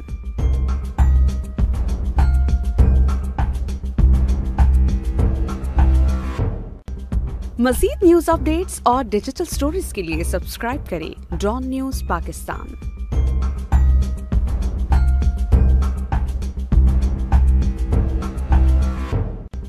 मज़ीद न्यूज़ अपडेट्स और डिजिटल स्टोरीज के लिए सब्सक्राइब करें डॉन न्यूज़ पाकिस्तान।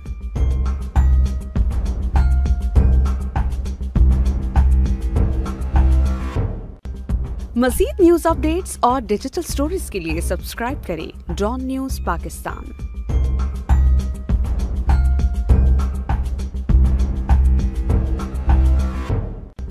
मज़ीद न्यूज़ अपडेट्स और डिजिटल स्टोरीज के लिए सब्सक्राइब करें डॉन न्यूज़ पाकिस्तान।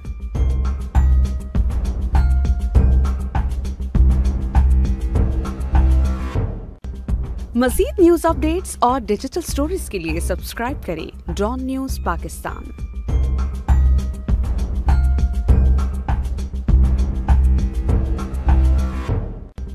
मज़ीद न्यूज़ अपडेट्स और डिजिटल स्टोरीज के लिए सब्सक्राइब करें डॉन न्यूज़ पाकिस्तान।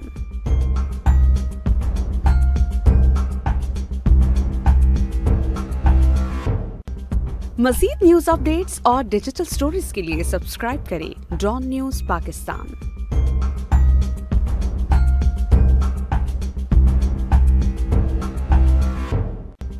मज़ीद न्यूज़ अपडेट्स और डिजिटल स्टोरीज के लिए सब्सक्राइब करें डॉन न्यूज़ पाकिस्तान।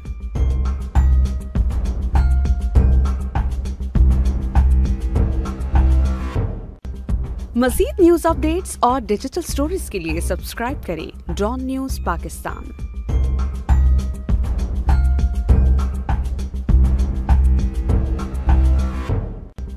मज़ीद न्यूज़ अपडेट्स और डिजिटल स्टोरीज के लिए सब्सक्राइब करें डॉन न्यूज़ पाकिस्तान।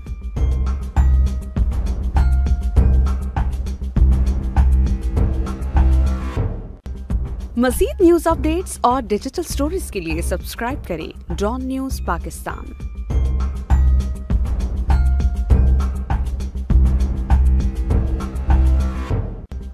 मज़ीद न्यूज़ अपडेट्स और डिजिटल स्टोरीज के लिए सब्सक्राइब करें डॉन न्यूज़ पाकिस्तान।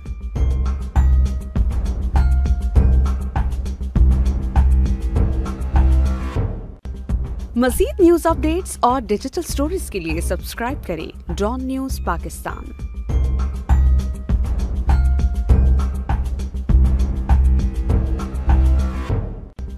मज़ीद न्यूज़ अपडेट्स और डिजिटल स्टोरीज के लिए सब्सक्राइब करें डॉन न्यूज़ पाकिस्तान।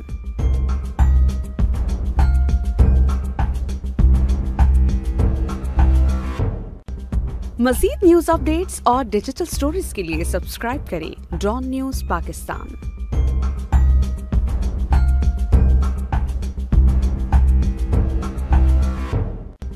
मज़ीद न्यूज़ अपडेट्स और डिजिटल स्टोरीज के लिए सब्सक्राइब करें डॉन न्यूज़ पाकिस्तान।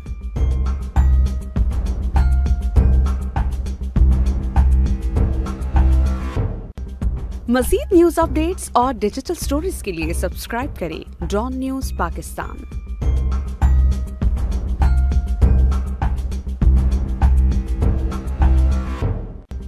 मज़ीद न्यूज़ अपडेट्स और डिजिटल स्टोरीज के लिए सब्सक्राइब करें डॉन न्यूज़ पाकिस्तान।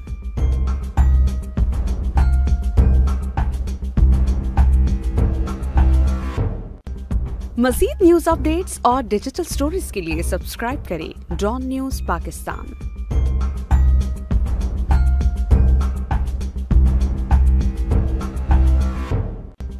मज़ीद न्यूज़ अपडेट्स और डिजिटल स्टोरीज के लिए सब्सक्राइब करें डॉन न्यूज़ पाकिस्तान।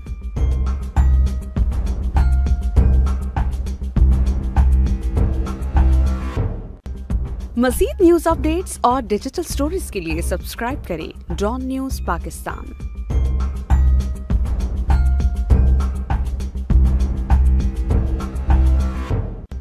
मज़ीद न्यूज़ अपडेट्स और डिजिटल स्टोरीज के लिए सब्सक्राइब करें डॉन न्यूज़ पाकिस्तान।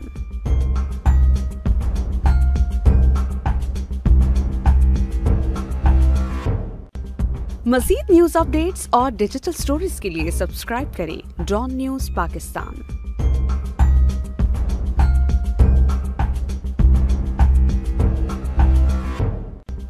मज़ीद न्यूज़ अपडेट्स और डिजिटल स्टोरीज के लिए सब्सक्राइब करें डॉन न्यूज़ पाकिस्तान।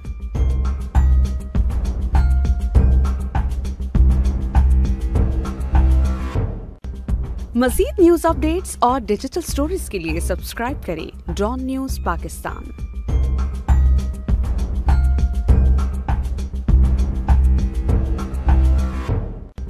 मज़ीद न्यूज़ अपडेट्स और डिजिटल स्टोरीज के लिए सब्सक्राइब करें डॉन न्यूज़ पाकिस्तान।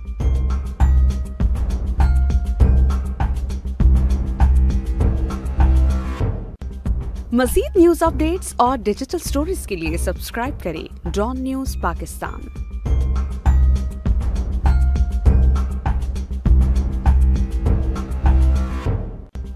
मज़ीद न्यूज़ अपडेट्स और डिजिटल स्टोरीज के लिए सब्सक्राइब करें डॉन न्यूज़ पाकिस्तान।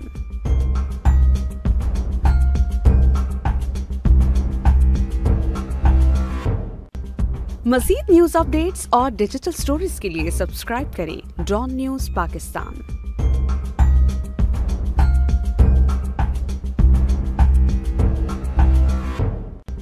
मज़ीद न्यूज़ अपडेट्स और डिजिटल स्टोरीज के लिए सब्सक्राइब करें डॉन न्यूज़ पाकिस्तान।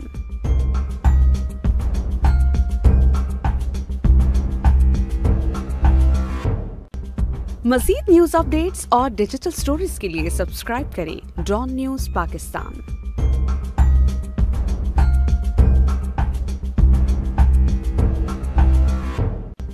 मज़ीद न्यूज़ अपडेट्स और डिजिटल स्टोरीज के लिए सब्सक्राइब करें डॉन न्यूज़ पाकिस्तान।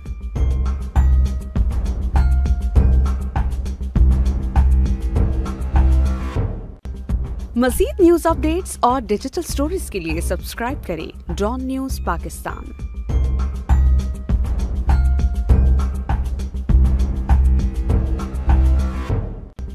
मज़ीद न्यूज़ अपडेट्स और डिजिटल स्टोरीज के लिए सब्सक्राइब करें डॉन न्यूज़ पाकिस्तान।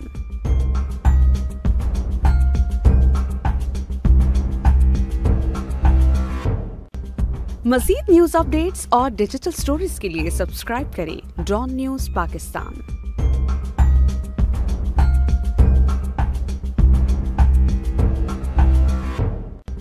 मज़ीद न्यूज़ अपडेट्स और डिजिटल स्टोरीज के लिए सब्सक्राइब करें Dawn news Pakistan. Ladies and gentlemen, we're about to commence our proceedings in 5 minutes. Please return to your मज़ीद seats. न्यूज़ अपडेट्स और डिजिटल स्टोरीज के लिए सब्सक्राइब करें डॉन न्यूज़ पाकिस्तान।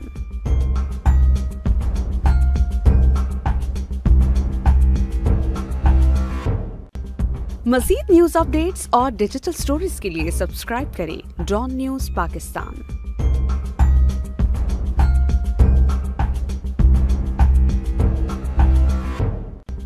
मज़ीद न्यूज़ अपडेट्स और डिजिटल स्टोरीज के लिए सब्सक्राइब करें डॉन न्यूज़ पाकिस्तान।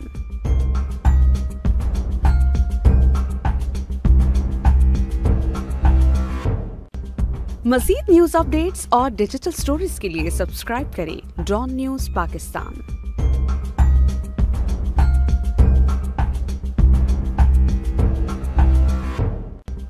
मज़ीद न्यूज़ अपडेट्स और डिजिटल स्टोरीज के लिए सब्सक्राइब करें डॉन न्यूज़ पाकिस्तान।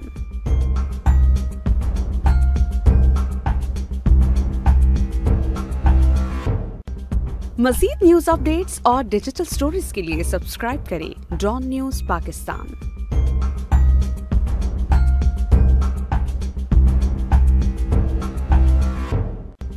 मज़ीद न्यूज़ अपडेट्स और डिजिटल स्टोरीज के लिए सब्सक्राइब करें डॉन न्यूज़ पाकिस्तान।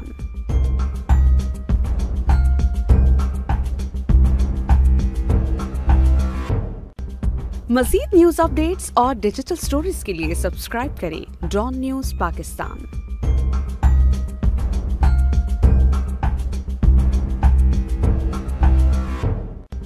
मज़ीद न्यूज़ अपडेट्स और डिजिटल स्टोरीज के लिए सब्सक्राइब करें डॉन न्यूज़ पाकिस्तान।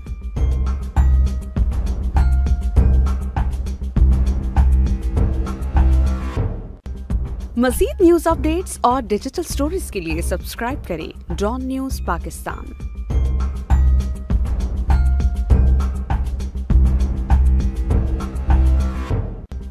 मज़ीद न्यूज़ अपडेट्स और डिजिटल स्टोरीज के लिए सब्सक्राइब करें डॉन न्यूज़ पाकिस्तान।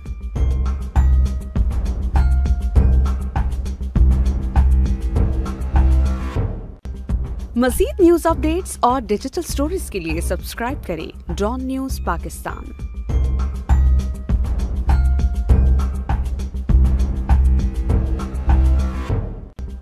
मज़ीद न्यूज़ अपडेट्स और डिजिटल स्टोरीज के लिए सब्सक्राइब करें डॉन न्यूज़ पाकिस्तान।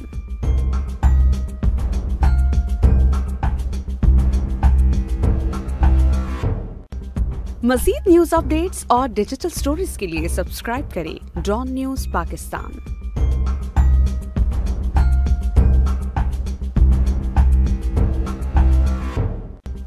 मज़ीद न्यूज़ अपडेट्स और डिजिटल स्टोरीज के लिए सब्सक्राइब करें डॉन न्यूज़ पाकिस्तान।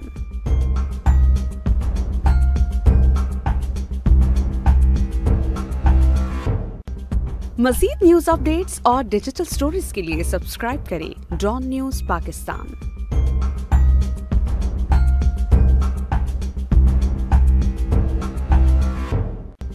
मज़ीद न्यूज़ अपडेट्स और डिजिटल स्टोरीज के लिए सब्सक्राइब करें डॉन न्यूज़ पाकिस्तान।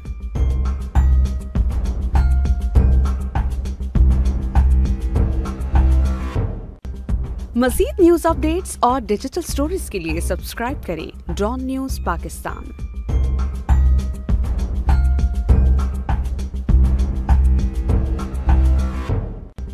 मज़ीद न्यूज़ अपडेट्स और डिजिटल स्टोरीज के लिए सब्सक्राइब करें डॉन न्यूज़ पाकिस्तान।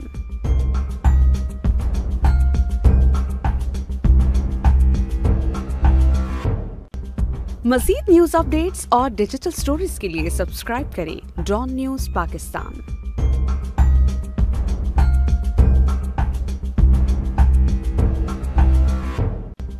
मज़ीद न्यूज़ अपडेट्स और डिजिटल स्टोरीज के लिए सब्सक्राइब करें डॉन न्यूज़ पाकिस्तान।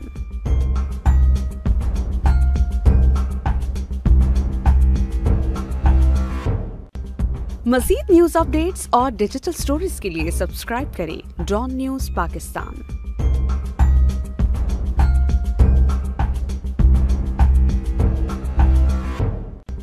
मज़ीद न्यूज़ अपडेट्स और डिजिटल स्टोरीज के लिए सब्सक्राइब करें डॉन न्यूज़ पाकिस्तान।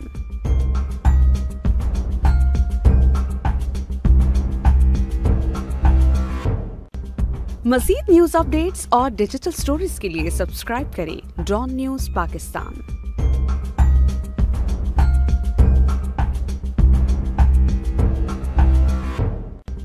मज़ीद न्यूज़ अपडेट्स और डिजिटल स्टोरीज के लिए सब्सक्राइब करें डॉन न्यूज़ पाकिस्तान।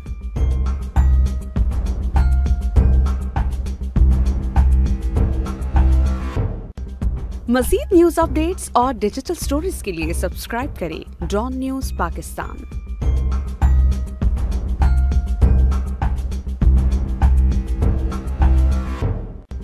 मज़ीद न्यूज़ अपडेट्स और डिजिटल स्टोरीज के लिए सब्सक्राइब करें डॉन न्यूज़ पाकिस्तान।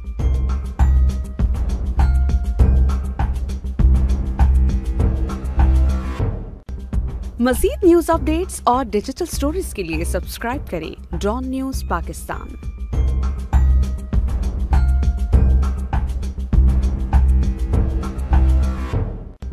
मज़ीद न्यूज़ अपडेट्स और डिजिटल स्टोरीज के लिए सब्सक्राइब करें डॉन न्यूज़ पाकिस्तान।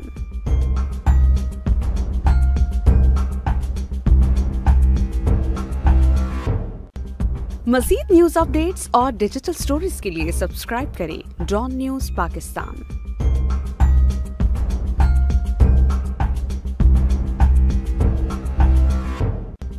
मज़ीद न्यूज़ अपडेट्स और डिजिटल स्टोरीज के लिए सब्सक्राइब करें Dawn news Pakistan. Ladies and gentlemen, our next session is due to commence in 5 minutes. Please return to your seats. Proceedings will मज़ीद commence news updates shortly. और digital stories के लिए subscribe करें Dawn news Pakistan.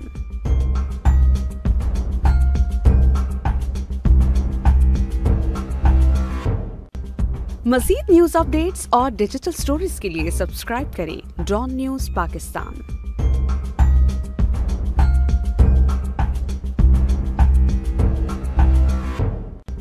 मज़ीद news updates और digital stories के लिए subscribe करें डॉन न्यूज़ पाकिस्तान।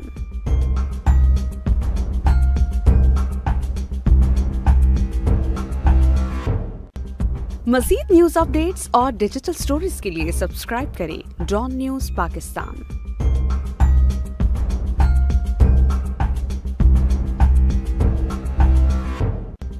मज़ीद न्यूज़ अपडेट्स और डिजिटल स्टोरीज के लिए सब्सक्राइब करें डॉन न्यूज़ पाकिस्तान।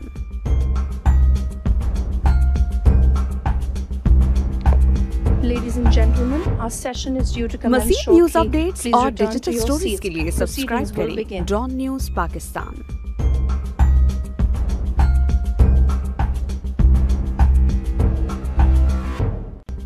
मज़ीद न्यूज़ अपडेट्स और डिजिटल स्टोरीज के लिए सब्सक्राइब करें डॉन न्यूज़ पाकिस्तान।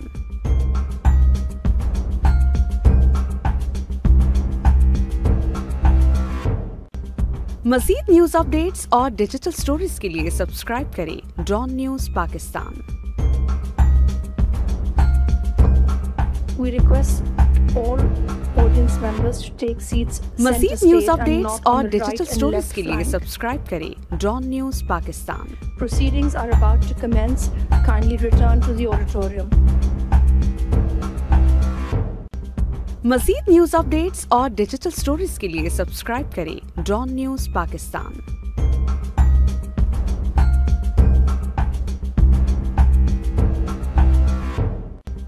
मज़ीद न्यूज़ अपडेट्स और डिजिटल स्टोरीज के लिए सब्सक्राइब करें Dawn news Pakistan.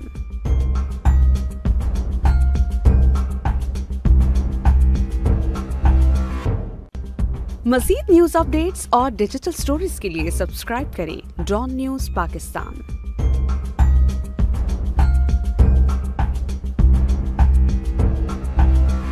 Ladies and gentlemen, मज़ीद please news return to updates your और seats. Digital The stories session के लिए will सब्सक्राइब commence करें shortly. Dawn news Pakistan.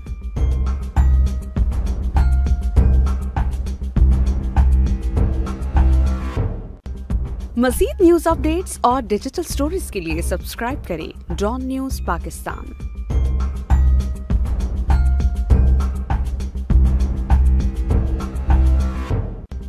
मज़ीद न्यूज़ अपडेट्स और डिजिटल स्टोरीज के लिए सब्सक्राइब करें डॉन न्यूज़ पाकिस्तान।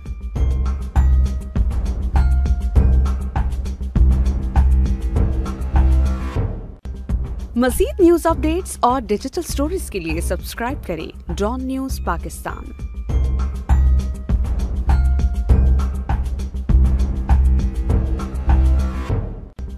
मज़ीद न्यूज़ अपडेट्स और डिजिटल स्टोरीज के लिए सब्सक्राइब करें Dawn news Pakistan.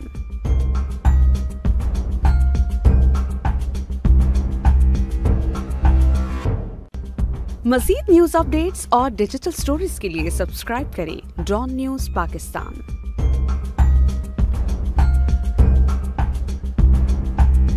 Five-minute timer. The session will commence मज़ीद न्यूज़ at अपडेट्स 10 और past डिजिटल 2. स्टोरीज के लिए Please return to subscribe your करें seats. Dawn Thank news you. Pakistan.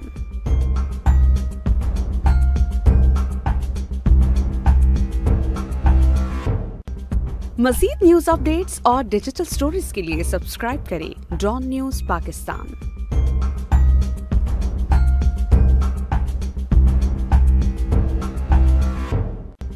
मज़ीद न्यूज़ अपडेट्स और डिजिटल स्टोरीज के लिए सब्सक्राइब करें डॉन न्यूज़ पाकिस्तान।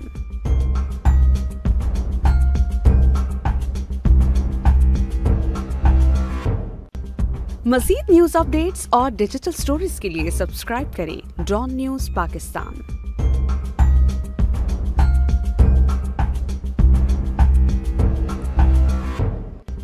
मज़ीद न्यूज़ अपडेट्स और डिजिटल स्टोरीज के लिए सब्सक्राइब करें Dawn news Pakistan. Ladies and gentlemen, this session is due to commence in 3 minutes. We request all our guests on the right and left flank मज़ीद news to take updates और center digital stage. Stories के लिए subscribe करें Dawn news Pakistan.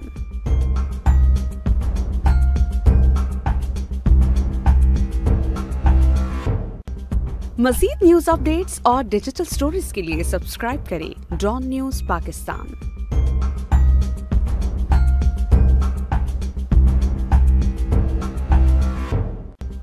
मज़ीद news updates और digital stories के लिए subscribe करें डॉन न्यूज़ पाकिस्तान।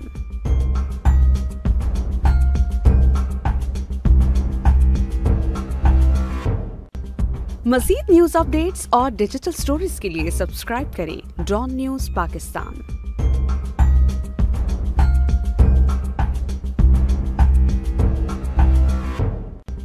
मज़ीद न्यूज़ अपडेट्स और डिजिटल स्टोरीज के लिए सब्सक्राइब करें डॉन न्यूज़ पाकिस्तान।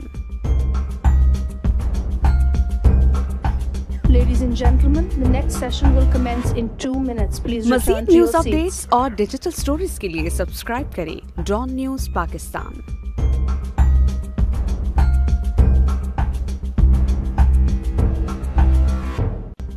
मज़ीद न्यूज़ अपडेट्स और डिजिटल स्टोरीज के लिए सब्सक्राइब करें डॉन न्यूज़ पाकिस्तान।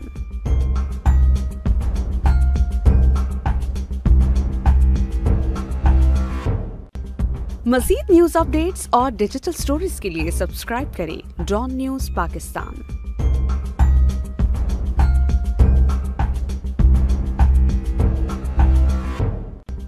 मज़ीद न्यूज़ अपडेट्स और डिजिटल स्टोरीज के लिए सब्सक्राइब करें डॉन न्यूज़ पाकिस्तान।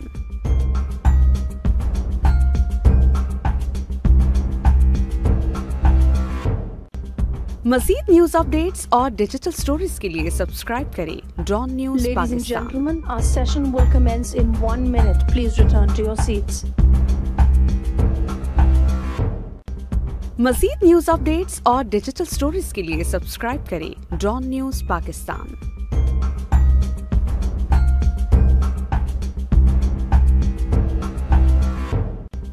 मज़ीद न्यूज़ अपडेट्स और डिजिटल स्टोरीज के लिए सब्सक्राइब करें डॉन न्यूज़ पाकिस्तान।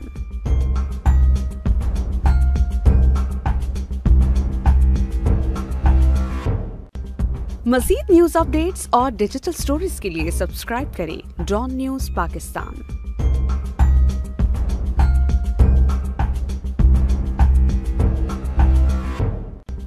मज़ीद न्यूज़ अपडेट्स और डिजिटल स्टोरीज के लिए सब्सक्राइब करें Dawn news Pakistan.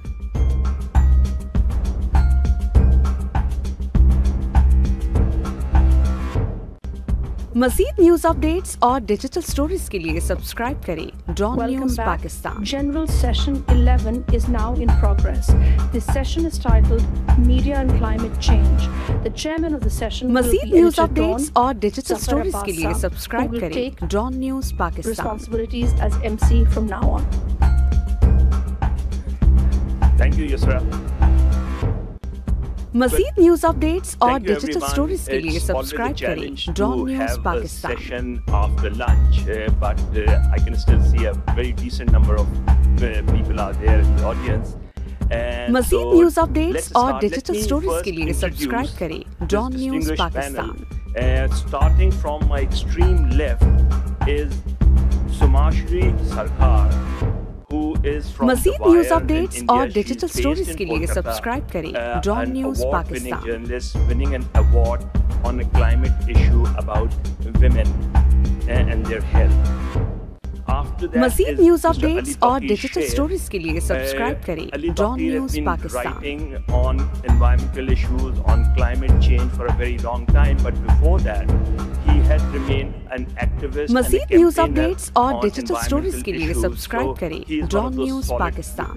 people who can speak about journalism as well as what is happening in the environmental मज़ीद industry news and updates the और climate डिजिटल change स्टोरीज के area. लिए subscribe So we करें will hear Dawn from news him too. Pakistan.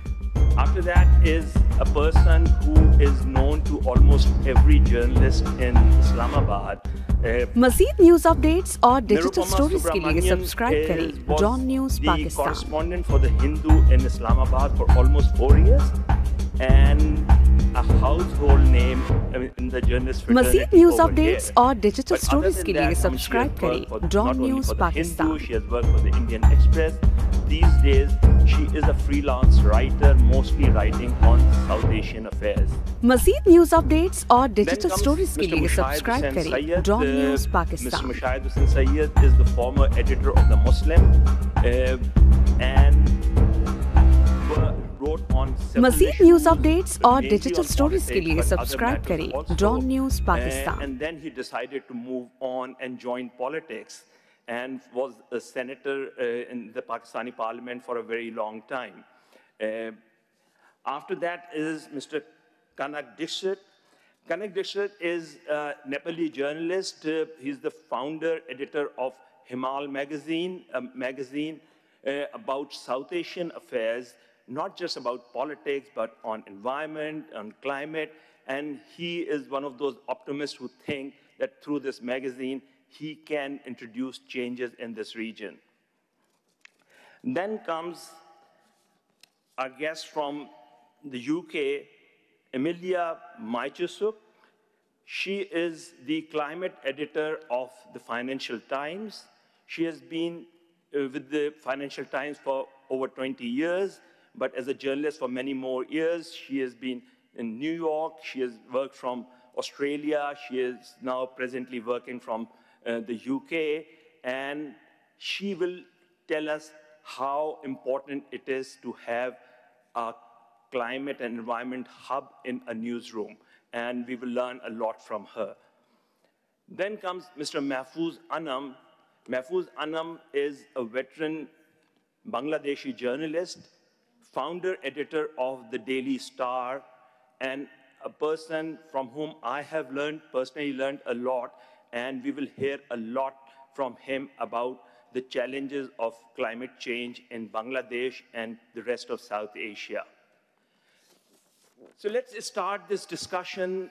I'll try to keep it as a more interactive session rather than people going to the podium and delivering speeches so that the audience can also be involved in this discussion. A few months back, when Dawn decided to have a campaign about climate change called Breathe Pakistan, Many people were skeptical about it. Many journalists within Dawn were not sure whether this will take us anywhere. Everyone wanted to know what the whole campaign is about. People admitted that, yes, it was an important issue. It is an issue that needs to be raised. But in a country where the majority of the people are obsessed with politics, with the economic situation, people were really questioning the very fact that we are now insisting on a campaign about climate change. But most of us were proven wrong because the management kept insisting that no, whether we lose money in this campaign or not, we will continue, we'll go with this campaign. And today we're here, sitting here with a very successful conference just to highlight the issue of climate change. This is a real success story as far as Dawn is concerned, and as well as far as the media in Pakistan is concerned. How it happened, why it happened is a long story, but let me go into a discussion about what is happening in the rest of the region, in the South Asia, as well as in the entire world. So starting with Mahfouz Anam. Mahfouz, this is a serious issue in Pakistan, in South Asia. People keep talking about how global North has really affected what is happening in global South. But are journalists and media houses in South Asia really serious about this issue? Definitely not as much as they should be. I mean, I think we journalists are really missing a very important point. You see, we have many issues, you know, lack of education, poverty, this and that. I mean, our countries are full of stories and many failed stories. But climate change is one challenge which we have to respond to and rise up to within a certain amount of time. Please keep this in mind. It is not, you know, okay, we failed this year, we do it next year or the year after. No. If the world's temperature goes beyond a certain threshold, I think it's 2.5 degrees centigrade, then the whole climate change becomes irreversible. After that, you spend all your resources and all your energy, nothing happens. It is like some disease in your body. If you take medication up to a certain point, beyond that, you will not get well again. So do we really understand it? We love our country, we love our culture, we love our people, love, love, love. But our very existence is going to be threatened. Your cultural identity, your rich heritage are all under threat. So that is the point where I want to begin. That is how we journalists must feel it. Now, politicians have their own time limit. They get elected for a certain time. After that, what happens? Then bureaucrats have their own attitude. I think of all the professions, journalists have the biggest flexibility to do it. And that's where I would like to appeal to you. Now, let us begin with the frank admission that we in South Asia have really failed to cooperate as much as we should have, as much as we could have. You know, in various factors, you know, education, poverty alleviation, healthcare. I mean, all of us have our own experiences. Some of us have succeeded in some manner, but we have not shared it. There are many lessons to learn from Pakistan for Bangladesh, from Bangladesh to India to Pakistan. A lot of experiments. But we really haven't changed that. Now, I want to say to you that whatever be the level of our regional relationship, whatever be the level of relationship between Pakistan, India, Bangladesh, India, I mean, all of us, Nepal, however is our misperception, however is our distances, however is our deep suspicion of each other, whatever negative vibes we have about each other, On climate change, we have to cooperate. One thing. Then why are editors and owners not investing in this area? Why climate desks are not being set up by newspaper organizations, by other media houses? Why? What is stopping them from doing it? I think realization, a mindset, and everybody, I heard this was a few minutes ago, somebody says, yes, climate change is very good, but we have to have a business model to solve it. Maybe our owners, the newspaper owners, are also looking at business model. Are bhai, we are dying, and you are looking at a business model of how to take care of the dead bodies or something. So, to answer your question, I think our own management, some of them are progressive like the Dawn, but many of us are really stuck in our own mindset and not realizing that this is a problem that has to be solved within a time frame. Thank you, Mahfouz. I'll move to Sumashri. Sumashri, you are one of the very few organizations in India who have got a proper climate desk, who work on it. You yourself have been dealing with these issues. Are there newspapers and media houses in India who have realized the importance of having a climate desk in their newsrooms? And is it more than just blaming the global north about it, or doing something what is happening in India and around India? Thanks, Zafar. You're right that The Wire, the news organization I work for, we're very small. We have only 50 people, but we do have a dedicated climate journalist, and many people in our organization do report on climate. This is not replicated in the mainstream media. We usually have independent media doing the work that needs to be done when reporting on climate. This is one of the main reasons for this is that there has been a watering down of the environmental laws in India in the past few years. And we are lucky that just before this conference started, Reuters Institute, they released their media audience and climate report, where they found that India and Pakistan are two countries where government sources have increased as feeders of climate news in the past year, in 2024. So for a country where you need to depend on government sources to make a report legitimate, it's not going to be very likely that you point to the right things when it comes to climate. Another reason, of course, is that we are no strangers. The Indian media definitely isn't, to finding a catchy headline, to reducing a problem to a single reason.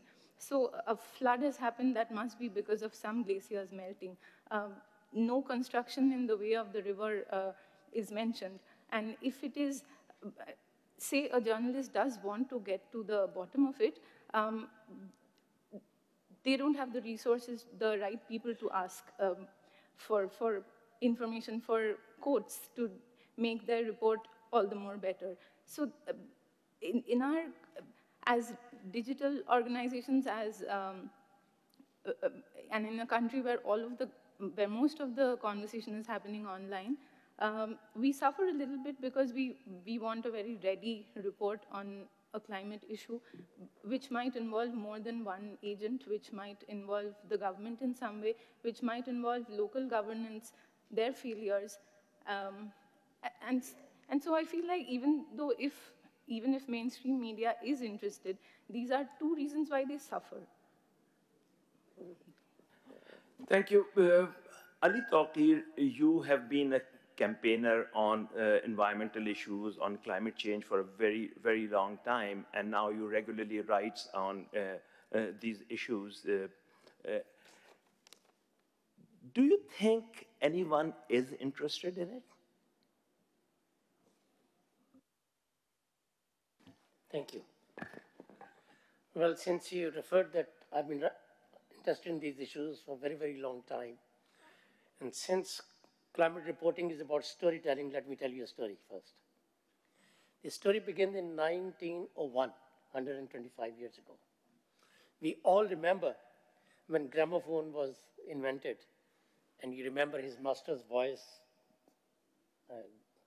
no pun meant for journalism. The, the biggest challenge at the time was for classical music. Here's a recording that has to finish in a few minutes, less than 10 at the time, or 5 or 7. And our classical musician needed an hour and a half to warm up before the night begins for their performance of classical music. Since then, there is no going back.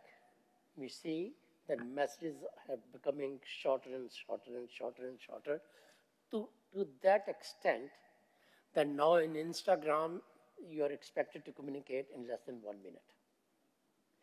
And when travel restrictions are so hard in the region, we have to somehow think beyond print media and see how do we are at that stage 125 years ago where gramophone was so many years ago. No, but we forget one point that I want to highlight, and that's related to your question. To the extent that I know, every climate issue is in essence a regional climate issue. There cannot be a national solution. River flows, most of our rivers are transboundary. Cloud outbursts in Nepal and Uttarakhand, we see that. We have cloud outbursts Kashmir, and Sialkot gets inundated. We have in Kabul River Basin and Nushaira gets. No, your point is well taken. What I'm saying is that we keep writing about it, we keep talking about it. Are our readers, our audiences really interested in it? Just take the example of Pakistan and India and probably even Bangladesh, where people say, oh, let's talk about politics, let's talk about what is happening to the opposition, what is happening to the government, what the government is not doing. In that kind of situation, are people really interested in climate journalism? While disaster reporting continues to be important, reader is looking at 3 things at least. One, as my colleague just mentioned, nuanced coverage. The reader is also interested in solution-oriented approach, not doomsday scenario. We are tired of that. And third, which is also very important, reader wants to learn what is happening in similar ecosystems elsewhere in the world. A Pakistani fisherman living on the Sindh coast wants to know how a Bangladeshi is handling, what kind of responses are coming. What is happening in the glacier melt in Pakistan is of great interest to people in Nepal, elsewhere. So that kind of regional learning is absolutely important. If we narrow it down to a silo of a particular country, let's say Pakistan, and we ignore what's happening in India in terms of urban planning or heat waves, the reason I mentioned the regional context of it, everything that happens elsewhere happens here. And sometimes it starts elsewhere before it comes here, so it has become very predictable. Monsoon ferocity in India will tell you what kind of monsoon I will have. Monsoon ferocity in Punjab tells me what will happen in Sindh in 10 days' time or 7 days' time. Equally true about heat waves, equally true about droughts, equally true about urban congestion and smog and pollution. So I think one of the reasons that we have failed to communicate our narrative, we are using the same prism that we used for security. That is adversarial relationship. We are not looking at it as a non-traditional threat to ourselves. And in non-traditional threat, it can be a win-win-win. It's not zero-sum like security paradigm. And in this case, intelligence is more important than conventional security. Only difference is intelligence in this case is with small I.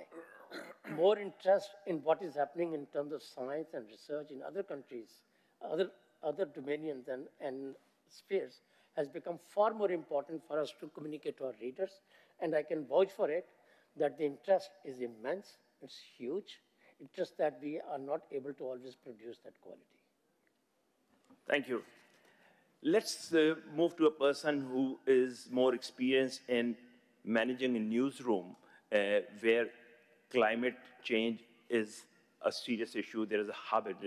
Emilia, you work for the Financial Times and you're the editor of climate change over there. Just tell us, how long it took you people to realize the importance or the need to have such a desk? When was it created, and is it making any difference? Yes, and thank you. I'm very honored to be here, actually, because it's extremely informed and sophisticated discussion and audience. So when you ask a question about, is climate change reaching people, or is there an audience, I don't think that's the question. The question is there's some frustration about this, what they call inertia, perception inertia also. People are very interested, but they can't see any action coming. So that's where we also play a role. So at the Financial Times, we've always had a very senior correspondent as the environment reporter. Okay. But our new, she was then new in January 2020, editor Rula Khalaf, who was previously the foreign editor and Middle East editor. And she became the editor. She became the editor in January 2020, the first female editor. Yeah. And she set 3 priorities for different areas she wanted to expand in. And they're telling areas. One is data journalism, data and visualization journalism. These things are linked. And also climate, elevating climate to be joined up. And the third one was video. So we take advantage of all of those 3 things. Actually, I do as a climate editor. And this meant that I have a unique role where I work across the world and across different reporting segments. So I have dedicated 3 climate reporters. I can commission them, but I can also commission the airlines writer or the oil correspondent or the minerals. On anything linked with on climate. anything related to climate. Sometimes I commission them on things that are unrelated to climate because I can't help myself. I have an idea and I say, you should do this idea. But on climate, and then I can edit that story, or I will encourage other colleagues, other editors also to edit those stories, because I want the ownership to be and the knowledge to be throughout the newsroom. I don't want to hold the knowledge. One of the things that surprised me, I've been a business journalist for more than 30 years, one of the things that surprised me about climate reporting and climate journalism and climate information is how much jargon there is, how much knowledge holding there is. People in the climate world seem to, particularly unfortunately, at levels like the UN and other very informed areas, they hold the knowledge and they mask it with acronyms and so on. In financial markets, they do that also, because as a financial journalist, I saw that, But actually, financial journalists want to explain the jargon that maybe they're taught to because they have to teach themselves. So I don't see so much explanatory journalism happening in climate. So they're just sort of trying to put it in as simple as possible language, because it's quite complicated. The physics is complicated. The science is complicated. That's why changing energy systems is complicated, and we have this problem with inertia. So, Amelia, the reason to have this desk emanated from the fact that your team or your editor wanted to inform the readers about the climate issues, or there was a demand for it? I think it was a question of both. She's very far-sighted, and she could see, just as she could with data visualization and video, there are other examples of expansion that we've had, that climate change needed to be approached in a holistic way, not in a silo. So we're very much about breaking down the silos.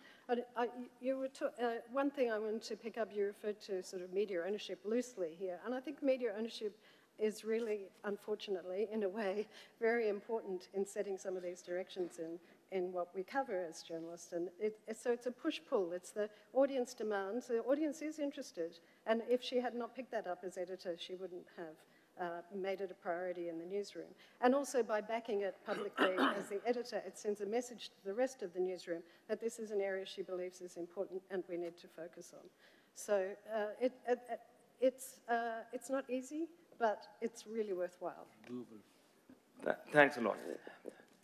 Nirupama, whether it's India, Pakistan, Bangladesh, and many other countries in South Asia and many more countries, it's not just about people discussing politics, but the kind of oppressive systems we have seen where there are curbs on the media, there are other ways to go after the media. What we have noticed is, and I would like your opinion on that, is that in some ways, writing about climate also becomes an issue of press freedom, because there are lots of projects that are directly or indirectly linked with the government, with the state, and when you try to highlight those things, like writing about fossil fuel, writing about coal-fired power plants, and the government will take it as an attack on the government or the state. Is it an issue in India as well?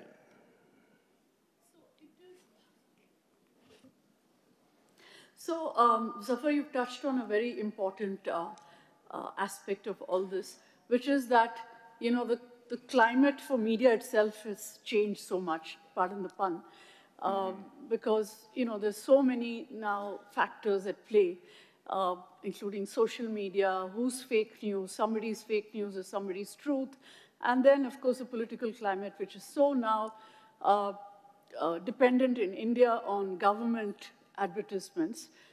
So we are all bound by that, that unstated, you know, I wouldn't say unseen, but unstated kind of self-censorship that plays a very important role in Indian media now. And also, you know, some points in the news are not really decided in newsrooms anymore. They come from elsewhere. So there are these issues. I mean, people do write about developmental issues, as they're called right now, which means this is how Indian media has traditionally covered environment and infrastructure as oppositional issues. Either you safeguard the environment, and I'd say environment now it's called climate, but in an earlier avatar, it was called environmental journalism. And so there's always this conflict, whether you cover, whether you give priority to development of the nation, or you're going to be caught in environment issues. So the Narmada Dam, which was a big dam in India, and there was a huge environment campaign against it, it also polarized our media in those days, when we are not so polarized politically. And now we have, even today, we have the vilification of the person who led that campaign. So those issues are very live. They are tied to national interest, as you very rightly said. So there is that constraint. But I'd like to just answer another question that you posed to other panelists, is how, I mean, is the reader or the television viewer not interested, or is it an editorial decision? I think it can be an editorial decision to tell climate stories, environment stories, climate change stories, climate resilience stories in a way that that resonates with viewers. We have to take it out of the studios. Our news, our journalism now is so much inside studios.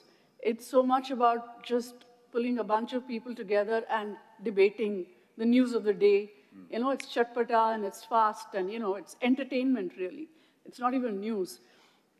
So we have to really train journalists to tell stories, climate stories, in a way that relate to people. And we have to take journalism out of studios into news gathering, put money in news gathering. I don't think there's any money now left in Indian studios for news gathering. It's just about, you know, studio debates. So that's fine.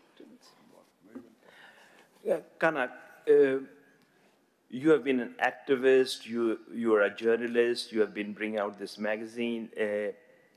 When it comes to reporting about climate change or environment, one thing that separates it from other fields in journalism is that there is very little room to be objective. And a lot of people say that you have to be an activist to take it further. Because if you get into the whole issue of objectivity, he said that and she said that, and try to balance it off, the real message is really lost. Is it true? Or if it is not, then how to handle the situation? For sure, if we're in such, we're standing at the edge of the cliff. Actually, we're already falling down the cliff. So if we were to do he said journalism, it certainly doesn't serve the purpose of covering the climate crisis. No longer climate change. The semantics always catch up with us. Climate change, now we should be talking climate emergency. But then what I would say is journalists, we talked earlier about whether journalists have failed, whether publishers have failed society, journalists have written enough but not making an impact. I would say journalists are like the canary in the mine. What they come up with, howsoever inadequate, they're actually in the front line. I feel for various sociological reasons, the academics and the activists who should be picking up where the journalists left off, that is a gap. Because there is enough information out there provided by journalists with all their weaknesses. One of the primary weaknesses I would tell you is our inability to impact national affairs and impact geopolitical and cross-border affairs, especially in the arena of climate crisis or the movement of vectors, the movement of clouds and smog, etc. There's also a cross-border element to it. But information is all out there, brought primarily by journalists and journalist activists. It is not making an impact. So what we should be talking about is how come we've not been able to jump the gap? And some will say, okay, the day of the media is over, it's the day of social media. Okay, then let's regard and understand how it is that social media can bring a change, given that it has all that reach, but very little depth. So I would come up with I have no answer other than to say that, put before you an example of doing activistic journalism and having a nil impact till now. And Somashri reminded me over lunch about an article I'd written about 4 years ago about the Kosi embankments and the possibility of mega disaster in Bihar due to climate crisis related issues, such as the Kosi barrage was built in the time when we were going infrastructure mad in the 1950s. So barrages were built because you didn't believe that the Europeans who taught us barrage building didn't know about siltation. So our rivers are full of silt, and they're natural silt. They come here geologically. The river, Kosi River, which is the largest tributary of the Ganga, massive river, it's a sea. It is now riding over 60, 70 years, it is now riding on a riverbed that is about 18 to 20 feet above the outlying land. Now, to come to a crisis that we actually started developing 70 years ago, now with climate change, if there is a cloud burst up in the Mount Everest region, and there are glacial lake outburst floods, and there is a break of the dike along the Kosi, you could think of hundreds of thousands of dead overnight. Now, this article, this coverage, and if you say, okay, you have to do it on television, did it on television as well. Or you have to write a long-form article, wrote a long-form article. Or then you have to do it as a tweet, did a tweet. But the fact that there is this massive disaster up ahead, and it's bound to happen, and it'll go all the way down to Bangladesh, from Kosi, which is the eastern Tarai of Nepal, into Bihar, Saharsa district of Bihar. All I can say right now to end is, everything is out there, but it has not converted to any kind of policy response. So the journalist has done his or her job, but it's not impacting. Thank you. Emilia, on this issue of objectivity and the traditional way of reporting as we have been taught all years, do we need to ignore it because reporting about climate change is much more than just balancing out a story? No, I actually do believe in being objective in all respects, and also including the subject of climate change. But, you know, our starting point has to be that what everybody's saying, which is our starting point is the science tells you, the facts, start with the facts like everything. The science tells you that the world is warming faster than any of the science models in fact, had expected. And it's not a matter of debate anymore if there's climate change or not. So you start from that point, so you don't entertain any denialism. Unfortunately, at the moment, we're confronted by the world's most powerful individual is a climate denier. So we don't, it's just become, this is a problem. So that needs to be called out for what it is, which is false. And so when you say, do we need to be objective or not? Yes, we be objective. We can objectively say that that's false. When I talk about objectivity, the reason I was asking this question was that supposing I was to do a story about coal-fired power plants, there will always be a kind of convincing version from those who are running those plants to give their side of the story. But when we know for a fact that it is polluting the environment, it is contributing to climate change and all those things, should we still try to get their version? I don't know about getting their version, but if we're reporting that, because we're reporting what companies are doing all the time in the FT, so we don't report it blindly. We don't say, this company's expanding and it's all great and coal. You want to have in that story the balance is, it's causing X, Y, Z of emissions, the cost of this to the climate, the recognition, hopefully, of the local government, if not international authorities, about what sort of contribution that makes to global warming. So you try and put it in that context wherever possible. I mean, at the moment, it's very, for us, for the FT, it's very challenging because even companies that we would have regarded as green companies are having problems and are being challenged. And so you have a Norwegian wind company now saying it's going to produce a quarter less wind and renewable energy next year because it can't afford to do it anymore. So you have to acknowledge in that story there's a climate impact. So it's not just an impact for that company, but a wider impact for society. And you can't force that company to spend money, lose money, to put in renewable energy. So that's where I guess, if you like, the balance comes in. But you must put the context of the world that you're operating in. But I would say that's true of all of the stories that we do about companies and governments. We want to hold them to account in the most important way. Thank you.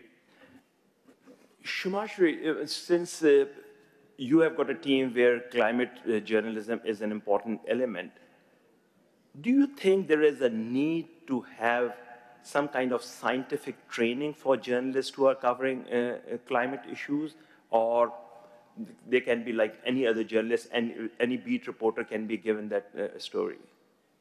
It's interesting that you mentioned this because in the same Reuters Institute report that I was citing earlier, apparently, when Reuters released the video in which they were discussing the report, they were saying that it actually turns people off reports which are headlined, "Scientists say the world is growing hotter," because they don't want to listen to what scientists say anymore.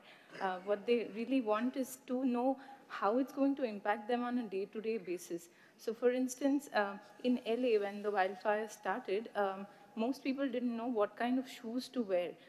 They were wearing boots which were melting in the fire. So, one way in which we can mitigate this, especially in the subcontinent, we consign science to people who know science best, and we let it in very little into our lives, especially journalists. So one way to get over the fact that most journalists will not have the training required to cover a scientific phenomenon like climate change is possibly to bring it down to the most local level in which it affects us. Say there's a flood warning, what sort of medicines should I buy so that my kids don't get diarrhea? Is one of the ways in which we can possibly improve the local connect.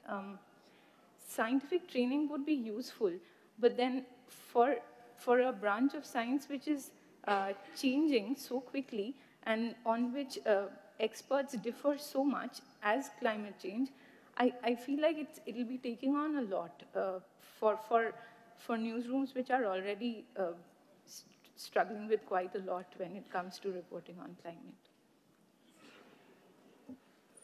Okay, now we come to Mr. Mushahid Hussain, somebody who has been a journalist for a very long time and then also a politician. Mushahid, you have experienced journalism, you have been writing for a very long time, but then you decided to move into mainstream politics, and whether you are still a politician or not, I don't know. Tell me, in an environment like Pakistan, where politics dominates so much of discourse, is there a room for discussion on climate change? I think that's a very good question, but the room has been created not by the policymakers or the politicians, but by the emerging ground realities that we in Pakistan and the region face. Because climate change is a borderless issue. It's one issue which is borderless across the whole region. And willy-nilly, the policymakers or the political leadership has to take notice of it. For example, in the last 20 years, we have seen over 150 freak weather incidents in Pakistan alone. Flash floods, melting glaciers, forest fires, and regular dislocation of so many people. So now it has been put on the agenda. I remember when 10 years ago in the parliament, I started the first public hearings on environment and climate change. People were not taking it seriously. So I had a friend from Dawn, actually, and he produced the first media manual on environmental reporting, Bakr Sajjad, by the way. So that was how we said we'll educate those who need to be educated. And then we also talked, I was chairman of the Defense Committee also in the parliament, and I told the people in Khaki also that look, there was a big avalanche in Gyari in the Siachen area. About 200 people were killed, swept away. And so this, like Siachen, and we proposed actually to our Indian friends also that let's start with a cooperation on climate change by converting Siachen into a peace park by demilitarization, withdrawal of Pakistani troops, withdrawal of Indian troops, because what are you fighting for? There's not a blade of grass there. So I think that now the issue has come on the agenda because we are facing it directly. When you talk of smog in Lahore, it's the same in Delhi. And you talk issues here also. But I remember in the Muslim days when we first mentioned about stone crushing in the Margalas or some kind of pollution, it was unthinkable. They said, what is this issue, environment? It was not there. But now I think it has been injected into the discourse because of the new ground realities, in not just in Pakistan, but in the region, as a regional issue. Mushahid, that's all so very true. But the thing is, in a situation where India and Pakistan are not even willing to play cricket matches in each other's countries, you're talking about cooperation and collaboration at a level that is unthinkable. Do you think, Mahfouz can also contribute, Nirupama can also jump in, that is it really possible to have this kind of collaboration? Let us start from Pakistan and the other countries of South Asia with whom we do not have conflict, say Nepal or Bangladesh or Sri Lanka or Maldives. And I think India will have to catch on because this is something which affects their future also. Now you're commenting as a politician. Ignore India and move to other countries. Well, if they're not willing to come in. Can I jump in? Please. You know what Dawn has done with this conference? In another time, it would have been possible to imagine that this would have been a government level thing. But Dawn has really, taken the lead in bringing together civil society and media from all these countries. I think that's the way forward, that civil society and media take the lead in this matter and not wait for governments. Because everybody recognizes that these are kind of borderless issues. There's pollution in this Punjab and the other Punjab, river water flows, whatnot. And, everybody's affected. So I think the civil society, which is so degraded now, which is so vilified, journalism, people say, governments say, what are journalists for? Why are you even here? What's your role? So, to jump that, I think we need to have collaborations between civil society with media. I remember, Zafar, that Dawn and The Hindu collaborated on WikiLeaks. Why doesn't the media think about collaborations like that, cross-border collaborations? And that may be a way forward. Yeah. Karan, you have to say something. Yeah, you asked Mushai the question about about India and Pakistan. Well, I think as long as New Delhi and Islamabad can't sit across a table together, such as even to call a conference, a summit of SARC, which should have happened here in Islamabad in 2016 and has yet to, is still hanging fire. No, 2014 was the last summit. 2016 would have been the next summit, the 19th summit. I would say as long as that doesn't happen, we can't let everything else remain in status. So, if at all possible, and we know even they have to go through Delhi or Islamabad, Punjab and Punjab could be the key for the rest of South Asia. Rajasthan and Sindh could try opening some of their doors, at least the discourse, if not to have a summit, a Punjab summit, which may be very difficult to bring about, but there's enough ways to interact. But even going beyond India and Pakistan, I would suggest to Mushahid that right around Lahore is the starting output of agricultural waste burning and thermal power stations and vehicular emissions. It all goes up to 14,000, 15,000 feet.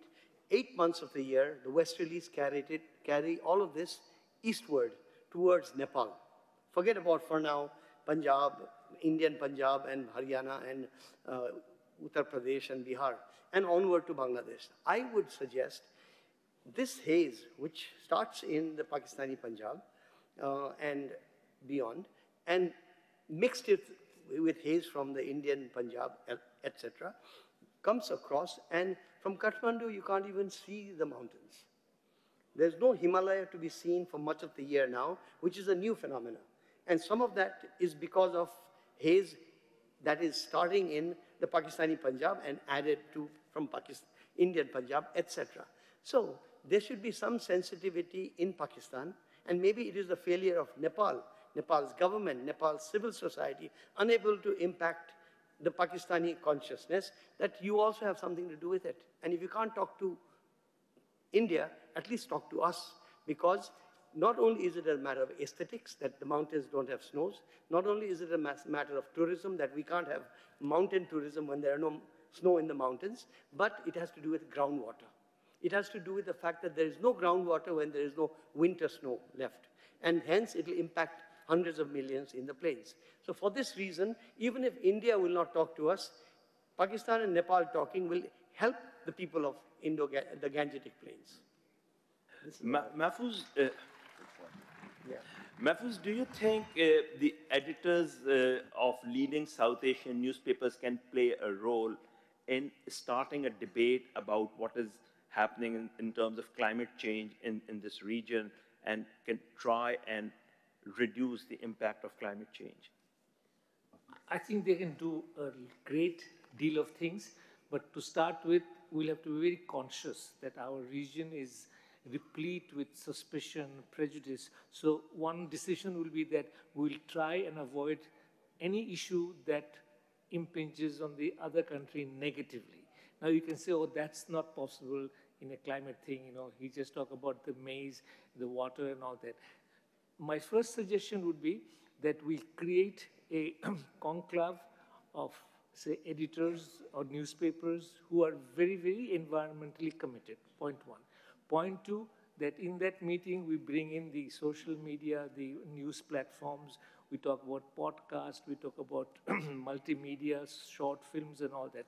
Now, number three is that we separate the issues, some of which are global, regional, and some of which are national. For example, the overuse of groundwater in Bangladesh, nobody is responsible but us in Bangladesh. There are city pollutions. So we could have a series of issues which are very, very national, and we can start by reporting on this, having short films on this, multimedia podcasts, and then exchange that between the group of editors who first of all sign up. And I would say, you know, all papers who have originally and through their company, through their editorial policy, have a strong commitment to environmental issues. Now, I would suggest that I have been a part of track 2 and discussions for years. I'm 75 and a half at the moment. So I've seen a lot. In 6 months, I'll be 76. Now, so I've seen a lot.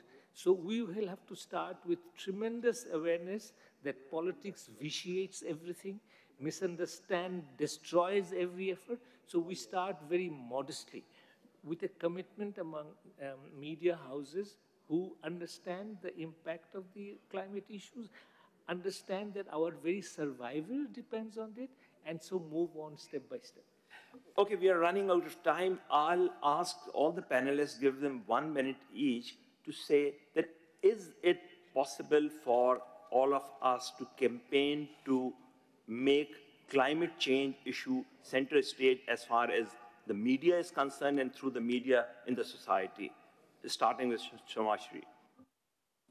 There's only one answer to this. Yes, of course. We do need to keep on telling the stories of people.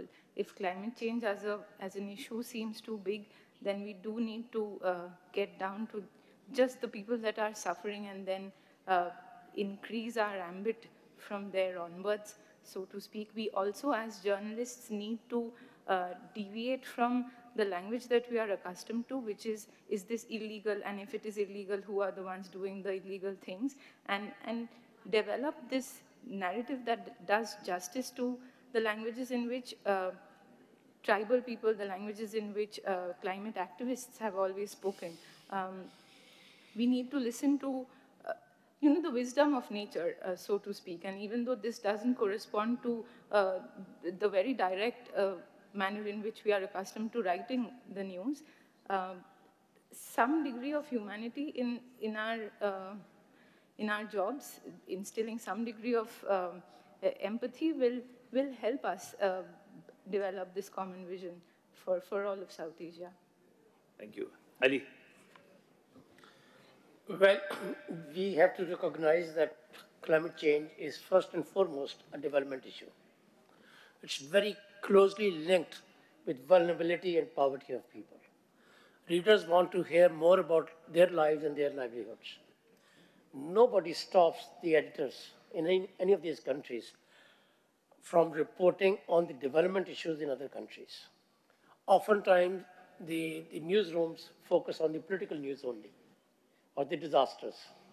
So the question is, how best can editor be informed to mainstream development issues in neighboring countries? That is the first thing. Second, at least in Pakistan, I cannot say much for India or some other country, the debate is debased for two reasons.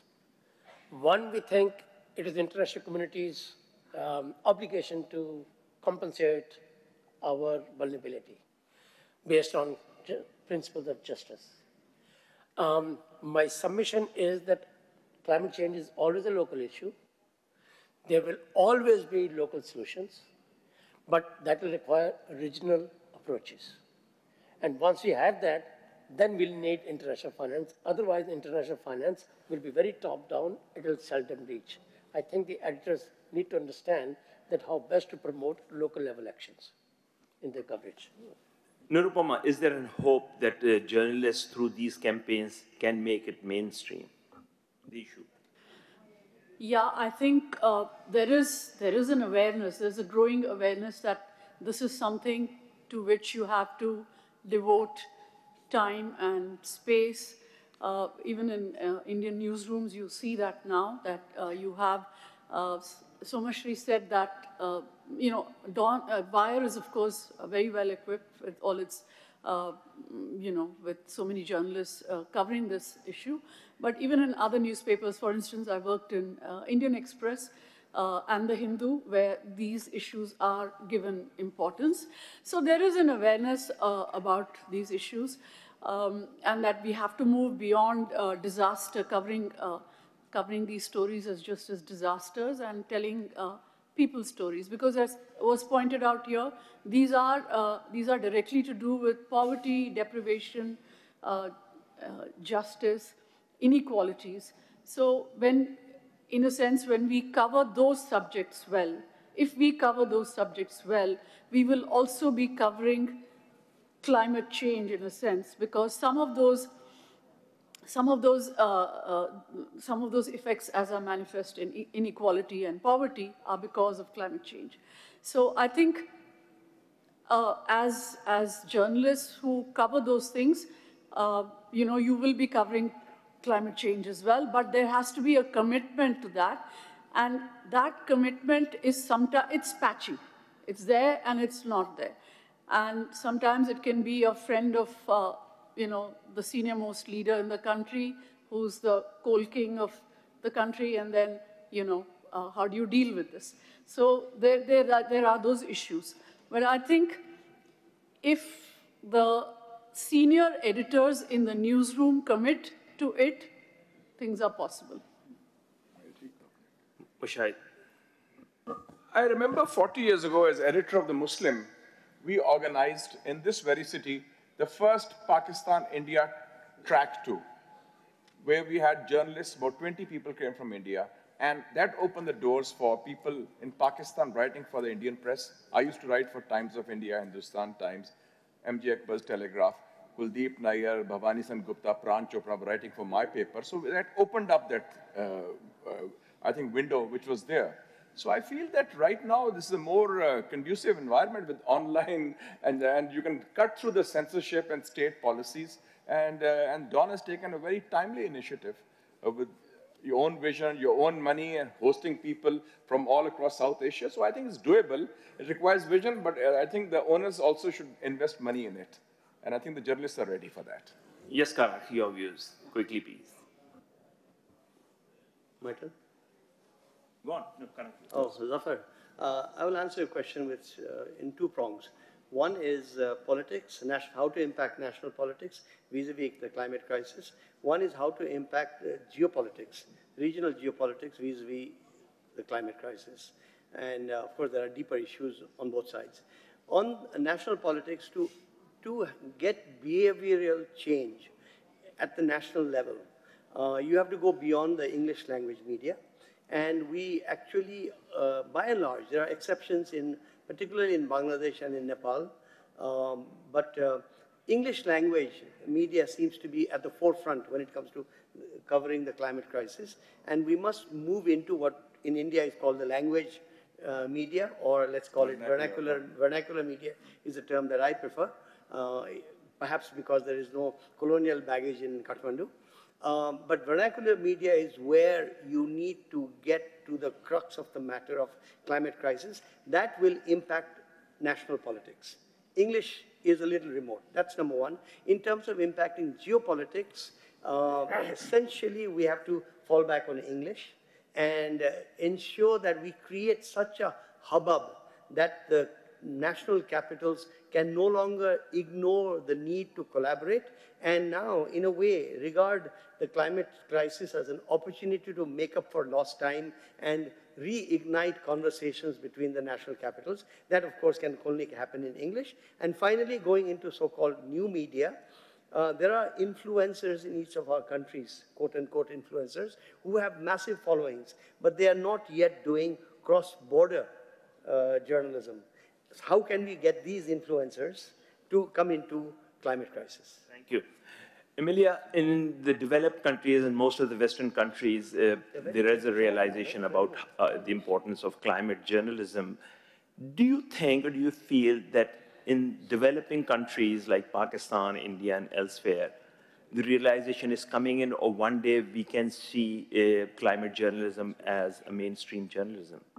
Yeah, absolutely, because it's the lived experience, isn't it? And I think media in every country is a mirror, it's a reflection of the society. People like to think, I mean, that's the one thing I would take a little bit issue in, and people like to think the media is leading society. If media was leading society, it might be a different society.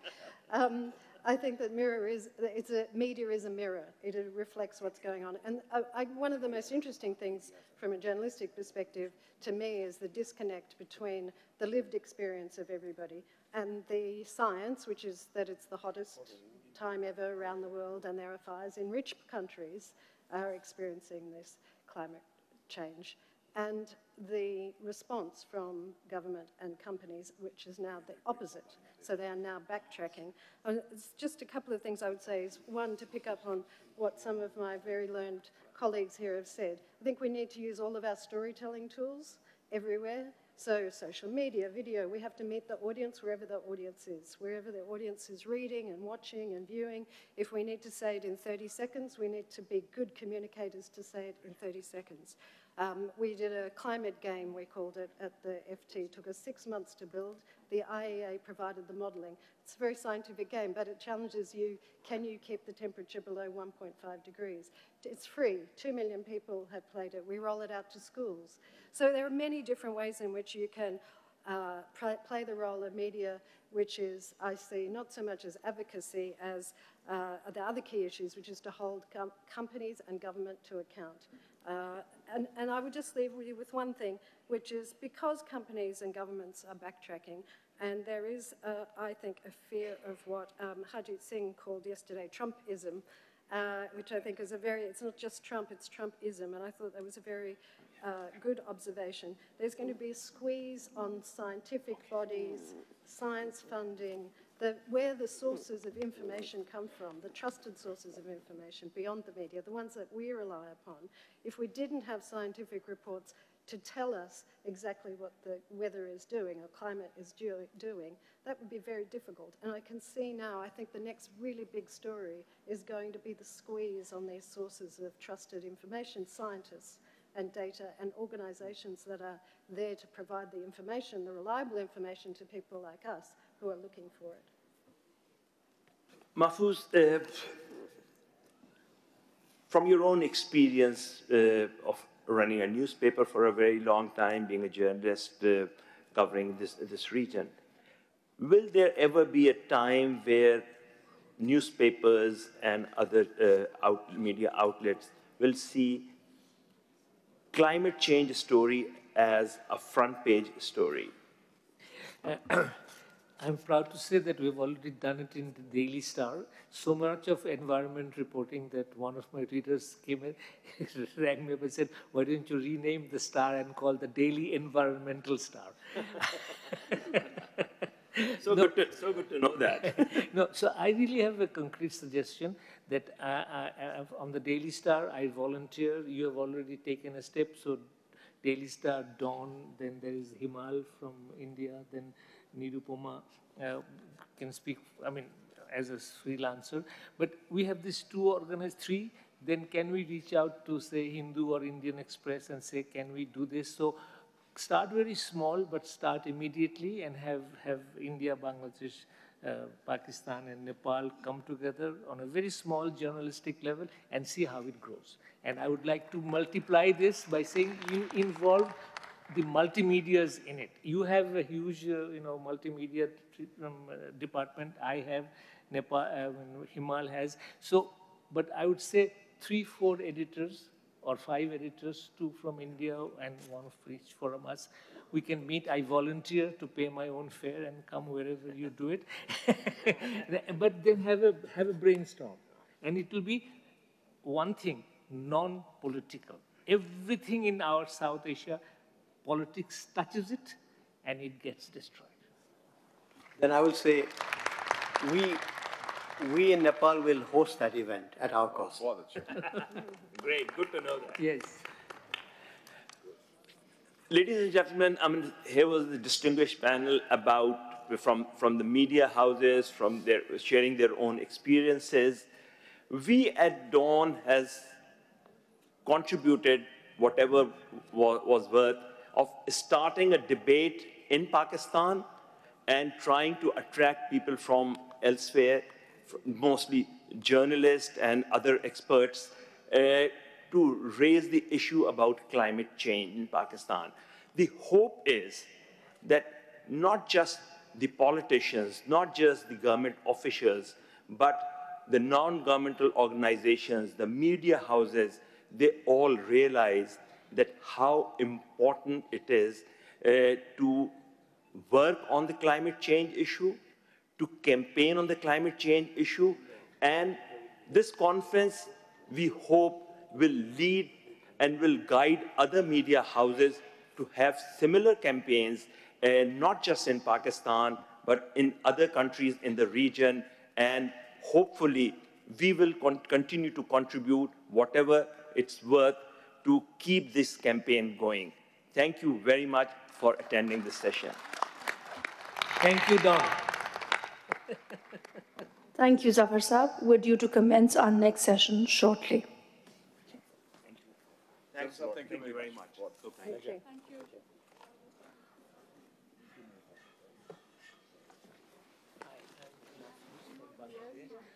I go to London every year.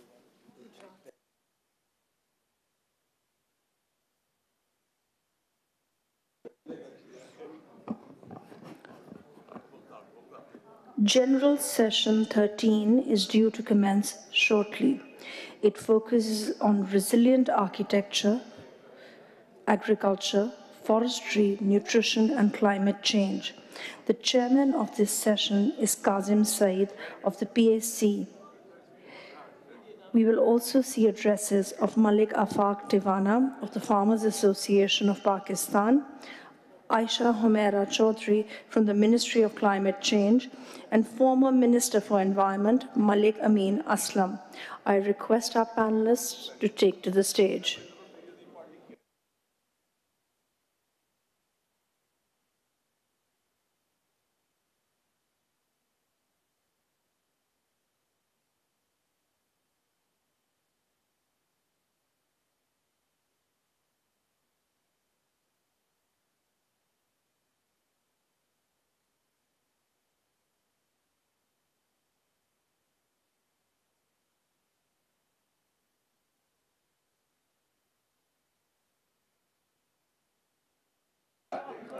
The chairman of the next session is Mr. Kazim Saeed, CEO, Pakistan Agriculture Coalition.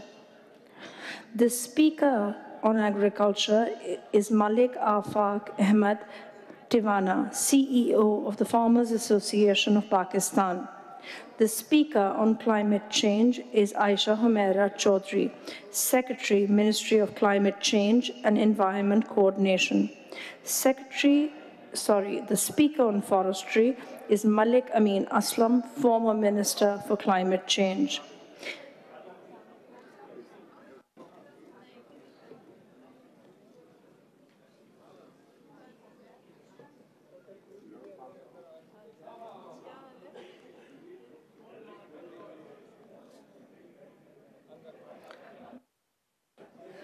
This session will be followed by a panel discussion. Our facilitator is Florence Rolle, FAO representative. She will be joined by Kazim Saeed, CEO, Pakistan Agriculture Coalition, Fernanda Thomas da Rocha, Country Director for Pakistan International Fund for Agricultural Development, Malik Amin Aslam, former Minister for Climate Change, Taimur Malik, co-founder, Drawdown Farm, Ms. Aisha Khan, Emerging Markets and Climate Change Finance Specialist. From Acumen, Malik Afaq Ahmed Tivana, CEO of the Farmers Association of Pakistan. And lastly, Ms. Aisha Humaira Chaudhry, Secretary, Ministry of Climate Change and Environmental Coordination.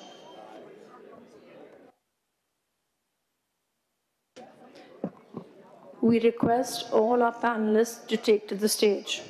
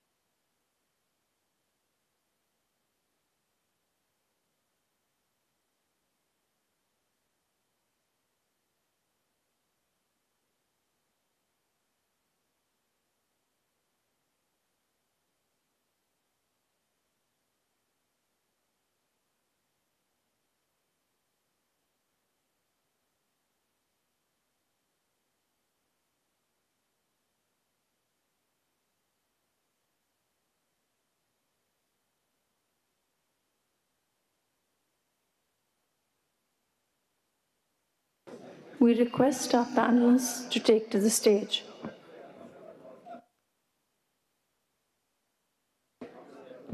Ladies and gentlemen, please take your seats. The session will commence shortly.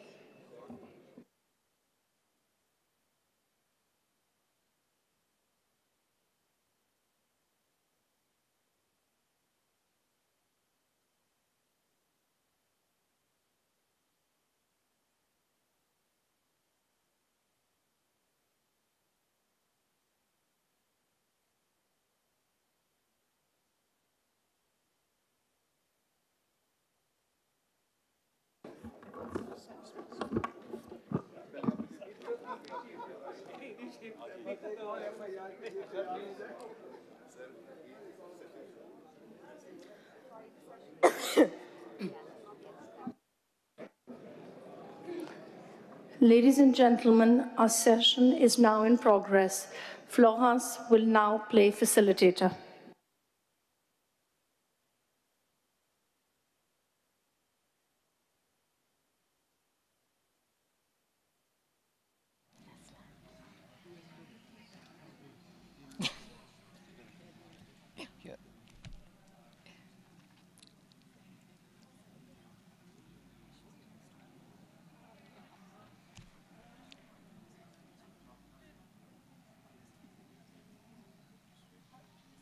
Shall I? We are ready to commence.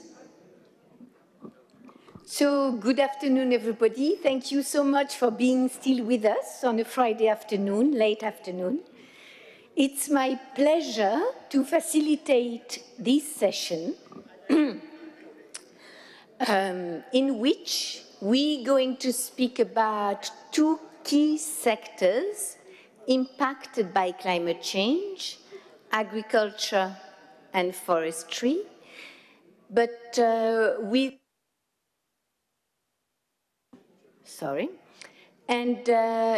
agriculture has a double hat. It's heavily impacted by climate change, but it also contributes to climate change. So basically, it's a problem, but also a solution. So we look at that, and we would like to take one lens, which is the multifunctionality of agriculture. So agriculture, it's not only producing food for the country, so food security for the country, but it's also providing the livelihood of many farmers in Pakistan.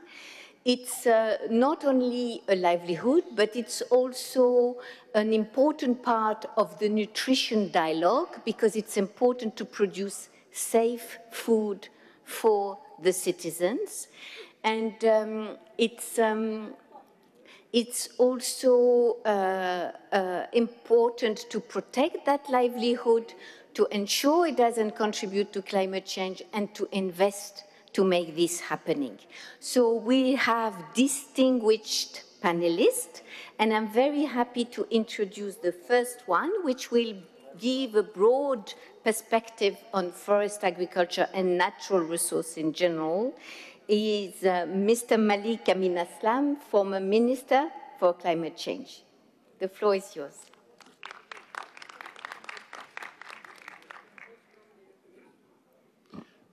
Bismillah ar-Rahman ar-Rahim.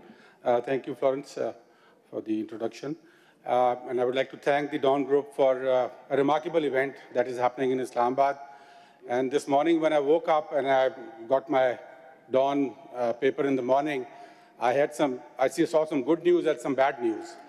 The good news was that climate change was finally the top headline of a major daily newspaper in Pakistan. And almost half the paper was dedicated to issues related to climate change. And the bad news was that within the same paper, the news was that the January that we just passed was the hottest January recorded in history. And we know it in Pakistan. I'm also happen to be a farmer. We know it in Pakistan because the water is drying up. We're almost in the middle of a drought now. For 4 months, we haven't had any rain. It's almost 40% less than what it normally was. And as a farmer, when you don't get rain, that's a serious issue. And this has been happening in Pakistan for so many years now. But the 2 points that I would like to talk over here about is that, firstly, climate change is no longer about climate talk. It is all about climate action. What we need on the ground is what is important. We've had a host of conferences. I've been on the climate change circuit for over 20 years now, and I see many faces in the crowd which have been with me.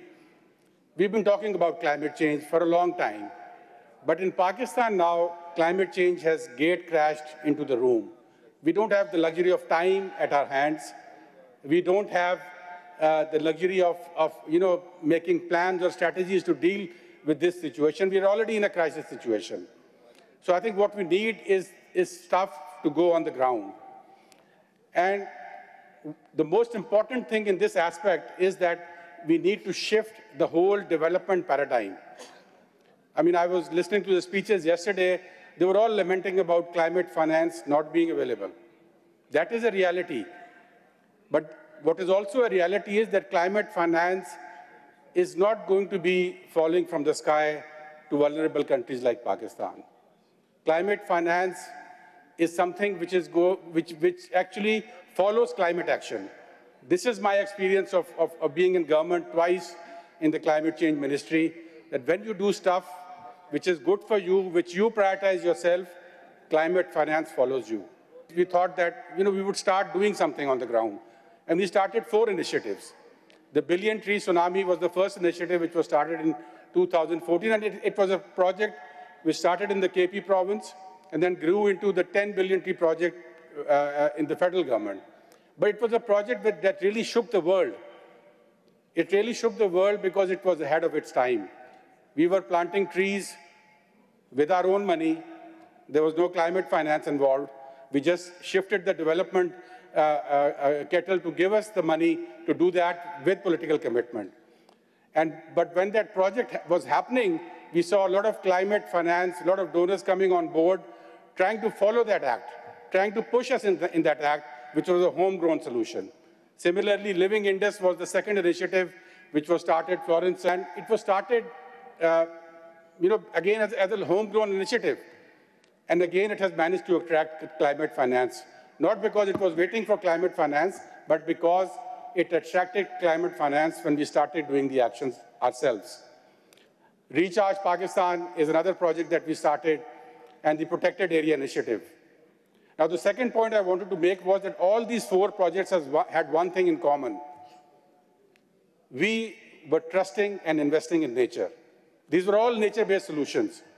And it was my firm belief that climate change will not get solved unless we make peace with nature. So I think this session is extremely important because the 2 sectors we're talking about over here, agriculture and forestry, are both sectors in which we have an opportunity to make peace with nature. For the forestry sector, I will just go through some of the lessons that we learned while we were planting all those billion trees. There were 4 main lessons that we learned during that time. The first one was that we have to be flexible and we have to be very humble when we're talking about dealing with nature. You deal with nature with a lot of humility and you plan with a lot of flexibility. We started with, in the project, we thought that we'll do a lot of afforestation, very less assisted natural regeneration. But when we ended, and nature taught us that lesson, that assisted natural regeneration is what works, and when you leave nature to do its own job, but you give it the protection. The second point that we learned was that climate change dealing has to be people-centric. You have to get the people involved.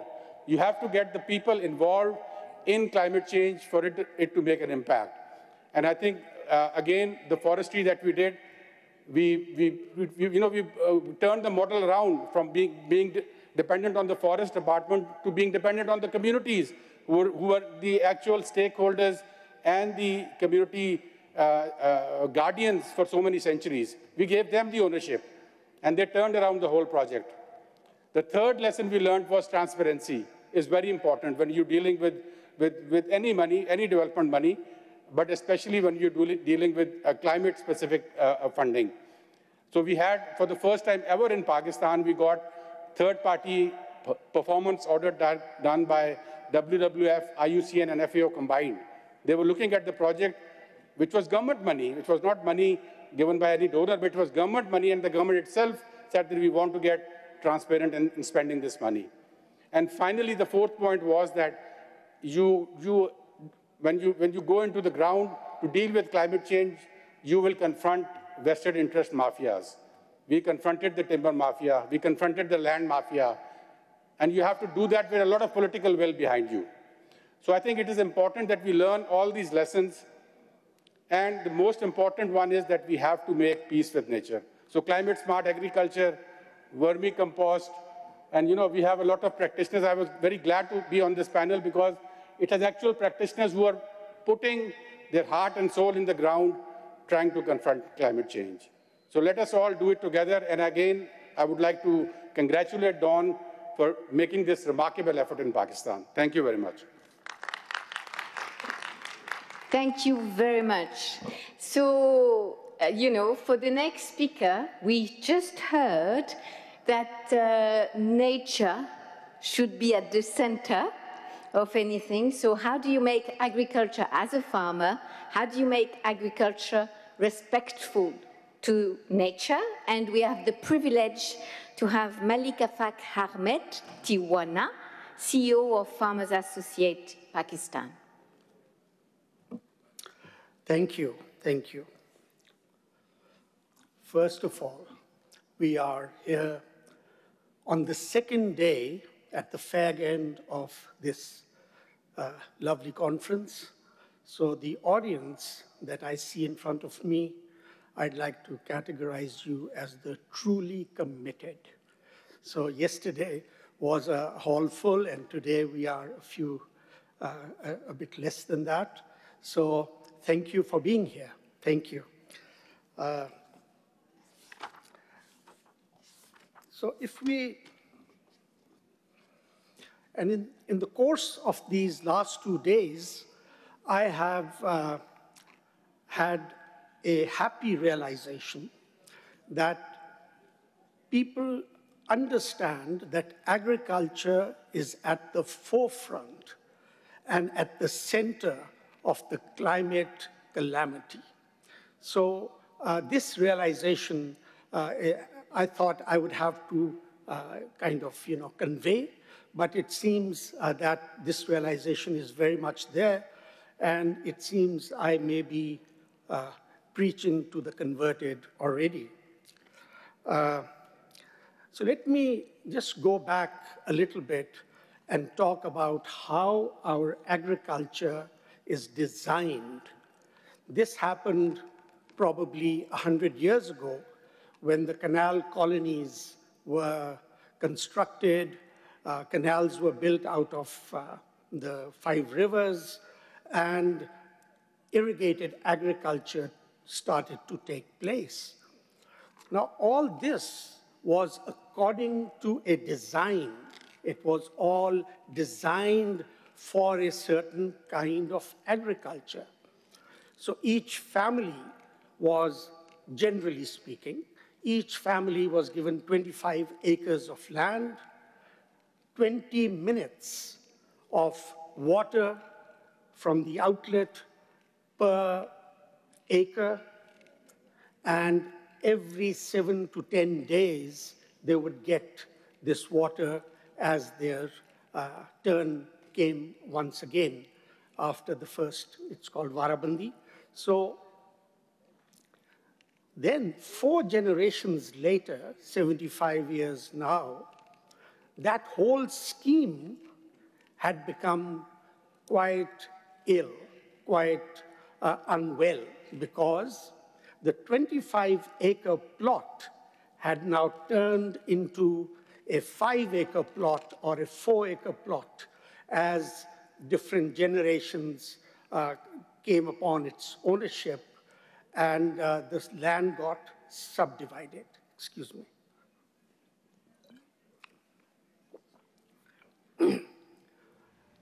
And so water was really not performing its duty as efficiently as it should have according to the original design. So each farmer originally was getting 7 to 8 hours of water availability at his farm every week. Now, the farmer is getting maybe 40 minutes or 60 minutes, and all of a sudden, it is just not being able to do the work that it was supposed to do. So we have more tube wells coming up, and water is being now pumped out of the ground. So the system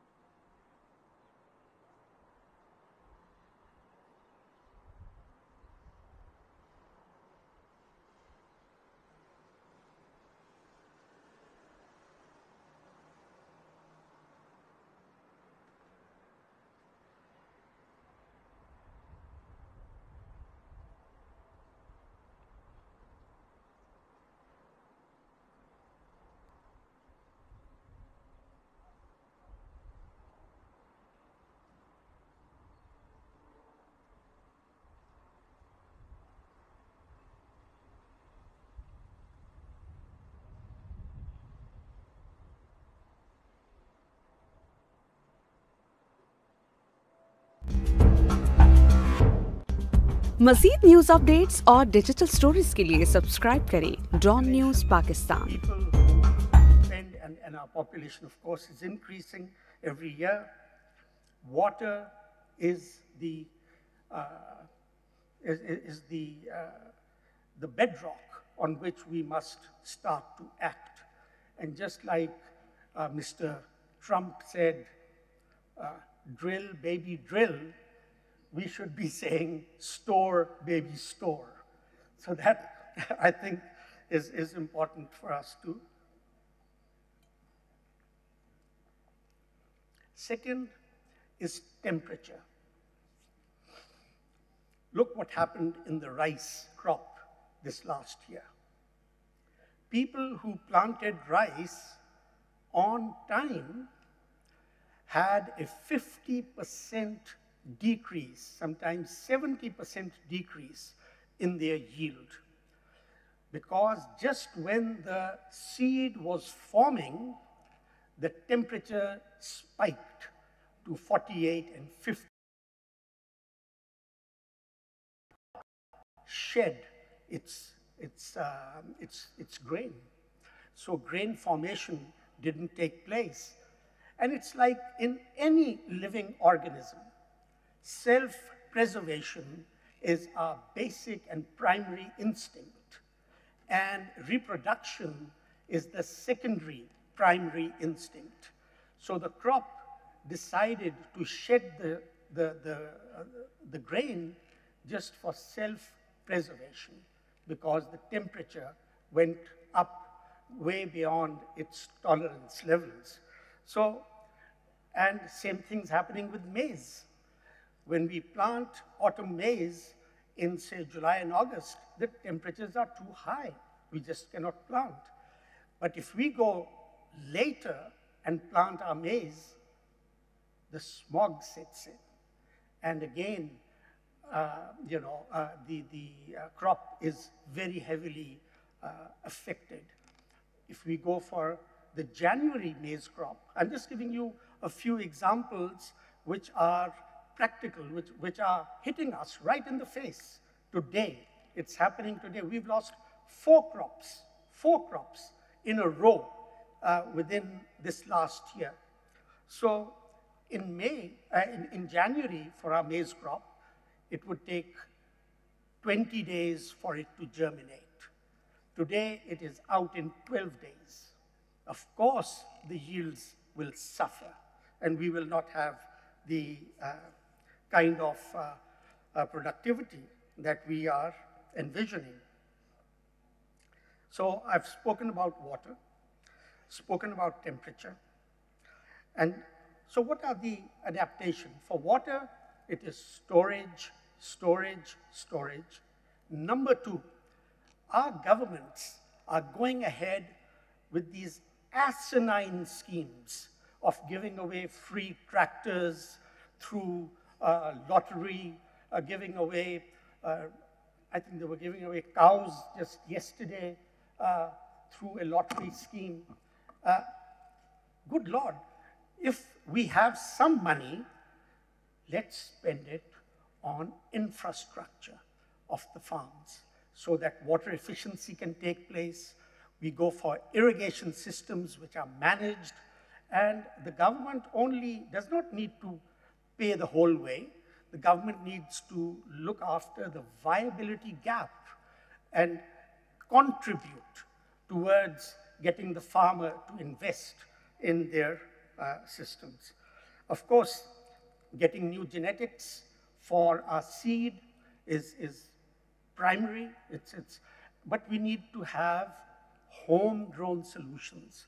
Borrowed solutions from other countries probably will not be sustainable in the long run. And so,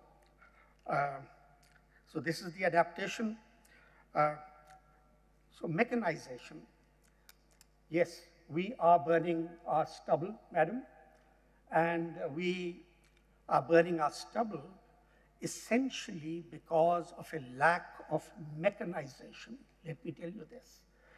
There is now a trend here, at least in the Punjab, where new equipment has come into play, which is creating a bale for the farmer with his rice stubble, and that bale is now being, it's an economic benefit to the farmer, and definitely the farmer will go ahead. So we need, rather than giving out free tractors and stuff like that, I think more finance, and it could even be linked to climate finance really, needs to be put into baling our biomass. So thank you, I'm done. Thank you so much. And I think I'll stop here. I've received the notice. Thank you. Thank you very much. Thank you very much. I've lost. So looking at impact of the climate change on the agriculture sector, looking at the need for nature-based solution, I would like to go now to the other part of the agriculture, one role which is key, which is protecting the livelihood, because when there is climate change, they can be a shock.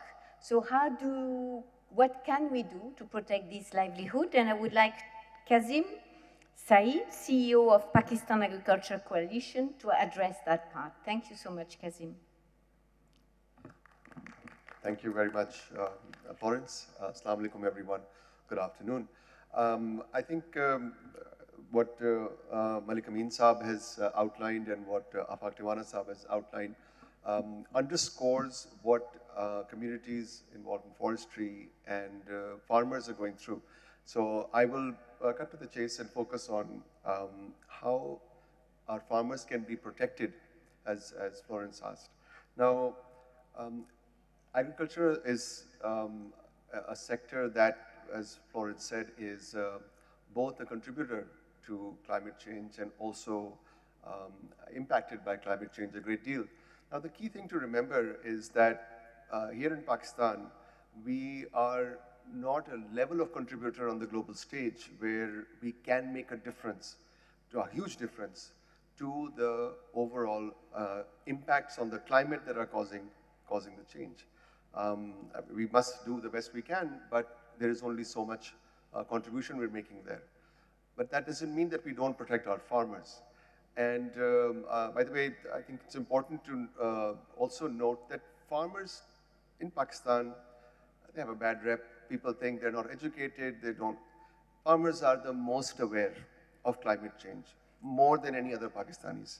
And the reason is, as Malik Amin Saab and Afaq Tiwana Saab have pointed out, farmers have been seeing the impacts of changes in climate for a lot longer than the rest of Pakistan.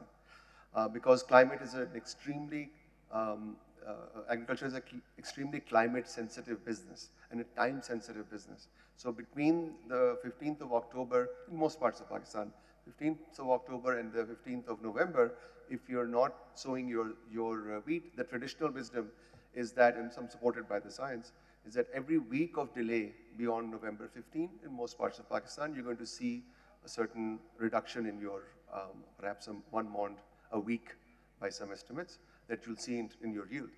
And that window, that optimal window for sowing the wheat has been closing or shifting. And across Pakistan, you talk to farmers and you hear that. Some of the more extreme impacts like the floods and the impacts of drought, etc., temperature changes which allow the whitefly to hit the cotton in September, not just in the previous months as well. These are impacts that farmers have been aware of for a while. And the question is, what can you do about it?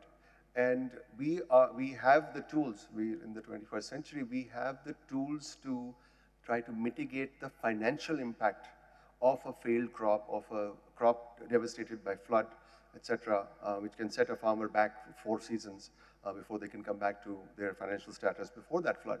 We have the tools, and a key tool that I think Pakistan can leverage is crop insurance. And the critical thing to remember about crop insurance for Pakistan or a country like Pakistan is that the the insurance industry in our country, in many such markets, does not have the financial heft to take on the risks of agriculture. And typically, this is the case in many markets, and typically what happens is a local insurer takes 20% of that risk, and a global reinsurer takes 80% of the risk, underwrites the risk. And if a global reinsurer is operating in 120 countries, and you have the 2022 floods of Sindh happen in 3 or 4 places, their balance sheet will not get wiped out. And this is something that we from the Pakistan Agriculture Coalition platform has tried to introduce to Pakistan over the last few years. And some pilots have been done which have succeeded, making payouts to farmers for heat wave, for pest attack, for the whitefly I mentioned, also for inundation by floods. And now the government of Sindh is taking this very seriously and planning to do a pilot at some scale. And the federal government and Punjab government are also looking to these solutions. Now, the key thing to remember again is that for agriculture to be able to pay for the insurance, we heard, since yesterday we've been hearing that climate finance may not be sufficient globally. And as Malik Amin Saab very wisely said, even if it's there, you move forward and it may come to support you. My contention, my proposal here is that Pakistan is one of the countries, I would say Pakistan is an agricultural superpower. In many, many crops, Pakistan is in the top 10 in production, even though we haven't increased our yield sufficiently. Pakistan is one of those countries that can significantly increase its agricultural output and export the surpluses and be able to pay for some of these investments like crop insurance. And just to give you a little bit perspective on this possibility, for the major food grains, because we're focusing on nutrition, the link between nutrition and climate, the major food grains that are traded in the world, wheat, thank you, wheat, rice and maize, 80% of those trades globally are dominated by just 6 countries. And you know which ones they are: United States, China, Russia, Ukraine, South Africa, perhaps India, Brazil. And none of those countries are able to increase their output very quickly in a matter of years to a significant level. Pakistan, somehow we didn't pay attention to our yields. Pakistan still is far below the averages of yield that it should have. So there is a possibility of increasing yields through better seed, etc., within a few years and generate those surpluses that can bring the revenues to pay for things like crop insurance. And I think that's the key message that I wanted to deliver in this part of the conversation. Thank you so much. Thank you, Kazim, and it brings very well how a farmer, an agriculturalist, is going to increase the production while still protecting being nature positive and export safe food. Big question to you. I'm happy to have Mr. Tamour Malik, agriculturalist and innovative farmer. All right, this is working. Assalamu alaikum, everybody. It's a treat to be here, and I'm very privileged to follow after such great people who've given you a little bit of an idea of how much farmers are suffering from climate change at this point. This is a global phenomenon. There's a smorgasbord of nomenclature that's used for it. It's climateflation, heatflation, sogflation. All over the world, we have dropping yields and crops being destroyed by a series of climate events. And this is, of course, happening in Pakistan as well. In fact, the Syrian civil war, which recently led to finally the ouster of the Assad regime, was also kickstarted by a climate-induced drought. And this is very, very dangerous because we're headed towards, suddenly something can happen that can just tip the scales for entire countries to erupt. God forbid. And that's why tackling this is crucial. And the word apocalyptic was used a few times during this conference. And while this is true, I will hopefully not be a bearer of more bad news, but rather one of hope today. Because using techniques and tools of regenerative agriculture, which is my profession and what I've been doing for the past 8 to 9 years, we have the potential to realize the vision as the Honorable Kazim Saab said here, which is to make Pakistan an agricultural superpower. We can dramatically enhance yields while doing it in a way, shape, and form that is in harmony with nature, as His Excellency Malik Amin Saab just mentioned, because that is, at the end of the day, what we need. And agriculture is something that gives us a lot of hope if we do it right, because it can become a tool not just of adaptation, but also of reversing climate change and drawing down excess carbon if we do it the right way. And we can draw down the carbon in soils, we can draw it down in trees and shrubs around farming systems, so there's enormous potential. The Honorable Tivana Saab mentioned store, baby, store. And one of the greatest sources or technologies of storing water is actually soil carbon. For every 1% of organic matter that we increase in our soils, we have the capacity to store 27,000 gallons of water. And there are farmers, I'm going to mention, we were talking about yields, so I'll start with that. The world record holder for corn yields is an American farmer named Russell Hendrick.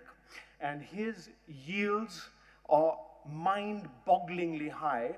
The highest yield in Pakistan for corn is around 110 mons or so. Correct me if I'm wrong. If a farmer gets that, he's jumping up and down with joy. So Russell Hendrick's yields are in the range of about 355 mons per acre. He started in 2012 with soil that had 1.7% carbon, and by 2024, that amount had reached 8.2% carbon. So carbon is really the store of wealth of a farmer if we enact systems and tools that build it in our soils.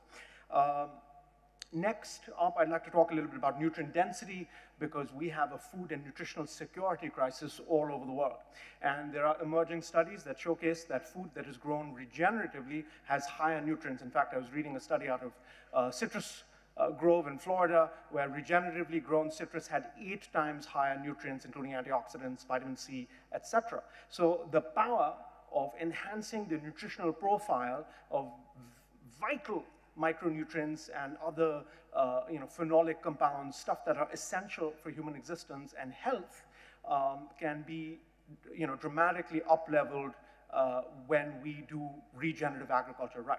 Now, what is regenerative agriculture? It is a very broad brushstrokes term. It's like saying renewable energy, but what type of renewable energy, right? So regen ag is an umbrella term, carries within it a number of tools and techniques. On our farming system, we're privileged we take a very integrative and expansive view. So we do deploy many, perhaps all the known, including cutting edge and bleeding edge tools out there. Recently, we conducted a study, for example, I'll get to that in fact. So we have, we do large scale fungally dominant composts.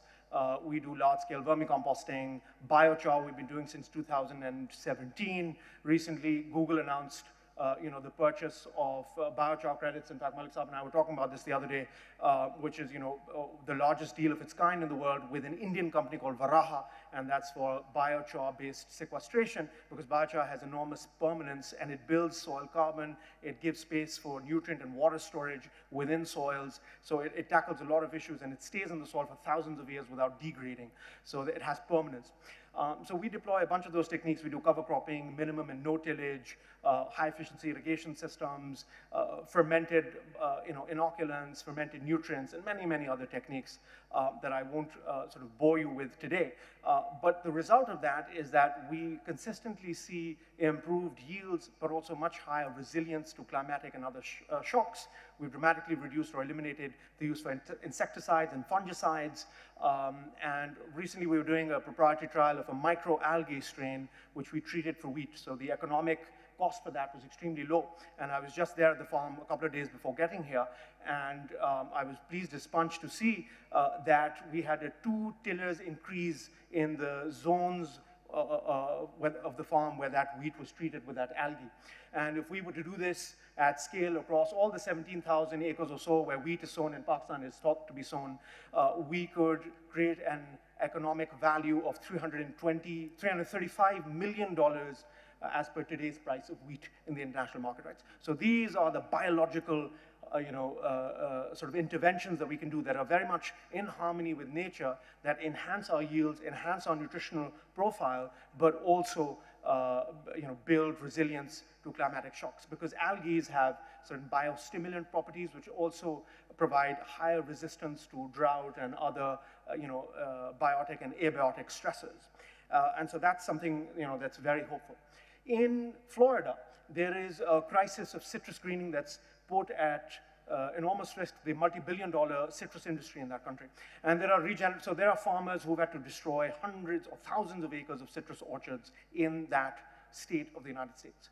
But there are farmers who've turned to regenerative agriculture, and they have been able to completely eliminate citrus greening from their farms. So citrus greening still shows up. The Huaolong Bing virus is still there when you do a soil test, but it is not impacting the plants because you have crafted a microbiome that has, lots of the good guys, the good fungi, the good bacteria, the good protozoa, the good nematodes, and all of those keep the bad guys in check. So when you have enough good guys, you don't need, the bad guys cannot flourish. And I'll end with perhaps one example that I'm super bullish and passionate about. We're starting the Pakistan Alliance for Regenerative Agriculture, a nonprofit, for which I'd urge everybody to join and join the cause and help.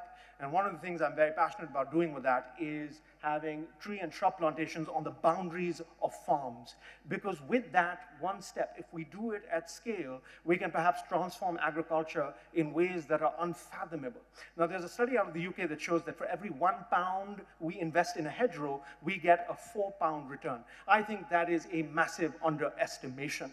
But some of the benefits that we get from that are, we have beneficial insect populations which take care of the bad guys, the pests, and therefore you don't need to use insecticides, right? And similarly, strategically planted hedgerows, they not just give you pollinators and beneficial insects, which is really important because we also have a biodiversity crisis along, all over the world. It's called the sixth mass extinction, which we can also tackle on farmland. But also, you can plant trees that give you valuable nutrients. You can plant leguminous trees. You can plant trees like moringa, which are indigenous to this land, also called sohanjina, and you can create a biostimulant out of it, which also up-levels yields significantly, right? So the potential is enormous. We created a composted phosphatic fertilizer, which is one factoid, and it helped enhance our yields by 20% for corn maize, while reducing our phosphatic fertilizer cost by 33%, right? And I haven't even talked about no-till because if I get in there, the economics are just insane. A 33% increase in yield in a side-by-side plot under a center pivot, growing Corteva maize. Just the only differential was using a French no-till planter. And I understand that you're from France, so it's one of the best planters out there. And I'm not going to use the term that the Honorable Tivana Saab used for the government policies because I'm still a young lad and I have to function here. But what I will do is say that a much better utilization of that resources would be with no-till planters, because we can dramatically build soil carbon while enhancing yields with these incredible precision planters that lead to germination rates of over 99%. They plant the seed precisely at the depth and the seed-to-seed spacing that you need for optimal growth. So I'll end there because I could hog the mic for hours, but I hope that I've given you some hope and I've given you something good to think about. Thank you. Thank you very much. And you did provide hope. So the next question is, it's possible. So then, how the government is helping, facilitating, so that your knowledge passed on to 8 million families of farmers in Pakistan. And with that, Aisha Humaira, I'm very pleased to introduce Aisha Humaira, who is the Secretary of the Ministry of Climate Change and Environmental Coordination. Aisha, the floor is yours. Thank you very much, and it's an honor and privilege to be with this august audience. I am here not just to share some of the points that I have jotted down, but basically to learn from all of you.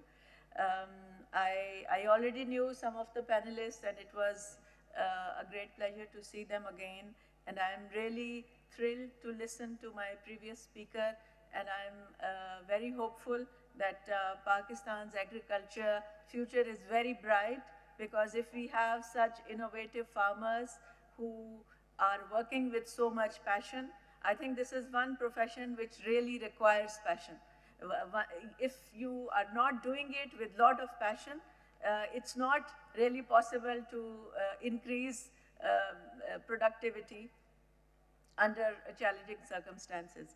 So I don't want to repeat the challenges that farmers face. Obviously, extreme weather events, monsoon variability, heat waves, and scarcity of water, all these challenges are there for the farmer.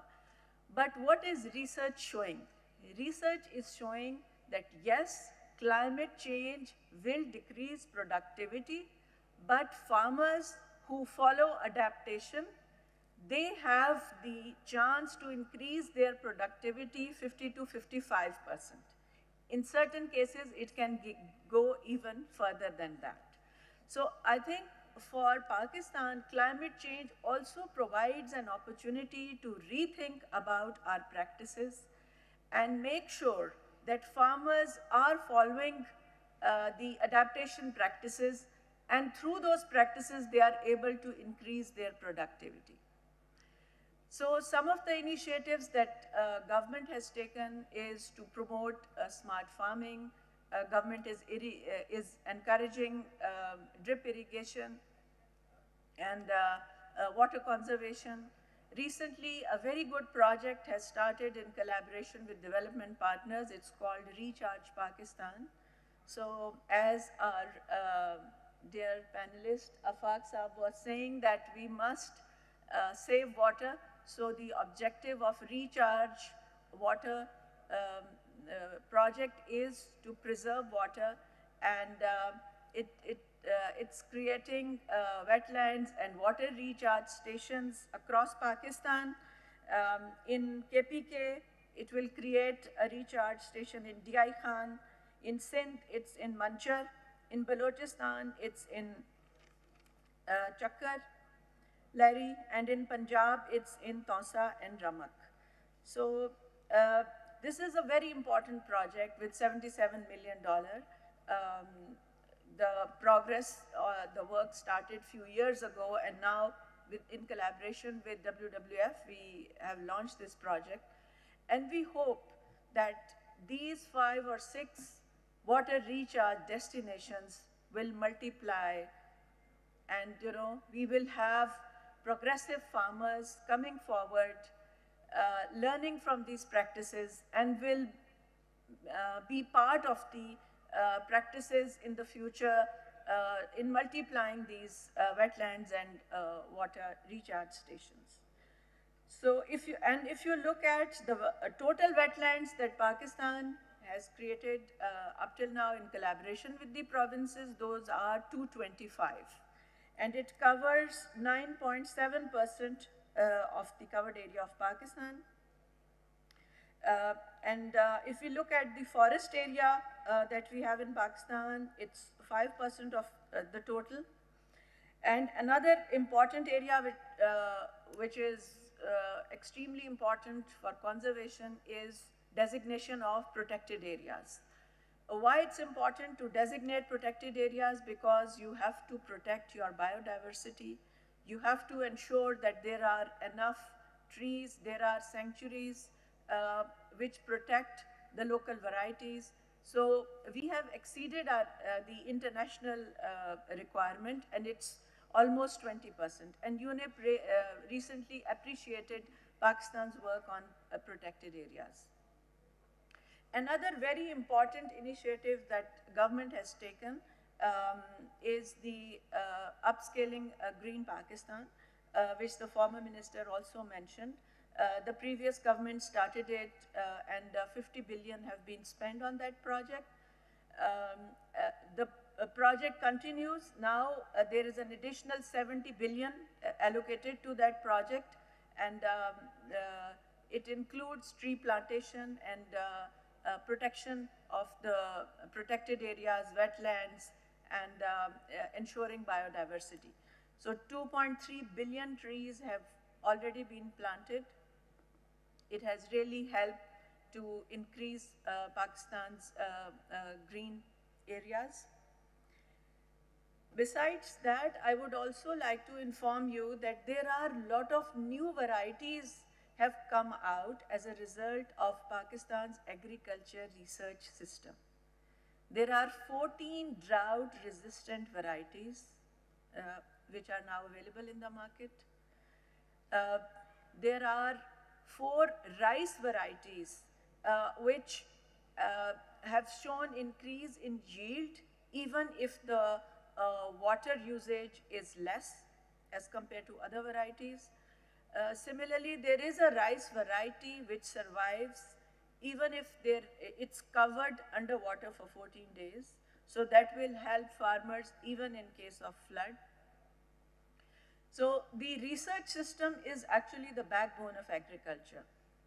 And up till now, if we look at the expenditure that governments make on research, although is not, I would say remarkable, it's 0.2% of the GDP, but we hope that it will, by 2030, it will increase to 1%. Similarly, Food Security Ministry in collaboration with the provincial agriculture departments is very well integrated with the research systems of FAO and CGIAR, and I think that is the strength that we have in Pakistan, that we are very well entrenched into the global research system. We are very closely linked with International Rice Research Institute, CIMIT, where a lot of wheat varieties were developed. So I think we do have great strength in terms of our research systems. Participation of private sector recently has really enabled the system, and now more and more private sector is encouraged. A lot of innovation is coming here. Tech-based solutions are there. We have a lot of IT startups who are now helping the farming sector. They are looking at water conservation, the pesticide used in it. So that type of monitoring has also been very helpful to the farmer. Met department, through their early warning system, is also helping the farmer. Now 72 hours before the rain or any extreme weather, they can inform the farmer about those extreme events, and then farmers can take precautionary actions. So I think that's enough from my side. Thank you very much, Aisha. So we have 2 other panelists, and I'll take Aisha Khan first, because it goes, when we see a progressive farmer, an innovative farmer, he might need a bit of push, access to finance, to push to the next level. So Aisha is working as a climate change expert and emerging markets. So she's going to speak about, and in Acumen, sorry. So I'm sure she's going to speak about access to finance. Yeah, hi, thank you, Florence. Thank you, everyone, for being here. And wow, I decided to get up because who would expect in Islamabad in February for things to be so hot? Talk about climate change. I came from Karachi, half my suitcase was packed up with shawls and jackets, and I walk here and I'm like, wait, this is actually very real in a fundamental way, as all of us are sitting here. So thank you again for being here at the late end of the second day. And if you thought we were done with the climate finance piece of it, unfortunately you're not, because this is all I do actually. And as Florence mentioned, I work in climate.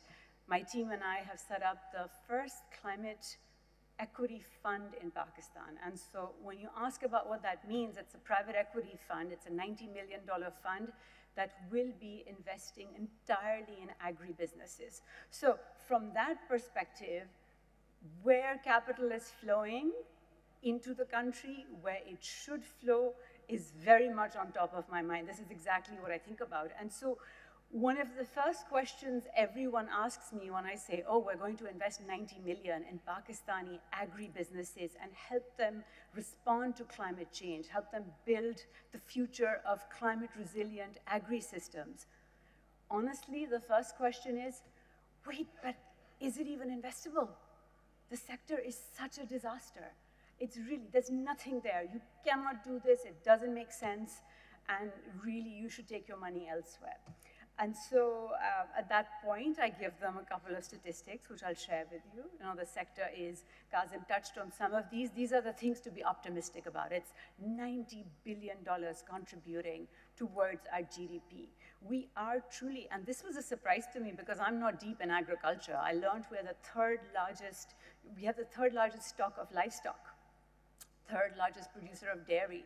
I think we are the fourth or fifth largest producer of rice. So much happening, and over the past few years, when you look at the growth of the economy, the agriculture sector actually has been growing at 3 times the growth of the economy. Now, those of you who are economists might step back and be like, yeah, but the last few years, the growth was very slow anyway, so what do you mean? But it's still growing at 3 times the rate of the economy. So when I give you all of these numbers, and if I've convinced you enough, you might say, oh, well, then what's the problem? You guys are doing really well. It seems like you have everything. And then you step back underneath it and say, well, actually, absolutely not. And it's not just because of the havoc that floods have wreaked on Pakistan. We saw it in 2022, a third of the country underwater. We talked about it. But really, at its core, when you look at over 85% of your farmers, most of whom are small, by the way, do not have access to finance. And what that means is they're not able to invest in actually planting what should be the right thing for them to plant, given what the market is telling them. They just don't have the financing. They don't know how to store. We end up wasting a lot of what we produce.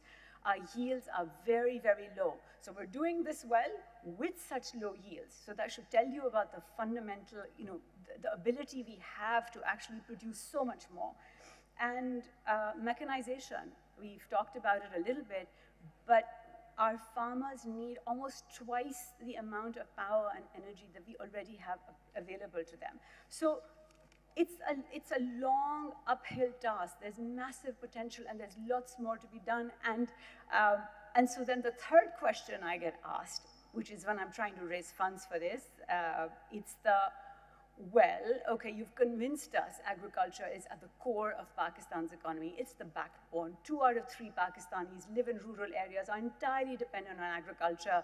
It feeds into every sector, all our export sectors. It is so high potential. There's so much you guys can do. Why hasn't it happened already? That's the question then. Why is it that we're still talking about lack of storage capacity, lack of access to credit, lack of power on farms, the wrong seeds, the wrong information just not being available? And there are many answers to this, and we can go off into the history of agri-systems and land holdings and all of the incentives in place. But I think one thing bears repeating, and if this is my only message to you, I think it would be this, is that systems and markets and individuals largely behave in very rational ways. So whatever the incentives are, the systems will respond accordingly. So when we, as a nation, talk about why is Pakistan not getting access to climate finance, there are trillions of dollars floating around via the 5th or 8th most vulnerable, however you cut it, we're massively vulnerable. Why aren't we getting it? The system responds rationally. That capital will flow to a space where it has the highest return. And what is true at a national level is true at the farmer level. So let's step back a little bit and see what our farmers are doing. If you think about places where production and yields have actually improved in Pakistan, you can take some guesses. All right, it's not cotton. Cotton has gone down by half over the past few years. Why? No real incentives to produce. Rice has gone up by 50%. Rice. It's not a strategic crop. And what has actually doubled is corn or maize. So you can ask yourself, why is it that farmers are making these decisions? And the response to that is fairly simple. Rice has an export driver. There are markets available for farmers to sell to. Corn is a huge input in poultry feed.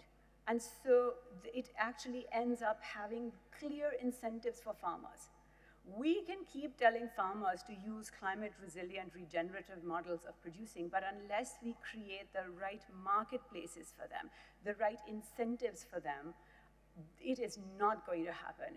No one is actually making decisions on the basis of, by the way, this is excellent for the country, let me grow this product. And so if you take away support prices for wheat, you will have certain outcomes in the wheat market. And let's be very clear on what that means. We can make those choices. All of them have an outcome. Markets, individuals, companies, private equity funds like mine work in very, very rational ways. So as we sit here, we can think of ourselves as consumers. If we want to eat better quality food produced using sustainable technologies where farmers get a living wage and actually are paid for what they're producing, are we willing to pay for it? Are we setting the right incentives? If we want to grow companies that are doing exactly this, what Taimur's doing and what so many entrepreneurs are actually building as well, really, really building on what Pakistan needs, are we creating the right incentives for this? It's a question for me as well as an investor. Am I financing that change? And again, step back again as a nation. We can keep talking about agriculture and resilience and someone else should fund it. Are we creating the right incentives and the right structures for this? So questions for all of us to ask ourselves. Obviously, I'm one of the believers in change and in doing what it takes. And I hope all of you, certainly, again, engaging at this amazing conference that Dawn has put together, can collectively come together because it is a system-wide shift. It affects each and every one of us. And so I hope we can all come together on moving this issue forward. Thank you. Thank you very much, Aisha. So I want to introduce you, the last but not the least. She's a colleague of mine and a friend of mine. She's from the United Nations. She's the director, the country director of the International Financing IFAD, Fund for Agricultural Development. I don't even know the acronym. I've been so used to use the acronym. Because why not the least? Because IFAD is working for the smallholder farmers. And, I don't think we are representing them today, let's be fair, in the panel, none of us, me included. So, and in Pakistan, 90% of the farmers have less than 5 hectares. So incentives, so the incentives is a key thing for farmers, but sometimes when you are very poor, when you are very vulnerable, you cannot even respond to incentives. So I'll give the floor to Fernanda, who is going to speak about that. Thanks. Thank you, Florence, and good afternoon to everyone. Dear panelists, it's a pleasure to be here in this panel.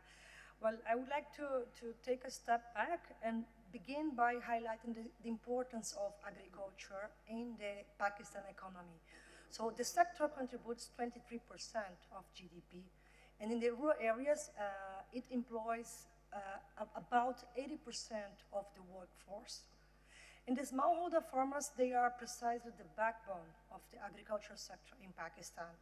They are contributing to national food security, and they are also contributing, they could do much more, but they are contributing to exports earnings.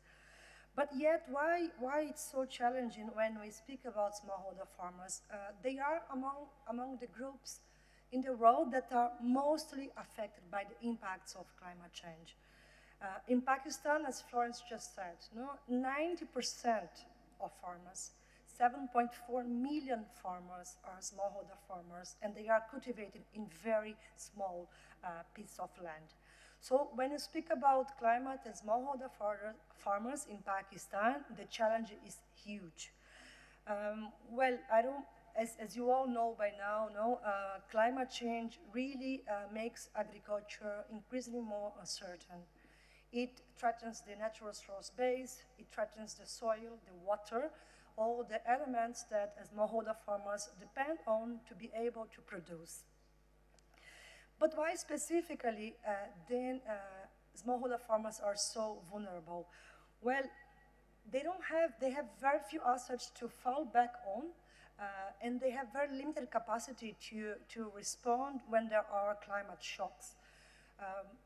In Pakistan, besides this very unequal land distribution that I just mentioned before, smallholder farmers, they face a lot of challenges. They mostly rely on rain-fed agriculture. They are mostly marginalized for markets. They rely on middlemen to sell their produce. They don't access improved seeds, improved inputs, technology, and financial service. They are basically cash constrained, meaning that they must sell their crops at harvest many times, and when pricing is very low. But then one could ask, okay, with all those challenges, you would expect that climate finance is really going to smallholder farmers. But no, surprising, the response is no. So climate finance currently is not serving smallholder farmers. So there's a figure that really surprised me. Only 0.8% of global climate finance goes to smallholder farmers. IFAD, as Florence said, no, we have two hats. We are an UN agency and also an international financial institution with this specific mandate to invest in smallholder farmers and rural populations. So IFAD has been always advocated, and we should all do that, advocate for more climate finance for adaptation of smallholder farmers to the climate change. But then going to Florence's question now, how can we do that? How can we support smallholder farmers adapt to climate change? I think a very important area to look at, some of the panelists also mentioned that, is to support them to increase their productivity. Levels of productivity is very low in Pakistan currently, but precisely by implementing climate resilient practices. But this means access to knowledge. This means access to finance. This means access to technology. So we really need to really step up our efforts to promote high-value crops, climate-sensitive value chains, to promote green entrepreneurship, green technology, innovation. Just to give you an example, in one of our IFAD-funded projects in Gilgit-Baltistan, we are supporting smallholder farmers to adopt technology, tunnel farming, to be able to grow vegetables in very mountainous region of Gilgit-Baltistan during the whole year, meaning that they can then add to their nutrition of their households and also to increase their incomes. But then again, we really need to take collective action to be able to bring those incentives. One thing that's very important, we need to modernize also the agriculture sector to be able to attract the young population. The youth, they don't want to do agriculture as their parents were doing. They don't want to have the same kind of labor burden, and they are very keen to adopt technology. They are very keen to adopt ICT, digital technologies, to adopt new solutions such as renewable energy, and then we should tap on that.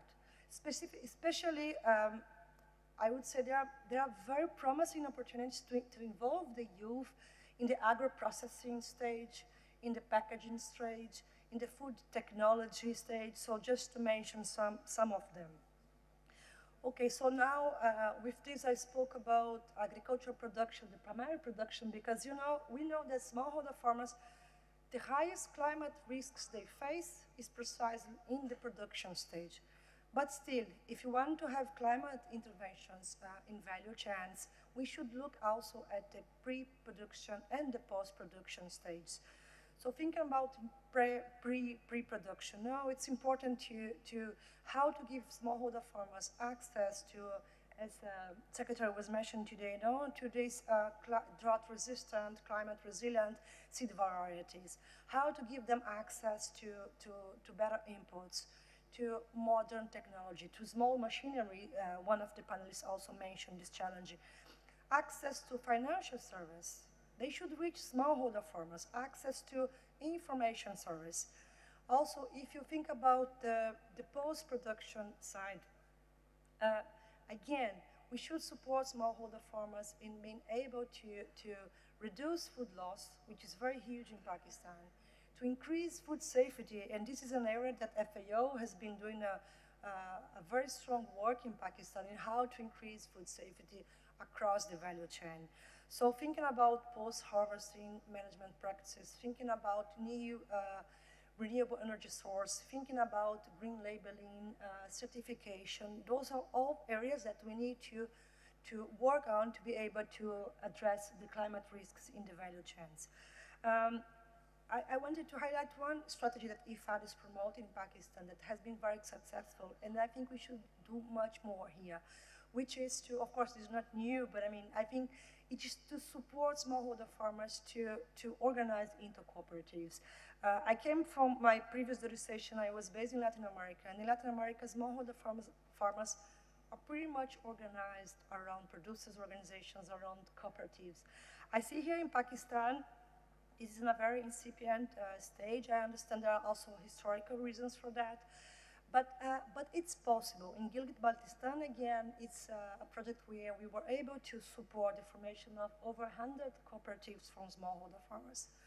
And then it's very important for these farmers to be able then, through these cooperatives, to increase the product quality, to be able to add value to their products, to be able to access financial service, access information service, and also connect to the private sector and the markets. The last area I would like to highlight is one of the panelists also mentioned, the agriculture water nexus. No? Pakistan is a very water-stressed country, but smallholder farmers, they really are the ones bearing most of the challenges. They rely on the rain for the water most of the case. So again, there are a lot of solutions to improve water use in agriculture, to make it more efficient, to make it more resilient. In IFAD, we are also promoting rainwater harvesting, water storage, irrigation channels. So this is a very key area to work. And then to conclude, I just want to then a question is how can we then promote this paradigm shift, I would say, in smallholder farmer agriculture? Well, as I said in the beginning, expanding climate finance to agri-food systems and to smallholder farmers is very important. And to this, we need to bring together international financial institutions, national and commercial banks. We need to crowd in investments from the private sector, as we saw today. This is very neat. And finally, we need to have the right government policies in place to be able to support smallholder farmers to access markets and to invest in the public goods, such as infrastructure, roads, warehouse, information systems, and agricultural extension. So in a nutshell, and to conclude, I would say resource policies and partnerships are central to our efforts. Thank you very much. Thank you very much, Fernanda. So I'm just told that we have 5 to 10 minutes more, so I would like to ask 2 questions. One is to a former government minister. What would you have done differently? And the second question is to the farmers. We heard about incentive is key. If you were in the shoes of the government, what would you do? Can I? So. Thank you very much. Well, if you ask me what would I have done differently, I think invested more in private sector. I think the chasm between the public sector and the private sector is extremely wide, and it is usually not bridged. And as you can see from the panel over here, the hope is coming from the private sector, because the private sector is leading where the government is lacking. So I think that's a bridge that governments need to cross, and they need to create the facilitative environment for that to happen. And if that happens, then you have a solution out there.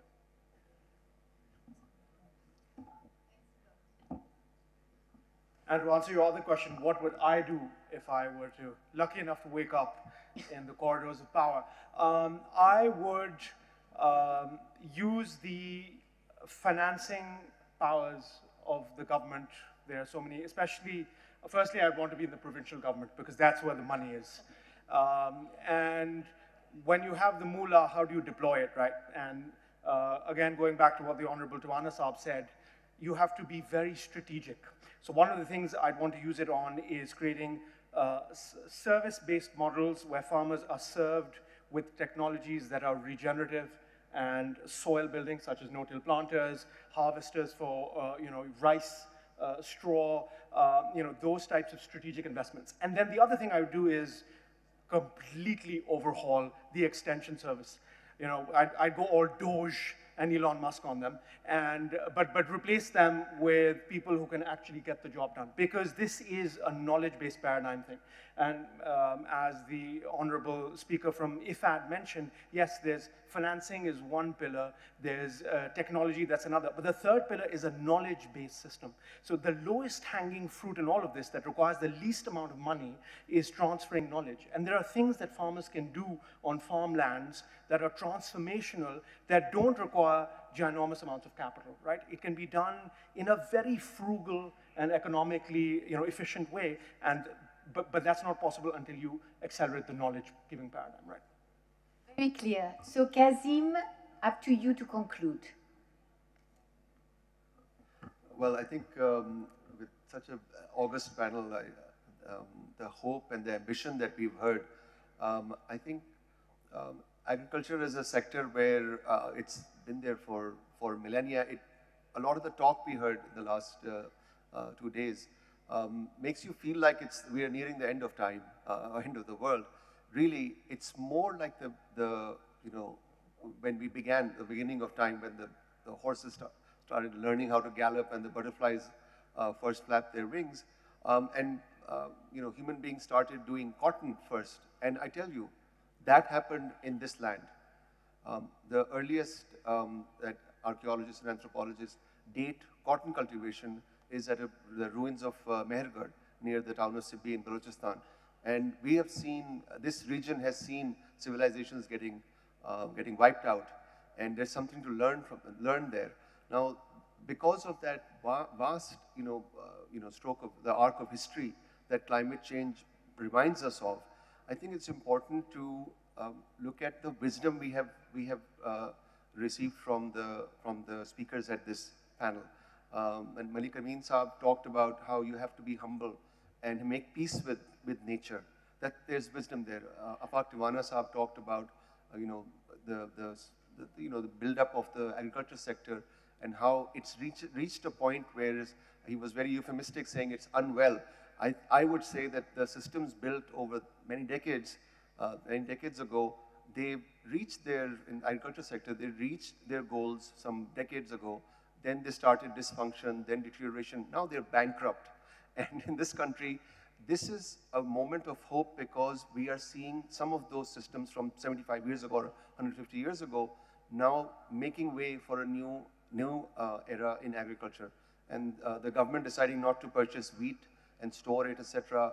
First time in 60 years, it opens up an opportunity for the private sector to come in and for a new way in the agriculture sector.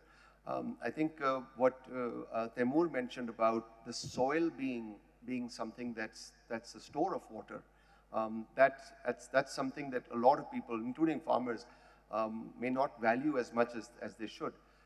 It reminds you of how Rumi, the wisdom from Rumi, Hamanja ke rasad dard, Hamanja stava.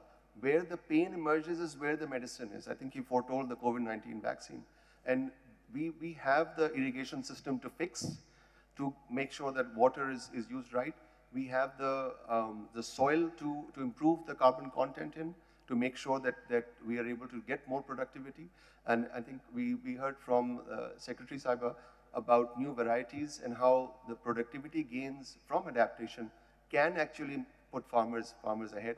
But we cannot forget about access to finance. I think Aisha was very passionate about bringing that in. The focus on smallholder farmers, lastly, I think I'm glad that Fernanda mentioned it. We have many solutions for smallholder farmers. Like I mentioned, crop insurance, but the role of government is critical. where out of 104 countries in the world that have crop insurance schemes, I think 86, including developed countries, have subsidies for insurance premium for farmers, small farmers, and including Pakistan has a bit of that. So there is, I think, hope and a great deal of ambition that this panel is bringing to the table. I think that's where I'll stop. Thank you very much. And a round of applause for our panelists, please. Thank you, everyone. We will take a brief interval, but please remain within the auditorium. We will let you know when the next session is commencing.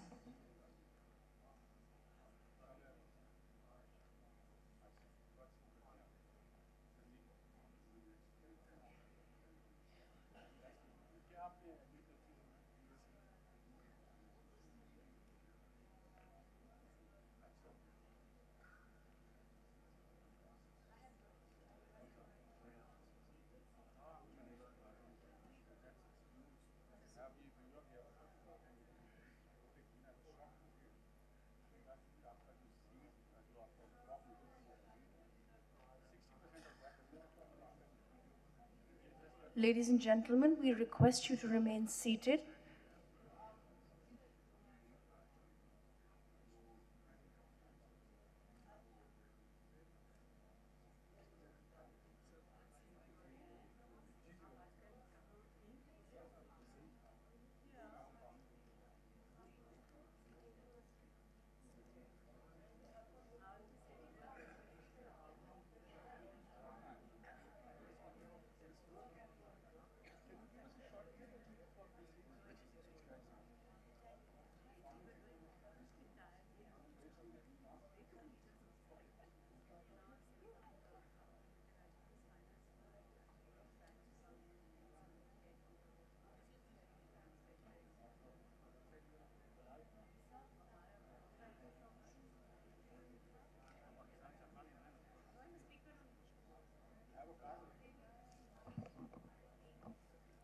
Ladies and gentlemen, please remain seated. We regret the inconvenience caused.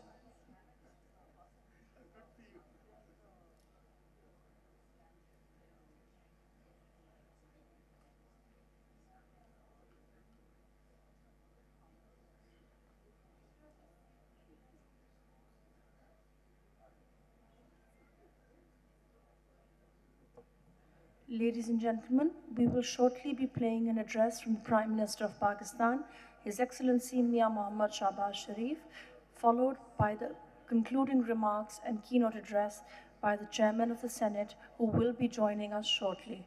Please remain seated. We regret the inconvenience caused.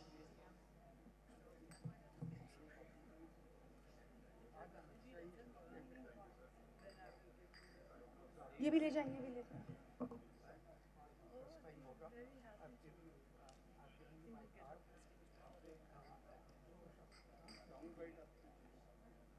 Sabine, how many chairs are there?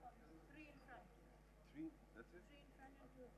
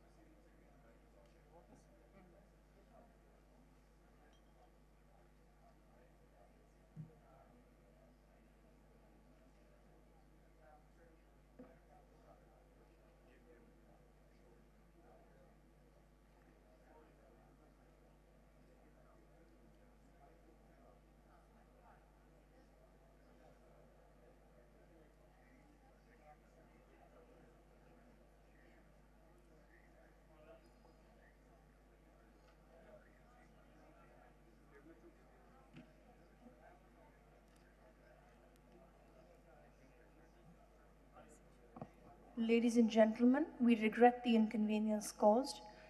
Please bear with us. We will shortly be playing a video statement by the Prime Minister of Pakistan, His Excellency Mia Mohammad Shahbaz Sharif.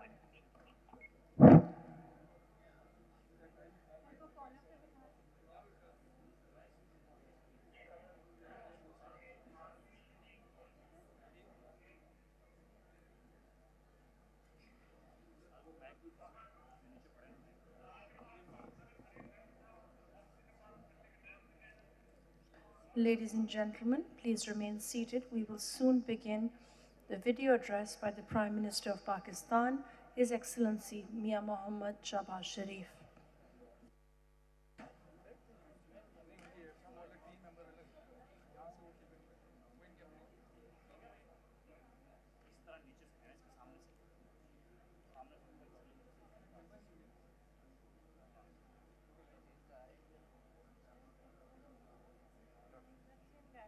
He's gone. Shahid, वहाँ 2 mics पड़े हैं। जैसे तो 2 mics है ना, एक ही तो।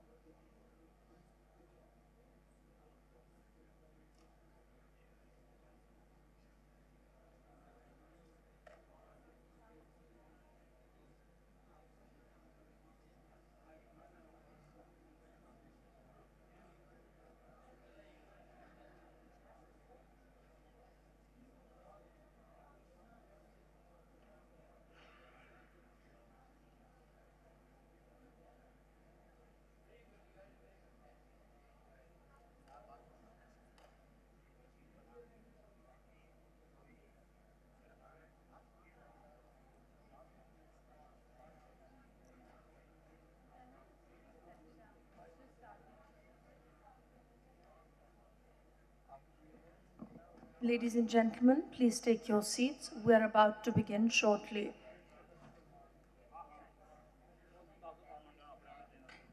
A video address from the Prime Minister of Pakistan, His Excellency Mia Mohammad Shahbaz Sharif, will be played shortly. We regret the delay and inconvenience caused.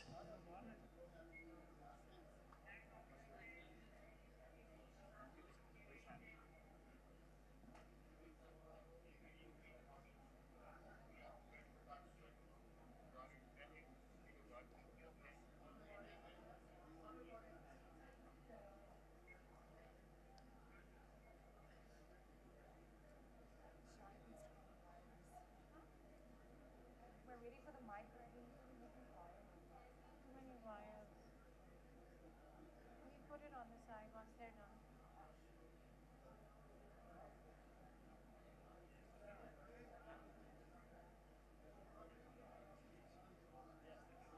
Okay, we have 3 minutes. I would like to extend my deep appreciation to DawnMedia Group and partners for organizing this pivotal conference to contemplate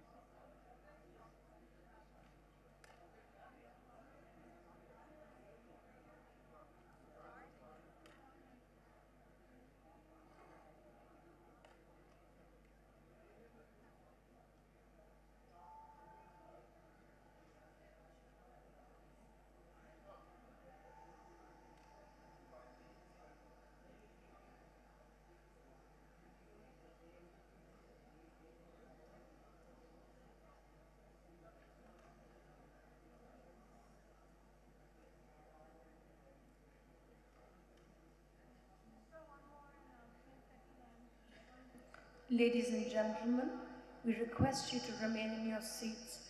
The video address from the Prime Minister of Pakistan, Mia Mohammad Shahbaz Sharif, will be played shortly.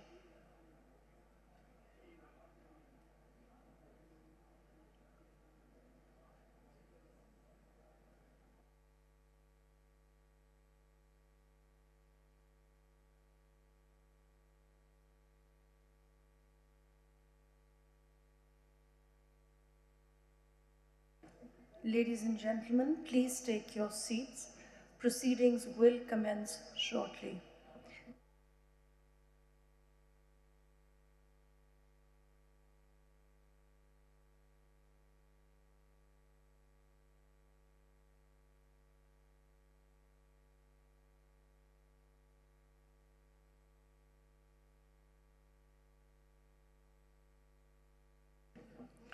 Ladies and gentlemen, please take your seats. Proceedings will commence shortly. A video address from the Prime Minister of Pakistan, Mia Mohammad Shahbaz Sharif, will play shortly. We request all our guests on the right and left flank of the hall to take center stage. Thank you.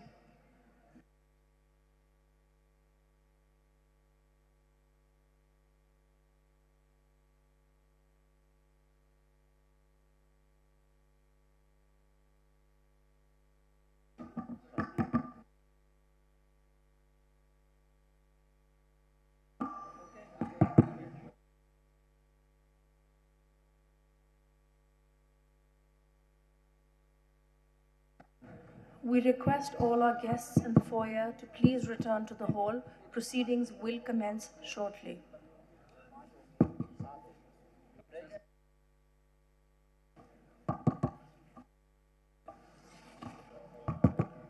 बराए मेहरबानी अपनी नशिस्तों पर लौट जाएं। Session का आगाज़ होने वाला है।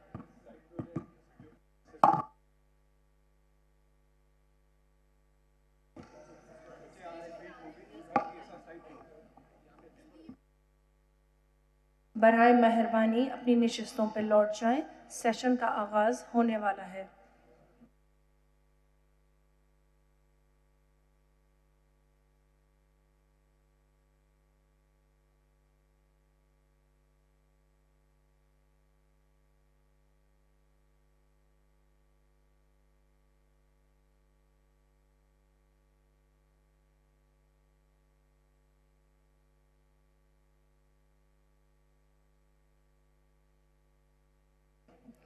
Ladies and gentlemen, we now present to you a video. Ladies and gentlemen, we now present to you a video message sent to us by the Honorable Prime Minister of Pakistan, His Excellency Mia Mohammad Shahbaz Sharif. Bismillah ar-Rahman ar-Rahim. I would like to extend my deep appreciation to DawnMedia Group and partners for organizing this pivotal conference to contemplate one of the most pressing challenges of our time, climate change. Pakistan's climate story embodies a cruel paradox of our times. Our emissions are less than 1%, yet we are one of the most climate-affected countries with an unprecedented cycle of climate-induced floods, rapid glacial meltdown, blistering heat waves, and soil-cracking droughts. 2 years ago, 1/3 of Pakistan was completely submerged in floodwaters, displacing 33 million people and claiming 1,700 innocent lives, thus transforming climate change from a distant threat to an urgent call to action. Ladies and gentlemen, we inherited robust frameworks including the National Climate Change Policy 2021 and the National Adaptation Plan 2023. However, frameworks alone are not enough. Recognizing implementation gaps, we prioritized governance reforms, policy execution, and capacity building within no time. Initiatives such as 5E, 5C, as rooted in our homegrown transformation plan, Udan Pakistan, we are integrating climate resilience into energy, equity, connectivity, and development. Developing countries like Pakistan need more predictable, flexible, and grant-based financial support to build resilient infrastructure and invest in sustainable development. Without such support, the path to climate adaptation and green transformation will remain elusive. Therefore, let us make Breathe Pakistan a resounding call to action to ensure a cleaner, greener, and more resilient Pakistan for generations to come. Thank you, Pakistan, Pindabad.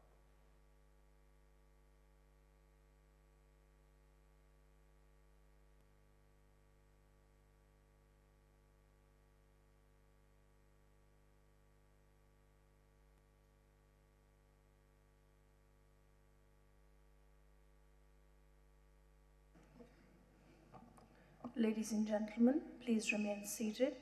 We wait the arrival of the Chairman of the Senate, Yusuf Raza Gilani Sahab, who is also here as the acting President of Pakistan.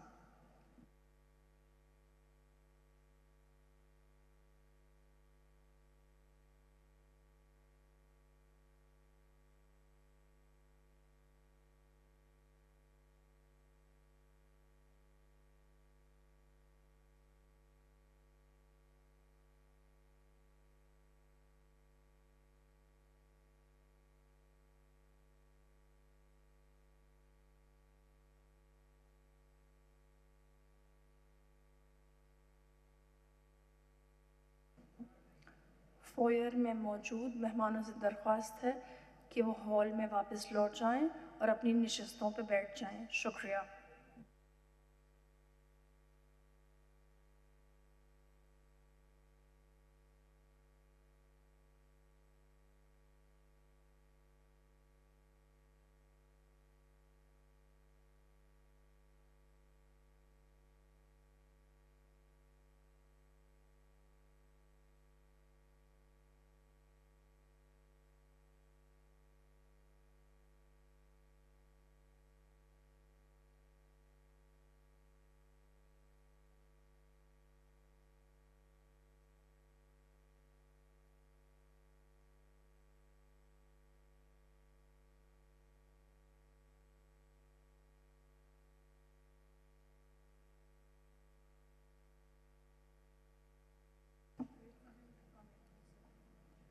Foyer में मौजूद मेहमानों से दरख्वास्त है कि वो अपनी नशिस्तों पर लौट जाएं।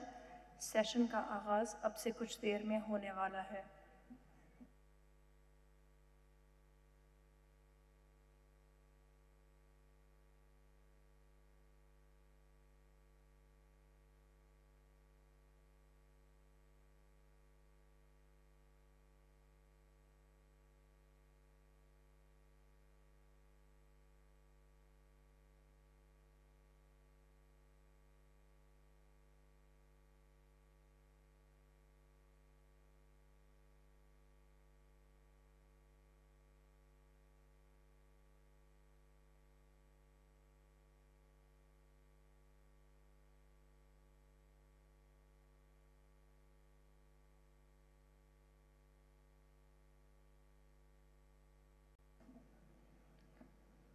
फोयर में मौजूद तमाम मेहमानों से दरख्वास्त है कि वो हॉल में वापस लौट जाएं और अपनी नशिस्तों पर बैठ जाएं। सेशन का आगाज़ अब से कुछ देर में होने वाला है। शुक्रिया।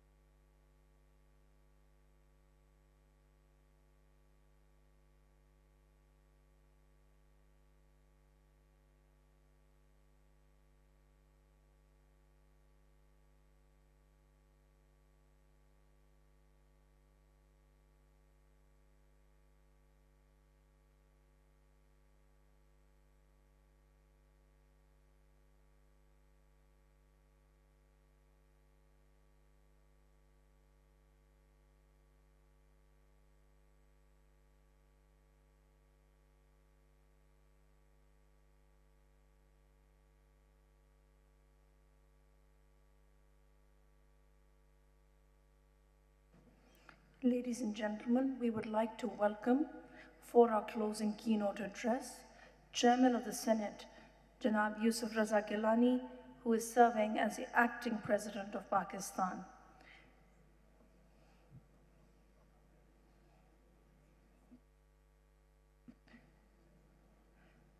He is flanked by Rumina Khurshid Alam, Coordinator for Climate Change to the Prime Minister of Pakistan.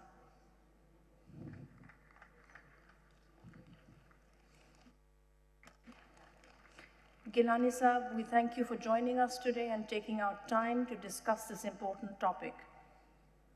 We will now request you to rise in your seats for the national anthem of the Islamic Republic of Pakistan.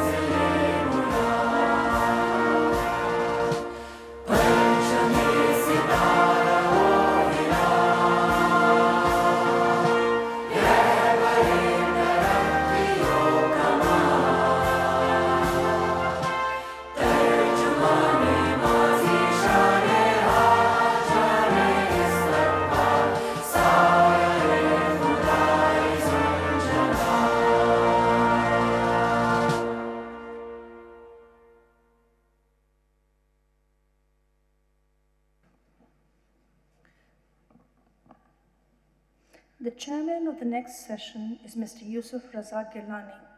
I would now like to invite Florence Roll of FAO and Aban Marker Kabraji of UNEP and Davar Bhatt of CFP to join the panel, please.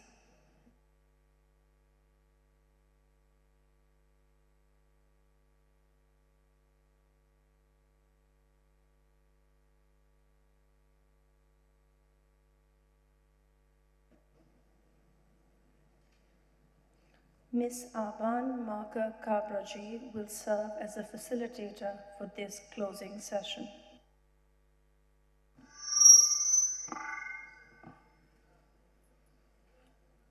Assalamu alaikum and welcome everyone. Welcome, sir, Your Excellency, Your Excellencies. This is the concluding session of what has been, to my mind, an extremely successful conference. Hosted in collaboration with DawnMedia and your government, which has been enormously helpful and supportive, particularly through the Ministry of Climate Change, since it is, of course, their subject area.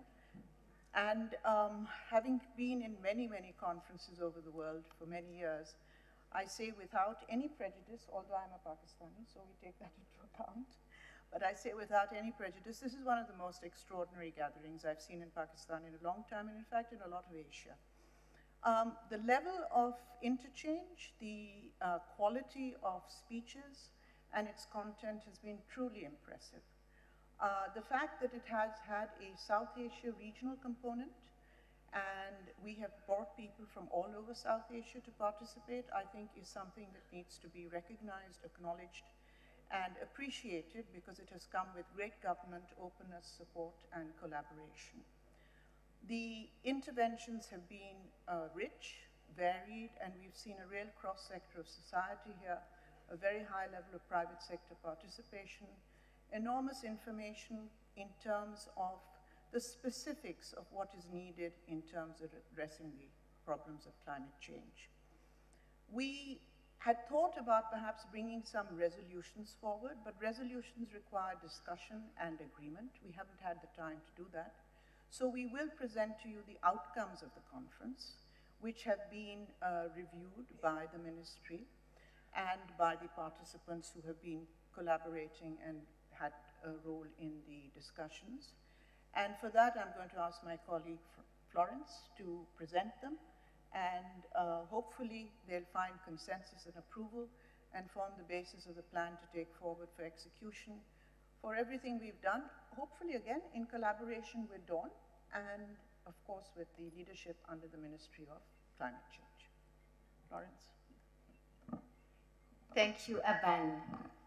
Excellencies, it's an honor for me to be sitting here today. Before starting giving you the outcome of the conference, I just would like to say two things. And a big, big congratulations to Dawn, because it's much easier to do this kind of event after a calamity, after, something. There is nothing big happening in Pakistan, and they managed to pull everybody together to speak about climate change. And the second congratulation also to Dawn is because they brought civil society and medias from the region. And it's a fantastic example of how the media can be leveraged for the country to something which is so important like climate change for Pakistan.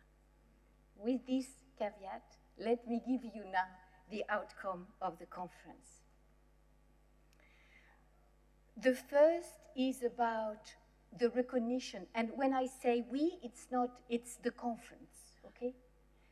So, excuse my English. So, the first one is on climate, on the key aspect that climate change is not something in isolation. Climate change affects all sectors of life, of the economy, and the environment. Therefore, it has to have, we have to address it in a multi-sectoral and a multi-dimensional way. And we welcome, the government, federal and provincial government, which are looking at their investment through a climate change impact length. And we could even encourage to go towards not only climate change length, but zero net or nature positive length. We call for the government to commit to push for action. Everybody said it from the first day until the end. Climate talk, yes, but we need climate action. And this climate action should happen because it's multidimensional and multisectoral in all these variety of sectors. The second part is on climate finance. It has been a big, hot topic discussed during these 2 days. So the conference realized that the gap between Pakistan climate finance needs and availability of funding is enormous. We believe that there is a dear need for Pakistan to advance climate finance agenda, to mobilize internal resources and enhance the capacity to attract these climate finance opportunities. So there is the need for enhancing global climate action, international cooperation to mitigate the impact of climate change based on these established principles of equity and common but differentiated responsibilities and respective capabilities. The gap between the global finance commitments and their implementation should be narrowed with a balance focused on adaptation and mitigation as well as loss and damage. The third one is on an initiative or a program which is called Living Indus, which brings all the province, Gilgit and Kashmir, together towards a common vision on restoring the ecosystem of the Indus Basin. The government is deeply committed to the transformative agenda of the Living Indus initiative, and it's reflected through strategic policy, programs, action that are being implemented at the moment to ensure the restoration of the health of the basin. The fourth is about women. You will know, Excellencies, that women and girls are most affected, are always more affected than men on climate change. We all know the reasons. So we look forward for measures, specific measures for adopting and implementing strategy on climate change mitigation and adaptation to support the resilience of these women and girls in Pakistan. There are three other aspects that I'll bring together. It's because it's related to agriculture and water. One is on food security. You know, the population of Pakistan in 2050, according to the estimates, can go to 380 million. Is the Indus Basin going to be able to feed its population? So the importance of safeguarding it, restoring it, and doing an agriculture which is saving the water in order to produce enough for the population has been emphasized quite importantly. The second part is food which is produced is also transported, processed, and exported. And this agri-food system needs to be transformed to produce healthy food, affordable food, protect the environment, and improve the livelihoods of smallholder farmers. Then trees. Trees have a huge potential to mitigate and to restore ecosystems. So we appreciate that the government of Pakistan, in collaboration with provincial authorities, is committed to a transformative agenda for the conservation and sustainable management of the country's forest resources. They play a vital role, and we heard at the previous session the importance of even agroforestry use of trees for within the agriculture sector. A big thing, air pollution. This is the thing which has been happening this year since November. A big discussion, and we encourage the government to develop a policy and an action plan to save the resources of Pakistan, including precious glaciers. We also encourage the government and the private sector to use and import innovative technology in order to reduce this air pollution. Then I have only three more, then it's done.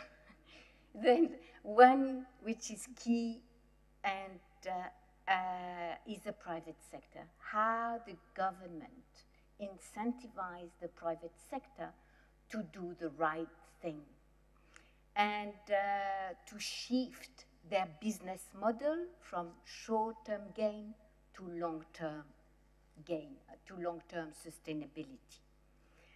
So then I've got children and youth, and you know, you have, I don't remember the exact numbers, it was this morning, but more than 20 million, 40 or 20? 45, you see? She knows better than me. 45 young population between 15 and 25. They have a huge potential of creativity, of mobilization, which should be harnessed for the combat of climate change. So we appreciate the government of Pakistan, which is committed to the protection, development, and empowerment of children and youth, and recognizing them as a driving force behind the nation's future. We look forward for comprehensive policy programs to ensure access to quality education, healthcare, and opportunities. The last one, I started with congratulated Dawn, and I'm going to finish with the media.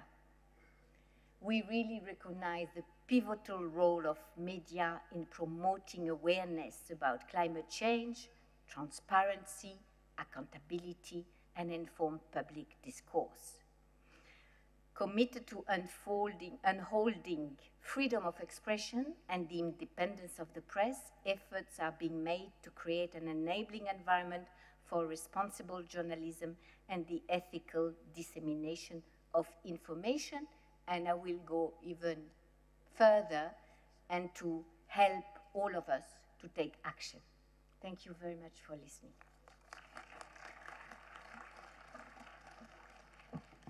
Thank you, Florence. Gilani Saab, I would now like to request you, based on the asks from our panel, to take to the podium and address the gathering.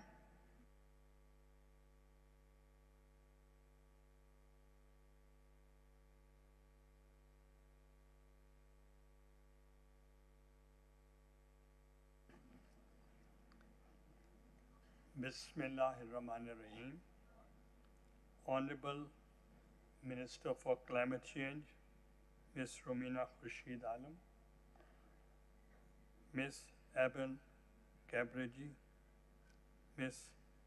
Florence Roll, Mr. Dava Bhatt, distinguished guests, climate advocates, Assalamu alaikum, and a very warm welcome to all. It is an honor before you today as we conclude this momentous BREATHE Pakistan International Climate Change Conference, a gathering that has not only amplified the urgency of climate action but also reaffirmed our collective resolve to combat one of the greatest challenges in our time. Over the past 2 days, we have witnessed profound discussions, insightful policy debates, and transformative ideas aimed at securing sustainable and resilient future for Pakistan and the world. From mitigating carbon emissions to enhancing climate finance, fostering renewable energy solutions, and strengthening community resilience, this conference has underscored that climate change is not just an environmental concern, but a fundamental issue of economic security, social justice, national sovereignty. Pakistan stands at the front line of the climate crisis. We have endured devastating floods. We have seen prolonged droughts, glacial melting, and rising temperatures that threaten not just livelihoods, but entire ecosystems. The historic floods of 2022, which displaced millions and caused billions in economic losses, served as a stark reminder that climate change is no longer a distant threat. It is lived reality in our people. Despite contributing less than 1% to global greenhouse emissions, Pakistan remains among the top 10 most vulnerable countries to climate change. This disproportionate impact calls for urgent global responsibility and equity in climate finance and technology transfer. Ladies and gentlemen, from a policy of perspective, we remain committed to ensuring that climate action is a legislative priority. We have already taken significant steps for climate change and green energy transition, promoting renewable energy solutions, including solar, wind, and hydropower to reduce our dependency on fossil fuels. Water resource management is another pressing issue for addressing Pakistan's water scarcity challenges through conservation policies and integrated water governance. Climate finance, and carbon markets are also being explored through innovative financial mechanisms to support the green infrastructure, green taxonomy, and climate-smart agriculture. And lastly, disaster risk reduction, DRR, strengthening early warning systems and emergency response framework to safeguard vulnerable communities. As a representative of Pakistan's legislative body, we pledge to work closely with stakeholders, government, agencies, private sector leaders, civil society, and international partners to drive policy, coherence, transparency, and accountability in implementing these climate initiatives. Pakistan cannot fight this battle alone. The principles of climate justice demand that undeveloped nations uphold their commitments under the Paris Agreement, from fulfilling the $100 billion annual climate finance pledging to ensure fair access to technology for developing countries. We call upon the global community to translate pledges into concrete actions, ensuring that vulnerable nations like Pakistan receive the support they need to build a climate-resilient future.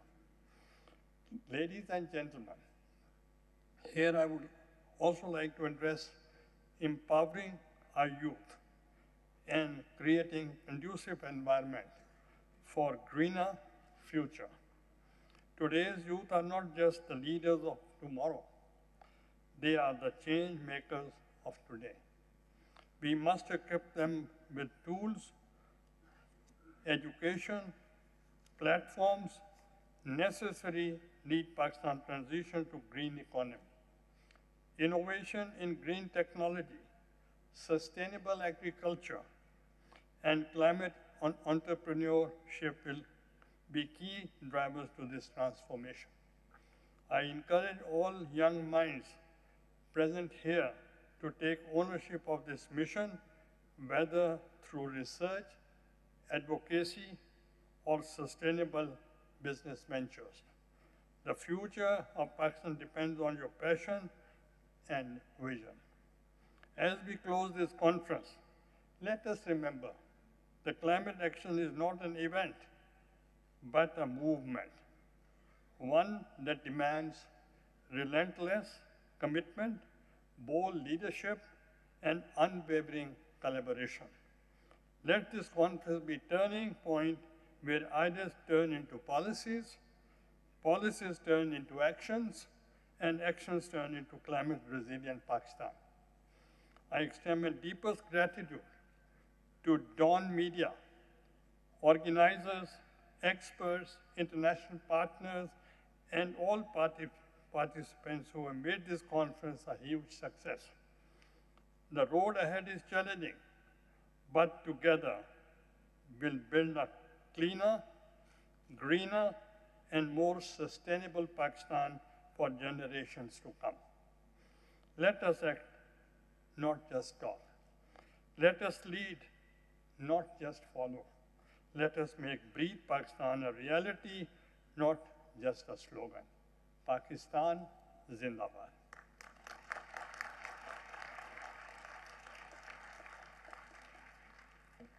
Thank you, Gilani Saab. On this note, we would like to conclude Breathe Pakistan, DawnMedia's two-day International Climate Change Conference. Over the course of the last 2 days, we at DawnMedia have attempted to bring together the public and private sector, government institutions, and climate experts to forge long-term solutions for a sustainable future. We hope to amplify each and every voice and every viewpoint at this forum, and we will continue to work with our stakeholders to ensure Pakistan becomes self-reliant and is able to adapt to the changes of climate change. We would like to say a special thank you to our principal partners, the United Nations, Pakistan, and our strategic partners, the Government of Punjab and the Government of Khyber Pakhtunkhwa, supported by Unilever, EVM, the Ministry of Climate Change, OGDCL, BYD Mega Motors, and our knowledge partners, the World Bank, Pakistan Business Council, and the OICCI, along with our esteemed partners across the globe. We have taken the first step towards fighting our collective future. It is now up to all of us to turn the dream of a climate-resilient Pakistan into a reality.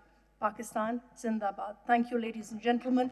We bid adieu to you today and look forward to welcoming you again next year, inshallah.